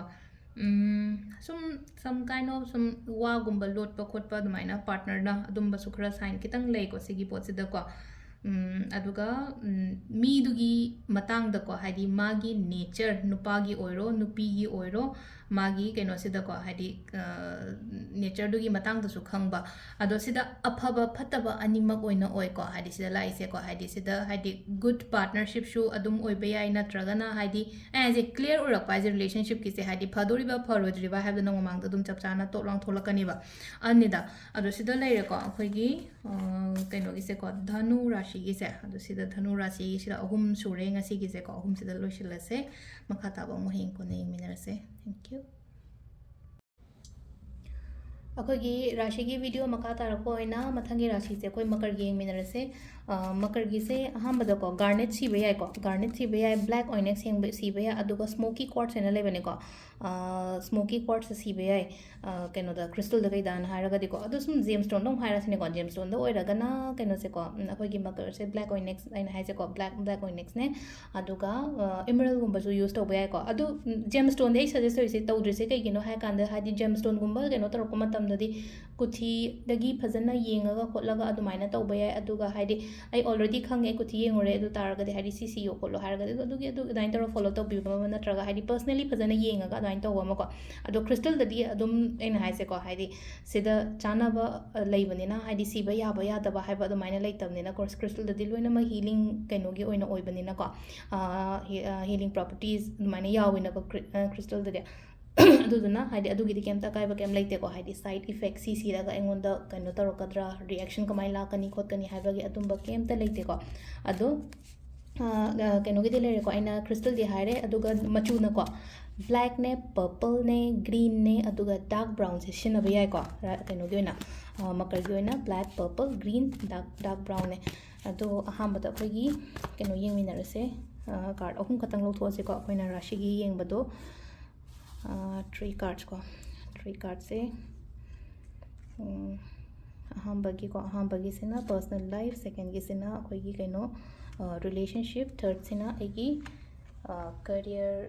ꯑꯣꯏꯔꯣ ꯕꯤꯖꯤꯅꯦꯁꯀꯤ ꯀꯣ ꯄꯩꯁꯥꯒꯤ ꯀꯩꯒꯤ ꯀꯩ ꯂꯩꯒꯦ ꯍꯥꯏꯕꯗꯣ ꯑꯗꯨ ꯁꯤ ꯂꯩꯔꯦꯀꯣ ꯑꯩꯈꯣꯏ ꯐꯥꯔꯁꯠ ꯁꯦꯀꯦꯟ ꯑꯦꯟ ꯊꯔꯗ ꯀꯣ ꯑꯍꯥꯟꯕ ꯀꯣ ꯑꯅꯤꯁꯨꯕ ꯑꯍꯨꯝꯁꯨꯕ ꯀꯣ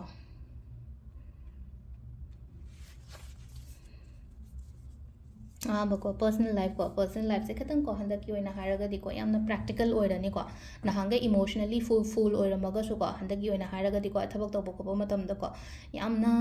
ꯀꯩ ꯍꯥꯏꯅꯤ ꯁ꯭ꯇꯦꯕꯤꯂꯤꯇꯤ ꯀꯔꯤ ꯀꯔꯥꯗꯤ ꯂꯥꯛꯀꯅꯤꯀꯣ ꯂꯥꯏꯐꯁꯦ ꯍꯥꯏꯗꯤ ꯃꯃꯥꯡꯒ ꯌꯦꯡꯅꯔꯨꯕ ꯃꯇꯝꯗ ꯍꯧꯖꯤꯛꯁꯦ ꯁ꯭ꯇꯦꯕꯜ ꯑꯣꯏꯔꯛꯄ ꯍꯥꯏꯔꯒꯗꯤ ꯃꯑꯣꯡ ꯃꯔꯤꯟ ꯑꯃ ꯇꯥꯔꯛꯄꯗꯣ ꯁ꯭ꯇꯦꯕꯜ ꯑꯣꯏꯔꯛꯄ ꯈꯣꯠꯄꯅ ꯍꯥꯏꯔꯒꯗꯤꯀꯣ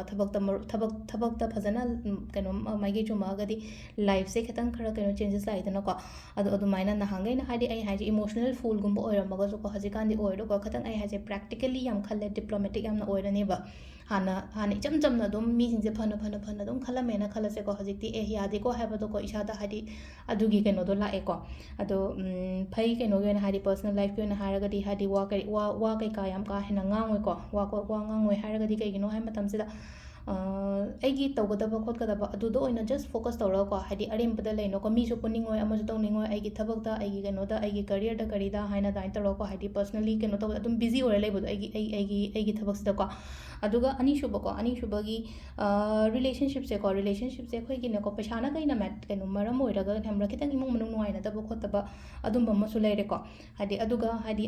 ꯑꯗꯨ ꯅꯠꯇ꯭ꯔꯒꯅ ꯍꯥꯏꯗꯤ ꯉꯁꯥꯏꯒꯤ ꯑꯟꯃꯦꯔꯤꯠ ꯍꯥꯏꯔꯁꯤꯅꯀꯣ ꯑꯟꯃꯦꯔꯤꯠꯇꯒ ꯍꯥꯏꯔꯒꯁꯨꯀꯣ ꯍꯥꯏꯗꯤ ꯀꯔꯤꯌꯔꯗꯅ ꯀꯔꯤꯗꯅ ꯑꯣꯏꯅ ꯐꯣꯀꯁ ꯇꯧꯔ ꯂꯩꯕꯗꯣ ꯔꯤꯂꯦꯁꯟꯁꯤꯞꯁꯤꯗ ꯃꯇꯝ ꯄꯤꯅꯗꯕ ꯈꯣꯠꯇꯕꯀꯣ ꯑꯗꯣ ꯌꯨꯝꯗ ꯀꯩꯅꯣ ꯍꯥꯏꯔꯒꯁꯨ ꯃꯦꯔꯤꯠꯅꯦꯒꯤ ꯑꯣꯏꯅ ꯍꯥꯏꯔꯒꯁꯨ ꯍꯥꯏꯗꯤ ꯁꯦꯜꯅ ꯃꯔꯝ ꯑꯣꯏꯔꯒ ꯏꯃꯨꯡꯗ ꯀꯩꯅꯣ ꯇꯧꯕ ꯈꯣꯠꯄ ꯑꯗꯨꯃꯥꯏꯅ ꯈꯇꯪ ꯂꯩꯀꯣ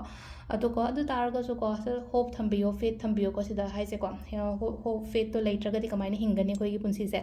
ꯑꯗꯨꯅ ꯍꯣꯞ ꯏꯁ ꯁ꯭ꯇꯤꯜ ꯗꯦꯌꯔ ꯀꯣ ꯁꯤꯒꯤ ꯗꯤꯐꯤꯀꯜ ꯑꯣꯏꯔꯤꯕ ꯐꯦꯁꯁꯦ ꯂꯥꯟꯊꯣꯛꯈꯤꯅꯤꯀꯣ ꯀꯩꯝꯇ ꯈꯟꯕꯤꯒꯅꯨ ꯁꯤꯗ ꯂꯩꯔꯤꯕ ꯍꯧꯖꯤꯛ ꯂꯩꯔꯤꯕ ꯗꯤꯐꯤꯀꯜ ꯐꯦꯁꯁꯦ ꯂꯥꯟꯊꯣꯛꯈꯤꯅꯤꯀꯣ ꯅꯦꯒꯦꯇꯤቭ ꯊꯣꯠꯁꯦ ꯌꯥꯝ ꯈꯟꯒꯅꯨꯀꯣ ꯍꯥꯏꯗꯤ ꯁꯤꯗ ꯑꯩꯒꯤ ꯑꯣꯏꯅ ꯑꯗꯨꯒ ꯃꯇꯝ ꯄꯤꯅꯧꯋꯣ ꯑꯗꯨꯒ ꯋꯥ ꯇꯥꯅꯧꯋꯣ ꯃꯇꯝ ꯄꯤꯅꯧ ꯋꯥ ꯇꯥꯅꯧ ꯍꯥꯏꯗꯤ ꯁꯤꯅ ꯀꯔꯤꯒꯤꯅꯣ ꯀꯃꯥꯏꯅ ꯇꯧꯕꯅꯣ ꯈꯣꯠꯄꯅꯣ ꯍꯥꯏꯗꯤ ꯇꯥꯟꯅꯔꯒ ꯇꯧꯃꯤꯟꯅꯕ ꯌꯥꯕ ꯈꯣꯠꯃꯤꯟꯅꯕ ꯍꯥꯏꯕ ꯑꯃ ꯂꯩꯅꯀꯣ ꯍꯥꯏꯗꯤ ꯀ꯭ꯋꯥꯂꯤꯇꯤ ꯇꯥꯏꯝ ꯁ꯭ꯄꯦꯟ ꯇꯧꯃꯤꯟꯅꯧ ꯑꯩ ꯗꯔꯀꯥꯔ ꯂꯩ ꯑꯗꯣ ꯑꯩꯅ ꯍꯥꯏꯗꯤ ꯑꯩ ꯈꯛꯇꯪꯗ ꯁꯥꯔꯒ ꯂꯩꯕꯗꯣ ꯑꯩꯒꯤ ꯋꯥꯏꯐꯇꯁꯨ ꯁꯥꯎ ꯍꯁꯕꯦꯟꯗ ꯋꯥꯏꯐ ꯑꯣꯏꯔꯒꯅ ꯍꯁꯕꯦꯟꯗꯁꯨ ꯁꯥꯎ ꯁꯤ ꯁꯨꯃꯥꯏꯅ ꯂꯩꯔꯦ ꯇꯥꯔꯒꯗꯤ ꯀꯃꯥꯏꯅ ꯇꯧꯔꯒ ꯇꯧꯃꯤꯟꯅꯕ ꯈꯣꯠꯃꯤꯟꯅꯕ ꯍꯥꯏꯕꯗꯣꯀꯣ ꯑꯃ ꯂꯩꯔꯦꯀꯣ ꯑꯗꯨꯒ ꯀꯔꯤꯌꯔꯒꯤ ꯑꯣꯏꯅ ꯍꯥꯏꯔꯒꯗꯤꯀꯣ ꯐꯩꯀꯣ ꯃꯤꯒꯨꯝꯕ ꯀꯩꯒꯨꯝꯕ ꯑꯗꯨꯝ ꯈꯤꯇꯪ ꯄꯨꯟꯒꯅꯤ ꯈꯤꯇꯪ ꯄꯨꯟꯕ ꯍꯥꯏꯔꯒꯗꯤ ꯃꯤꯅ ꯃꯁꯛ ꯈꯪꯕꯤꯕ ꯑꯣꯏꯕꯗꯣ socially ꯈꯤꯇꯪ ꯈꯔ ꯀꯣ ꯍꯥꯏꯗꯤ ꯃꯁꯛ ꯊꯣꯛꯄ ꯈꯣꯠꯄ ꯑꯗꯨꯃꯥꯏꯅ ꯑꯣꯏꯀꯣ ꯁꯤꯗ ꯂꯥꯛꯏꯁꯦ ꯑꯗꯨꯒ ꯑꯃꯅ ꯉꯁꯥꯏꯒꯤ ꯃꯤꯁꯦ ꯀꯩꯅꯣꯒ ꯇꯧꯔꯒ ꯑꯩꯈꯣꯏꯒꯤ ꯀ꯭ꯋꯤꯟꯒꯤ ꯇꯥꯏꯞꯇꯒ ꯇꯧꯔꯒ ꯐꯝꯃ ꯂꯩꯁꯦ ꯍꯥꯏꯗꯤ ꯅꯨꯄꯥꯗ ꯀ꯭ꯋꯤꯟꯅꯦ ꯍꯥꯏꯕꯗꯤ ꯌꯥꯔꯣꯏꯀꯣ ꯅꯨꯄꯥꯗꯅ ꯍꯥꯏꯔꯛꯑꯒꯅ ꯀꯤꯡꯒꯤ ꯁꯥꯏꯟ ꯑꯣꯏꯅ ꯂꯥꯛꯑꯅꯤꯀꯣ ꯍꯥꯏꯗꯤ ꯈꯤꯇꯪ ꯖꯣꯕ ꯅꯨꯡ ꯀꯔꯤꯗꯒ ꯍꯥꯏꯔꯒꯁꯨꯀꯣ ꯃꯑꯣꯡ ꯇꯥꯅꯒ ꯐꯝꯃꯒ ꯂꯩꯕ ꯈꯣꯠꯄ ꯑꯗꯨꯃꯥꯏꯅ ꯑꯣꯏꯅ ꯑꯣꯏꯔꯤ ꯑꯗꯨꯒ ꯒ꯭ꯔꯣꯠꯀꯨꯝꯕ ꯂꯩꯒꯅꯤ ꯁꯛꯁꯦꯁꯀꯨꯝꯕ ꯂꯩꯒꯅꯤꯀꯣ ꯀꯔꯤꯌꯔꯒꯤ ꯀꯩꯒꯤ ꯃꯇꯥꯡꯁꯤꯗ ꯒ꯭ꯔꯣꯠ ꯂꯩꯒꯅꯤ ꯁꯛꯁꯦꯁ ꯀꯣꯟꯐꯤꯗꯦꯟꯁꯁꯨ ꯌꯥꯝꯅ ꯂꯩꯒꯅꯤꯀꯣ ꯏꯁꯥꯒꯤ ꯑꯣꯏꯅ ꯀꯣꯟꯐꯤꯗꯦꯟꯁ ꯂꯩꯒꯅꯤ ꯐꯤꯅꯥꯟꯁꯤꯌꯦꯂꯤ ꯏꯟꯗꯤꯄꯦꯟꯗꯦꯟ ꯑꯣꯏꯒꯅꯤꯀꯣ ꯊꯧꯅꯥ ꯂꯩꯌꯣ ꯄꯥꯡꯒꯜ ꯊꯧꯅꯥ ꯌꯥꯝꯅ ꯂꯩꯕꯤꯕ ꯈꯣꯠꯄꯤꯕ ꯃꯌꯥꯝ ꯗꯔꯀꯥꯔ ꯑꯣꯏꯀꯣ ꯑꯗꯣ ꯁꯤꯗꯀꯣ ꯍꯥꯏꯗꯤ ꯀꯩꯅꯣ ꯇꯧꯕ ꯆꯦꯂꯦꯟꯖꯦꯁ ꯃꯌꯥम ꯑꯃ ꯂꯥꯛꯑꯒꯁꯨ ꯈꯪꯕ꯭ꯔꯥ ꯁꯤꯗꯅꯦ ꯈꯪꯕ꯭ꯔꯥ ꯑꯗꯨ ꯃꯌꯥꯝꯗꯣ ꯂꯣꯏꯅꯅꯦꯀꯣ ꯍꯥꯏꯗꯤ ꯂꯣꯏꯅꯃꯛ ꯅꯝꯊꯔꯒ ꯂꯣꯏ ꯆꯠꯈꯤꯕ ꯑꯗꯨꯃꯥꯏꯅ ꯑꯣꯏꯀꯣ ꯁꯤꯗ ꯂꯩꯁꯦꯀꯣ ꯑꯗꯣ ꯑꯩꯒꯤ ꯋꯥꯈꯜ ꯑꯩꯒꯤ ꯀꯩꯅꯣꯁꯨ ꯇꯦꯂꯦꯟ ꯀꯔꯤ ꯀꯔꯥ ꯂꯩꯔꯤꯕ ꯈꯣꯠꯂꯤꯕ ꯃꯌꯥꯝꯗꯣ ꯑꯗꯨꯁꯨ ꯂꯣꯏꯅ ꯐꯨꯗꯣꯛꯀꯗꯕ ꯃꯇꯝꯅꯦ ꯍꯟꯗꯛꯀꯤ ꯆꯍꯤꯁꯦ ꯑꯗꯣ ꯁꯤꯗ ꯂꯩꯔꯦ ꯑꯩꯈꯣꯏꯒꯤ ꯀꯩꯅꯣꯒꯤ ꯀꯩꯅꯣꯅꯀꯣ ꯑꯗꯨꯒ ꯑꯃꯅ ꯑꯩꯈꯣꯏꯒꯤ ꯀꯩꯅꯣꯒꯤ ꯀꯥꯔꯠꯁꯦꯀꯣ oracle card ko astro card siguna kari lake haibato adugi message amasu yengminarase 1 2 3 ko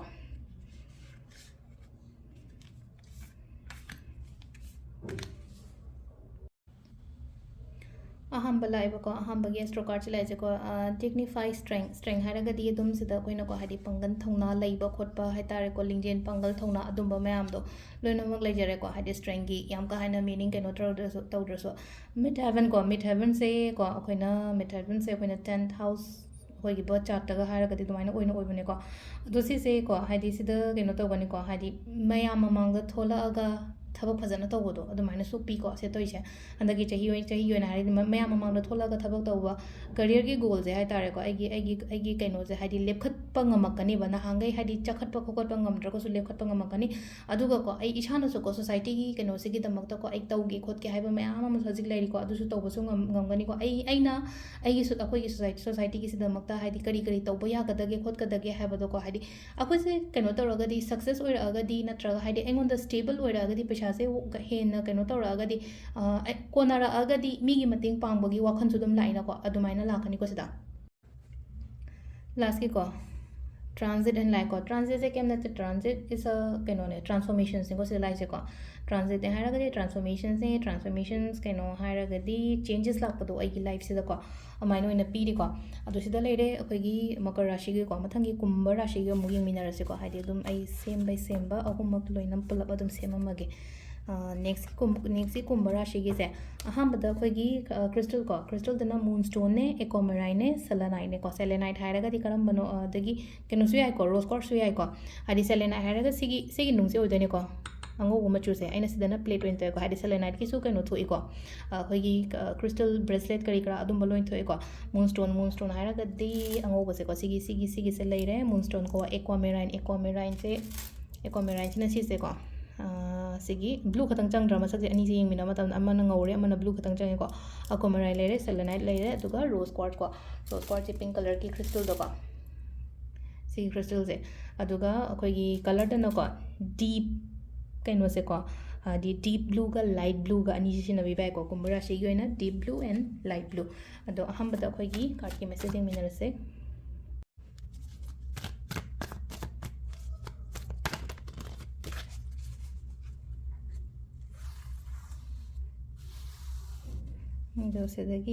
three cards को 1 2 3 आई पर्सनल लाइफ आई रिलेशनशिप अदुगा अमना कैनो आई थबक की इंखांगी कईगी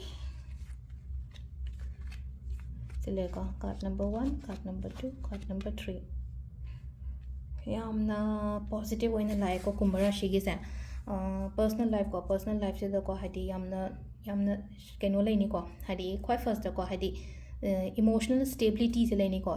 इमोशनल स्टेबिलिटी हारगदी वखन नुंगाइबा अदुम बैलेंस तक लेजबदो दुमाइना ओइना लेगनी को अनो मयाम अमा लाकनी हंदकी चही से को हाइदि अनएक्सपेक्टेड ता हाइ तार केम तक खल्लुदबा पोत का से ओइरकपगुम्बा थबक तक हाइरासिने को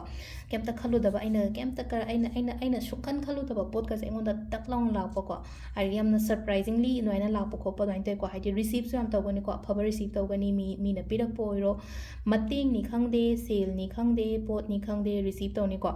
aduga kain ko sida ko haidi emotionally keno su ko aina haise ko amna stable oi ba hagadi wakhan ga dum nungai na khotna dumaina ga leiba khotpa ko aduga thabai khang tawu matam da su ko akoi gi mai pak pa khopa dum bazu lakani ko adu thabak ki da kai akoi personal life sida aina tei thabak ka tawje na khala se ba sida laise ko haidi cups laise cups se phazaba cups am lakra aduna haidi yamna phazana leiba khopa dumain lei ko aduga relationship se yamna amuk sida laise ko kaino tawe akoi gi understanding am laina ba to couple se gi marak to ko understanding laina ba phadana nungshi chana na leiba ko amana amagi wata na ba ko yamna happy oi ba kaino oi gani ko happy time positive energies lots of hadi good energies ko still aise ado kaino su tawni hadi kaino toy ko hadi reunion kaina su lai ko sida ko hadi mi gumba adum laina ko hadi nahangai pau phawna rudraka amuka daka phawna raga hadi phazana ga loina raga leiba ko pa maina ko adagi mamang da hadi yamna kaini husband wife sida hadi gap mayam ama legre na khala se ko gap mayam ama legre ga su hadi laktor bi matam sida hadi phazana amu nushi chana leimina ba ko hadi quality time gum spend to mina ba ko mina ba koi ba chat pa ko pa adumaina adum ko hadi family gi maru oi ba matam hai ba mlei na ko adum pinagani ko duga amana ko kaino se ko ka thabak inkhang gi se ko just focus ko haji ko na hara gati ko focus thamo aina tawdori ba pot sida ko attention focus se yam darkar roi ko agi dream agi goal se phange na hara gati ko sida ko hadi universe na ko aingonda kaino di pirei ba nangdo nangi thabak se oini hai ba gi kaino mati single lam di lai ba do nang hotno hai ba ne sida ai se nang hotla ra gati nangi guts feeling do hai tare ko ai gi imi gi lai no ko sida lai se hadi guts feeling do kaino ma aingonda lai da no ko ai si ching ngamni hai ba gi isada kani confidence kum ba yamna lakpo ko mai lai no ko thajo adugi pot mayam do ai handak ti soidana ngamni thaba pe ka thaw matam da oiro natraga hadi job ki oiro ate exam kari kra lai no ko adu hadi keno tawo sida ko ai aduga aina tawdori ba pot ta ko mingo da sungai hai gano ai pisa phange na khala se ba ai business sida ko hadi growth ka phajana la ga pisa nu saga se mong ta na lai khole na khala se ko kanam ta share to thokona tumina leiba tam ko mingo da hai gano mingo da hai ba matam da kai gino hai matam da mi sin sida kalak pa sum yaw no ko kalak pa ha je afaba energy je na te dana aduna mina kalak pa matam da ngasai gi hadi phataba energy da engon da sang ani kalak pa dagi ngasai gi ai gi phana nuai rame phana kaino torome ga silame yolame kano tawre na khala se tare kitang down chat ki ba kot ki ba gum balai na ko aduna ai success oi matam da hai gano mingo da ai do pha kyam tali ge ai dukan da pot kyam sit ke pot ke ha na ching ba aduma mam do yam ka hena hadi loinamak da share taw da ba hadi ai gi khangna jana ba hadi moina khangjaba na makhala mo oigre ko natabida atopa da kai da di adwain taraga share gum ba taw ida ba ko do mathang da na khoi oracle card tai na kari guidance la ke ha ba do du ma su ye me na rase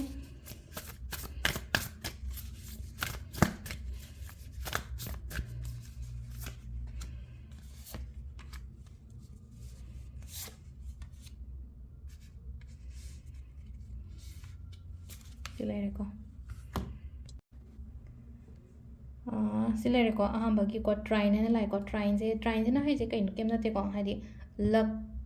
opportunities adumba mayam do poro point ko haidi harmony luck opportunities ko mayam se aphabagi kaino oina lai ko guidance se kaino like oracle card chen lai se ani so bode juno hai lai ko juno means partnership adum ka de ko juno usela aga di koina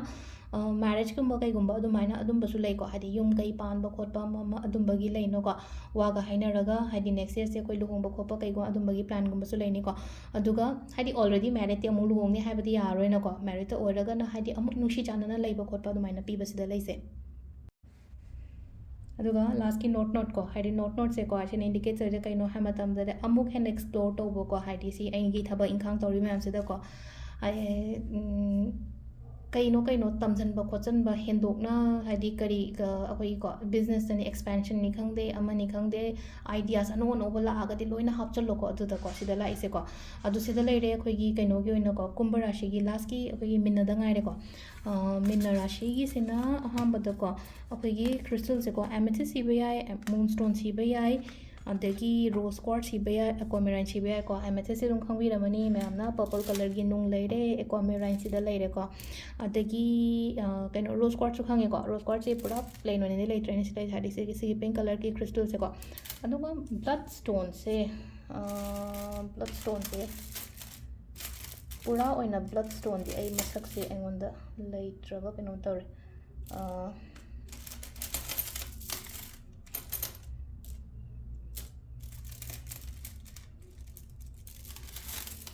bloodstone ai thiba khangdre kaino sida khitang ko kaino ga ne akhoi gi le sida yawe bloodstone se sigi masak se ape smaina manarap tawbani ko sangbaga ngangtak tawbo smaina yanari se ko shain tara tawbani ko akhoi gi bloodstone se ko si leise ado sidana akhoi keno leire ko hadi crystal leire ko maga chana base aduga color dana yellow and orange ko set pay ko yellow orange set pay color dana ado ahamda akhoi gi card ki message se yenga se aduga oracle gi keno gi amu yeng minara se ko hadi ahamda akhoi gi normal deck se yenga se aduga oracle dana kari guidance la ke hai badu sumu yeng minara se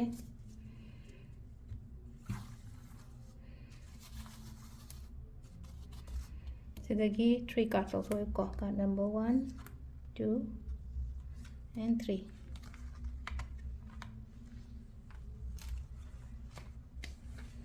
ai personal life ai relationship ai thaba inkhang ko personal life relationship kaino thaba ki ko personal life se ko hadi yam phajana su laye wakhan de yam nungai tabdang tawe ko hadi wakhan yam nungai tabdang taw hadi quite first ko hadi personal life har se personal life ki kai yuin haraga di ko kaino tawgani ko akhoi gi thaba inkhang tawminabada partnership ta karida transparency yam laigani aiga tawminadoriba mi do harasini ko aiga tawminadoriba mi do thaba inkhang tawminaba matamda hadi pa aina haje partnership ta thaba imanabaga thaba tawe ka hadi yamna thamoi sengna tawminaba ko minaba adumba gumba su lai ko ado luhong basu pi budi pi ko sida ko luhong basu pi babudi luhong kai hong ba kai ka adumba su kara sign kara lai aduga blessing su yamna laigani ko ishor gi ngasai gi sida card gi matak sida hadi ishor ma lepaga lairiba magi makut sina smaina akhoi da tawraga hadi bless tawbibado akhoi se haitare ko bor pibiba aduduna hadi light tin ju dum ningbiyo ko especially thursday gumba se ningo ko hadi thursday gumba se gi ko khoi gi number 6 se ko number 6 se hadi lakshmi gi keno oibado ko venus se oi ko hadi keno tawraga de aduduna keno tawbiyo lakshmi gi कैनोगुम्बा कई हनी अखोगी पूजागुम्बा पूजा हारगदी मागी तु फजना कई कटपीबा खोपीबा अदुमाइन तौबियो को पैसा नुसासे दुम चंगो खोलो हाइबगी पीरी आइगी personal life की the ओइना हारगदी अनी सुबसिना को रिलेशनशिप से कदाई तनो मा हाइदी याम नुंगाइतबा मा लैरि को सिदा को नुंगाइत्रिबा मयाम से को रिलीज द होलो हाइदी फतबगा खल्लगा लेरगदी को अदुम लैनो को हाइदी मासिना इंगोंदा कइनो तौगिबदो अदु वाखंदनो को अदुम खंजलगा लेबदो हाइदी पोचे फरेना सु खल्लसेबा हाइदी अमुक हेता मनिंग हेता हनगिबदो अदुमाइना तौवेबा अदुना यारगदी को हाइदी सी नेगेटिव थॉट्स मयाम से लोइना रिलीज द होलो थोलो आइगी वाखन फतबा मयाम दुदगी को हाइदी नमधारगा थोलो अदुगने को अदु हाइदी रिप्लेस तौथोपा आइगी थॉट्स से को हाइदी जस्ट रिप्लेस योर कइनो दो कोगी negative thoughts to positive thoughts को हाइदी फतबा थमदो शुरुपुदी अफबोइना थमगे को हाइबदा अमाइ तौरगा पोचे अनि लेरे सी कौतासिना फतबा मयाम मेओरसिदना अफबा मयाम ने फतबा हाइदोखरो अफबोइना हापसन सेबतो को जस्ट थॉट प्रोसेस से यामना कइनो तौवे को सिदा रिलेशनशिप वाखन पंखन खंजनबा पंचिंगदगा चिंगनाबी खोपी अदुम खरा लैगने को अदुदुना अइना हेना खंजनबने को सिजे अइना हेना खंजनबने याम का हेना खंजनबीबा को चनबीबा यादे को अदुगा अमना ngसाई करियर जॉब पैसा नुसागी कईगी ओइना हाइरगदी को यामना क्लियरली ओइरे हंदकी जई से आइसी मा तौनी हाइबगी को कइनोदी लेजरे को आइसी मा तौगनी आइसी गमसी मा होनगनी खोतकनी हाइबगी हजितगी होना प्रॉपर प्लानिंग दि लेरमनी को अदुगा वखंदसु याम मेच्योर ओइरे थाइनागा हाइरगदी को हाइदी यामना प्रैक्टिकली खनबा ngambdo पोत थबा इंगांग तौ मतमदा प्रैक्टिकली खनबा ngame अदुगा प्लस कइनोस तौरे को अखोइगी कई हाइनी कइनोसे करी हाइदी कोक्तगी डिसीजन लौबसे नहांगे लेनोगा थमोय नीसे नुंगाइता हाइदी कइनोगा कइमीना कइनोमता मतिंग पांगो का हागा से नीसे नुंगाइता मतिंग पांग बी को पी का ngamdo हौजिक काना कमाइन तौगता के हाइदी कोक्तगी कइनो त हाइदी एना हाइसे कोकना सानारागदी खरा खेनैनो को थमोयगा कोका हाइ मतमदा अदु हाजिना मु हाइदी माइना रूल तौरकनी बा आइगी हार्ट त खमरा अदुना थबक तौ मतमदा प्रैक्टिकली फजना तौरकनी अदुना थबक त प्रैक्टिकली तौरगदी माइ पाइदनो को अदुना हानगा हाइरगदी चेंजेस याम लाकनी येना की बखोत की पोट लेरगा सु पाइंगोंदा फंकनी को सिगी पोट मैम से अदो अखोइगी कइनो हारसिना को ओरेकल कार्ड तेना करी गाइडेंस लाके हाइबदो अदु मतंग सु हाइपे यंगमिनरसे अहंबा अनिशुबा अहम शुबा को first house arrival first house से इशाने को ꯏꯁꯥ ꯍꯥꯏꯗꯤ ꯑꯩꯈꯣꯏꯒꯤ ꯀꯨꯊꯤꯗꯒ ꯌꯦꯡꯉꯨꯅꯦ ꯐꯔꯁ ꯍꯥꯎꯁꯀꯤ ꯀꯩꯅꯣꯁꯦꯀꯣ ꯍꯥꯏꯗꯤ ꯑꯩ ꯏꯁꯥꯁꯦ ꯔꯤꯄ꯭ꯔꯦꯖꯦꯟ ꯇꯧꯕꯅꯦꯕ ꯑꯗꯨꯗ ꯌꯥꯎꯔꯤꯕ ꯔꯥꯁꯤꯗꯨꯒꯤ ꯃꯇꯨꯡ ꯏꯟꯅꯀꯣ ꯍꯥꯏꯗꯤ ꯑꯩꯈꯣꯏꯒꯤ ꯐꯔꯁ ꯍꯥꯎꯁꯀꯤ ꯂꯣꯔꯠ ꯍꯥꯏꯔꯁꯤꯅꯦꯀꯣ ꯏꯁꯣꯔ ꯅꯠꯇ꯭ꯔꯒ ꯍꯥꯏꯗꯤ ꯑꯩꯒꯤ ꯄ꯭ꯂꯥꯅꯦꯠꯇꯣ ꯑꯩꯒꯤ ꯔꯥꯁꯤ ꯍꯥꯏꯔꯁꯤꯅꯦꯀꯣ ꯑꯗꯨꯗꯣ ꯍꯥꯏꯗꯤ ꯁꯤꯗ ꯂꯥꯛꯏꯁꯦꯀꯣ ꯑꯔꯥꯏꯕꯜ ꯐꯔꯁ ꯍꯥꯎꯁ ꯑꯔꯥꯏꯕꯜ ꯂꯥꯛꯏꯁꯦ ꯑꯩꯒꯤꯗꯃꯛꯇ ꯍꯥꯏꯇꯥꯔꯦꯀೋ ꯍꯟꯗꯛ ꯑꯩꯒꯤ ꯑꯣꯏꯅ ꯍꯥꯏꯔꯒꯗꯤ ꯑꯩꯉꯣꯟꯗ ꯀꯩꯅꯣ ꯃꯌꯥꯝ ꯑꯃ ꯂꯥꯛꯄ ꯌꯥꯏꯕꯁꯤꯗꯀꯣ ꯂꯣꯠꯁ ꯑꯣꯐ ꯀꯩ ꯍꯥꯏꯅꯤ ꯑꯩꯈꯣꯏꯒꯤ ꯒ꯭ꯔꯣꯠꯅꯤ ꯈꯪꯗꯦ ꯑꯃꯅꯤ ꯈꯪꯗꯦꯀꯣ ꯑꯐꯕ ꯃꯌꯥꯝ ꯑꯃ ꯍꯥꯏꯗꯤ ꯁꯤꯗ ꯂꯩꯔꯤꯁꯦ ꯍꯥꯏꯗꯤ ꯀꯥꯔꯠꯁꯦ ꯌꯥꯝ ꯐꯖꯁꯨ ꯐꯖꯩꯀꯣ ꯍꯥꯏꯗꯤ ꯀꯩꯅꯣꯒ ꯇꯧꯔꯒ ꯑꯩꯈꯣꯏ ꯂꯩꯔꯣꯡꯒ ꯃꯌꯥꯝꯒ ꯁꯥꯠꯂꯒ ꯍꯥꯏꯇꯥꯔꯦꯀꯣ ꯑꯩꯉꯣꯟꯗ ꯑꯐꯕ ꯑꯔꯥꯏꯕꯜ ꯑꯃ ꯂꯥꯛꯄ ꯈꯣꯠꯄ ꯑꯔꯥꯏꯕꯜꯁꯦ ꯖꯣꯕꯇ ꯑꯣꯏꯗꯣꯏꯔꯥ ꯀꯔꯤꯗ ꯑꯣꯏꯗꯣꯏꯅꯣ ꯕꯤꯖꯤꯅꯦꯁꯇ ꯑꯣꯏꯗꯣꯏꯔꯥ ꯑꯗꯨꯗꯤ ꯌꯦꯡꯉꯁꯦꯀꯣ ꯑꯅꯤꯁꯨꯕꯀꯣ ꯍꯥꯏꯗꯤ ꯊꯔꯠ ꯍꯥꯎꯁ ꯍꯥꯏꯗꯤ ꯀꯝꯃꯨꯅꯤꯀꯦꯠ ꯀꯣ ꯍꯥꯏꯗꯤ proper communication with the partner ꯀꯣ ꯁꯤꯗ ꯂꯥꯛꯈꯤꯕ ꯀꯥꯔꯠꯁꯤꯁꯨ ꯌꯦꯡꯕꯤꯌꯨꯀꯣ ꯉꯁꯥꯏꯒꯤ ꯑꯩꯅ ꯈꯟꯖꯜꯂꯤꯕ ꯈꯣꯠꯆꯜꯂꯤꯕ ꯃꯌꯥꯝꯁꯦꯀꯣ ꯍꯥꯏꯗꯤ ꯏꯊꯟꯗ ꯄꯪꯈꯟꯗ ꯈꯜꯂꯒ ꯂꯩꯒꯅꯣꯕ ꯍꯥꯏꯗꯤ ꯋꯥꯔꯤ ꯁꯥꯗꯣꯛꯑꯣꯕ ꯑꯩꯅ ꯀꯩꯅꯣꯝꯃ ꯗꯥꯎꯠ ꯂꯩꯔꯒꯗꯤ ꯍꯪꯉꯣꯕ ꯅꯪ ꯁꯤ ꯇꯧꯕ꯭ꯔꯥ ꯈꯣꯠꯄ꯭ꯔꯥ ꯅꯪ ꯄꯥꯝꯃꯤꯁꯤꯅ ꯀꯩꯅꯣ ꯑꯩꯅ ꯄꯥꯝꯃꯤꯁꯤꯅ ꯁꯤꯅꯤ ꯈꯣꯠꯅꯤ ꯍꯥꯏꯕꯗꯣꯀꯣ ꯍꯥꯏꯗꯤ ꯀꯝꯃꯨꯅꯤꯀꯦꯁꯟꯁꯤꯁꯨ ꯌꯥꯝ ꯗꯔꯀꯥꯔ ꯑꯣꯏꯀꯣ ꯍꯥꯏꯗꯤ ꯄꯥꯔꯠꯅꯔꯒ ꯑꯗꯨꯒ ꯑꯍꯥꯟꯕꯩꯁꯦꯀꯣ ꯔꯤꯁꯣꯔꯁꯦꯁ ꯍꯥꯏꯅ ꯍꯥꯏꯔꯒꯗꯤ ꯑꯩꯈꯣꯏꯒꯤ ꯀꯔꯤ ꯇꯧꯕ ꯌꯥꯒꯗꯒꯦ ꯍꯟꯗꯛꯀꯤ ꯆꯍꯤꯁꯦ ꯑꯩꯅ ꯍꯥꯏꯁꯦ ꯄ꯭ꯂꯥꯅꯤꯡꯐꯖꯅ ꯇꯧꯋꯣꯅ ꯍꯥꯏꯈ꯭ꯔꯦꯀꯣ ꯃꯃꯥꯡꯗꯁꯨ ꯄ꯭ꯔꯣꯄꯔ ꯄ꯭ꯂꯥꯅꯤꯡ ꯀꯔꯤ ꯀꯔꯥ ꯂꯩꯅꯀꯣ ꯍꯥꯏꯗꯤ ꯌꯥꯝꯅ ꯀ꯭ꯂꯤꯌꯔ ꯑꯣꯏꯅ ꯑꯃꯁꯨ ꯂꯥꯛꯈ꯭ꯔꯦꯀꯣ ꯂꯥꯁ ꯀꯥꯔꯠꯁꯤꯗ ꯍꯥꯏꯗꯤ ꯃꯦꯟꯇꯦꯜ ꯀ꯭ꯂꯦꯔꯤꯇꯤ ꯂꯥꯛꯏꯁꯦ ꯑꯩꯅ ꯇꯧꯗꯣꯏꯁꯦ ꯀꯔꯤꯅꯣ ꯍꯥꯏꯗꯤ ꯐꯖꯅ ꯈꯟꯗꯣꯛꯑꯒꯗꯤ ꯂꯩꯔꯦꯕ ꯑꯗꯨꯗꯨꯅ ꯍꯥꯏꯗꯤ ꯀꯩꯅꯣ ꯇꯧꯕ ꯌꯥꯕ ꯃꯌꯥꯝ ꯑꯃ ꯇꯧꯀꯣ ꯑꯗꯣ ꯄꯩꯁꯥ ꯅꯨꯡꯁꯥ ꯌꯥꯝ ꯄꯤꯔꯤꯀꯣ ꯁꯤꯗ ꯂꯥꯛꯏꯕ ꯀꯥꯔꯠꯁꯦ ꯌꯦꯡꯉꯨꯅꯦ ꯍꯥꯏꯗꯤ ꯂꯣꯠꯁ ꯑꯣꯐ ꯒꯣꯜꯗꯟ ꯀꯣꯏꯟꯁꯀꯨꯝꯕ ꯀꯩꯒꯨꯝꯕ ꯃꯌꯥꯝ ꯑꯃ ꯂꯩꯔꯤꯀꯣ ꯑꯗꯨ ꯁꯤ ꯂꯩꯔꯦ ꯑꯩꯈꯣꯏꯒꯤ ꯍꯟꯗꯛꯀꯤ ꯆꯍꯤꯒꯤ ꯔꯥꯁꯤꯒꯤ ꯀꯩꯅꯣꯁꯦꯀꯣ ꯑꯩ ꯏꯄꯣꯛ ꯅꯨꯃꯤꯠꯀꯤꯁꯨ ꯁꯦꯝꯃꯛꯀꯦꯀꯣ ꯍꯥꯏꯗꯤ ꯁꯟꯗꯦ ꯃꯟꯗꯦꯒꯤꯁꯨ ꯁꯦꯝꯃꯛꯀꯦ ꯑꯗꯣ ꯔꯥꯁꯤꯒꯤꯗꯤ ꯉꯁꯤꯅꯗꯤ ꯂꯣꯏꯁꯜꯂꯁꯦꯀꯣ ꯃꯌꯥꯝ ꯑꯗꯣ ꯖꯅꯋꯥꯔꯤꯒꯤ ꯔꯤꯗꯤꯡ ꯋꯥꯠꯂꯤ ꯑꯗꯩ ꯀꯩꯅꯣꯒꯤ ꯔꯤꯗꯤꯡ ꯋꯥꯠꯂꯤ ꯌꯦꯡꯃꯤꯟꯅꯔꯁꯦ ꯀꯣꯟꯅ ꯊꯦꯡꯛ ꯌꯨ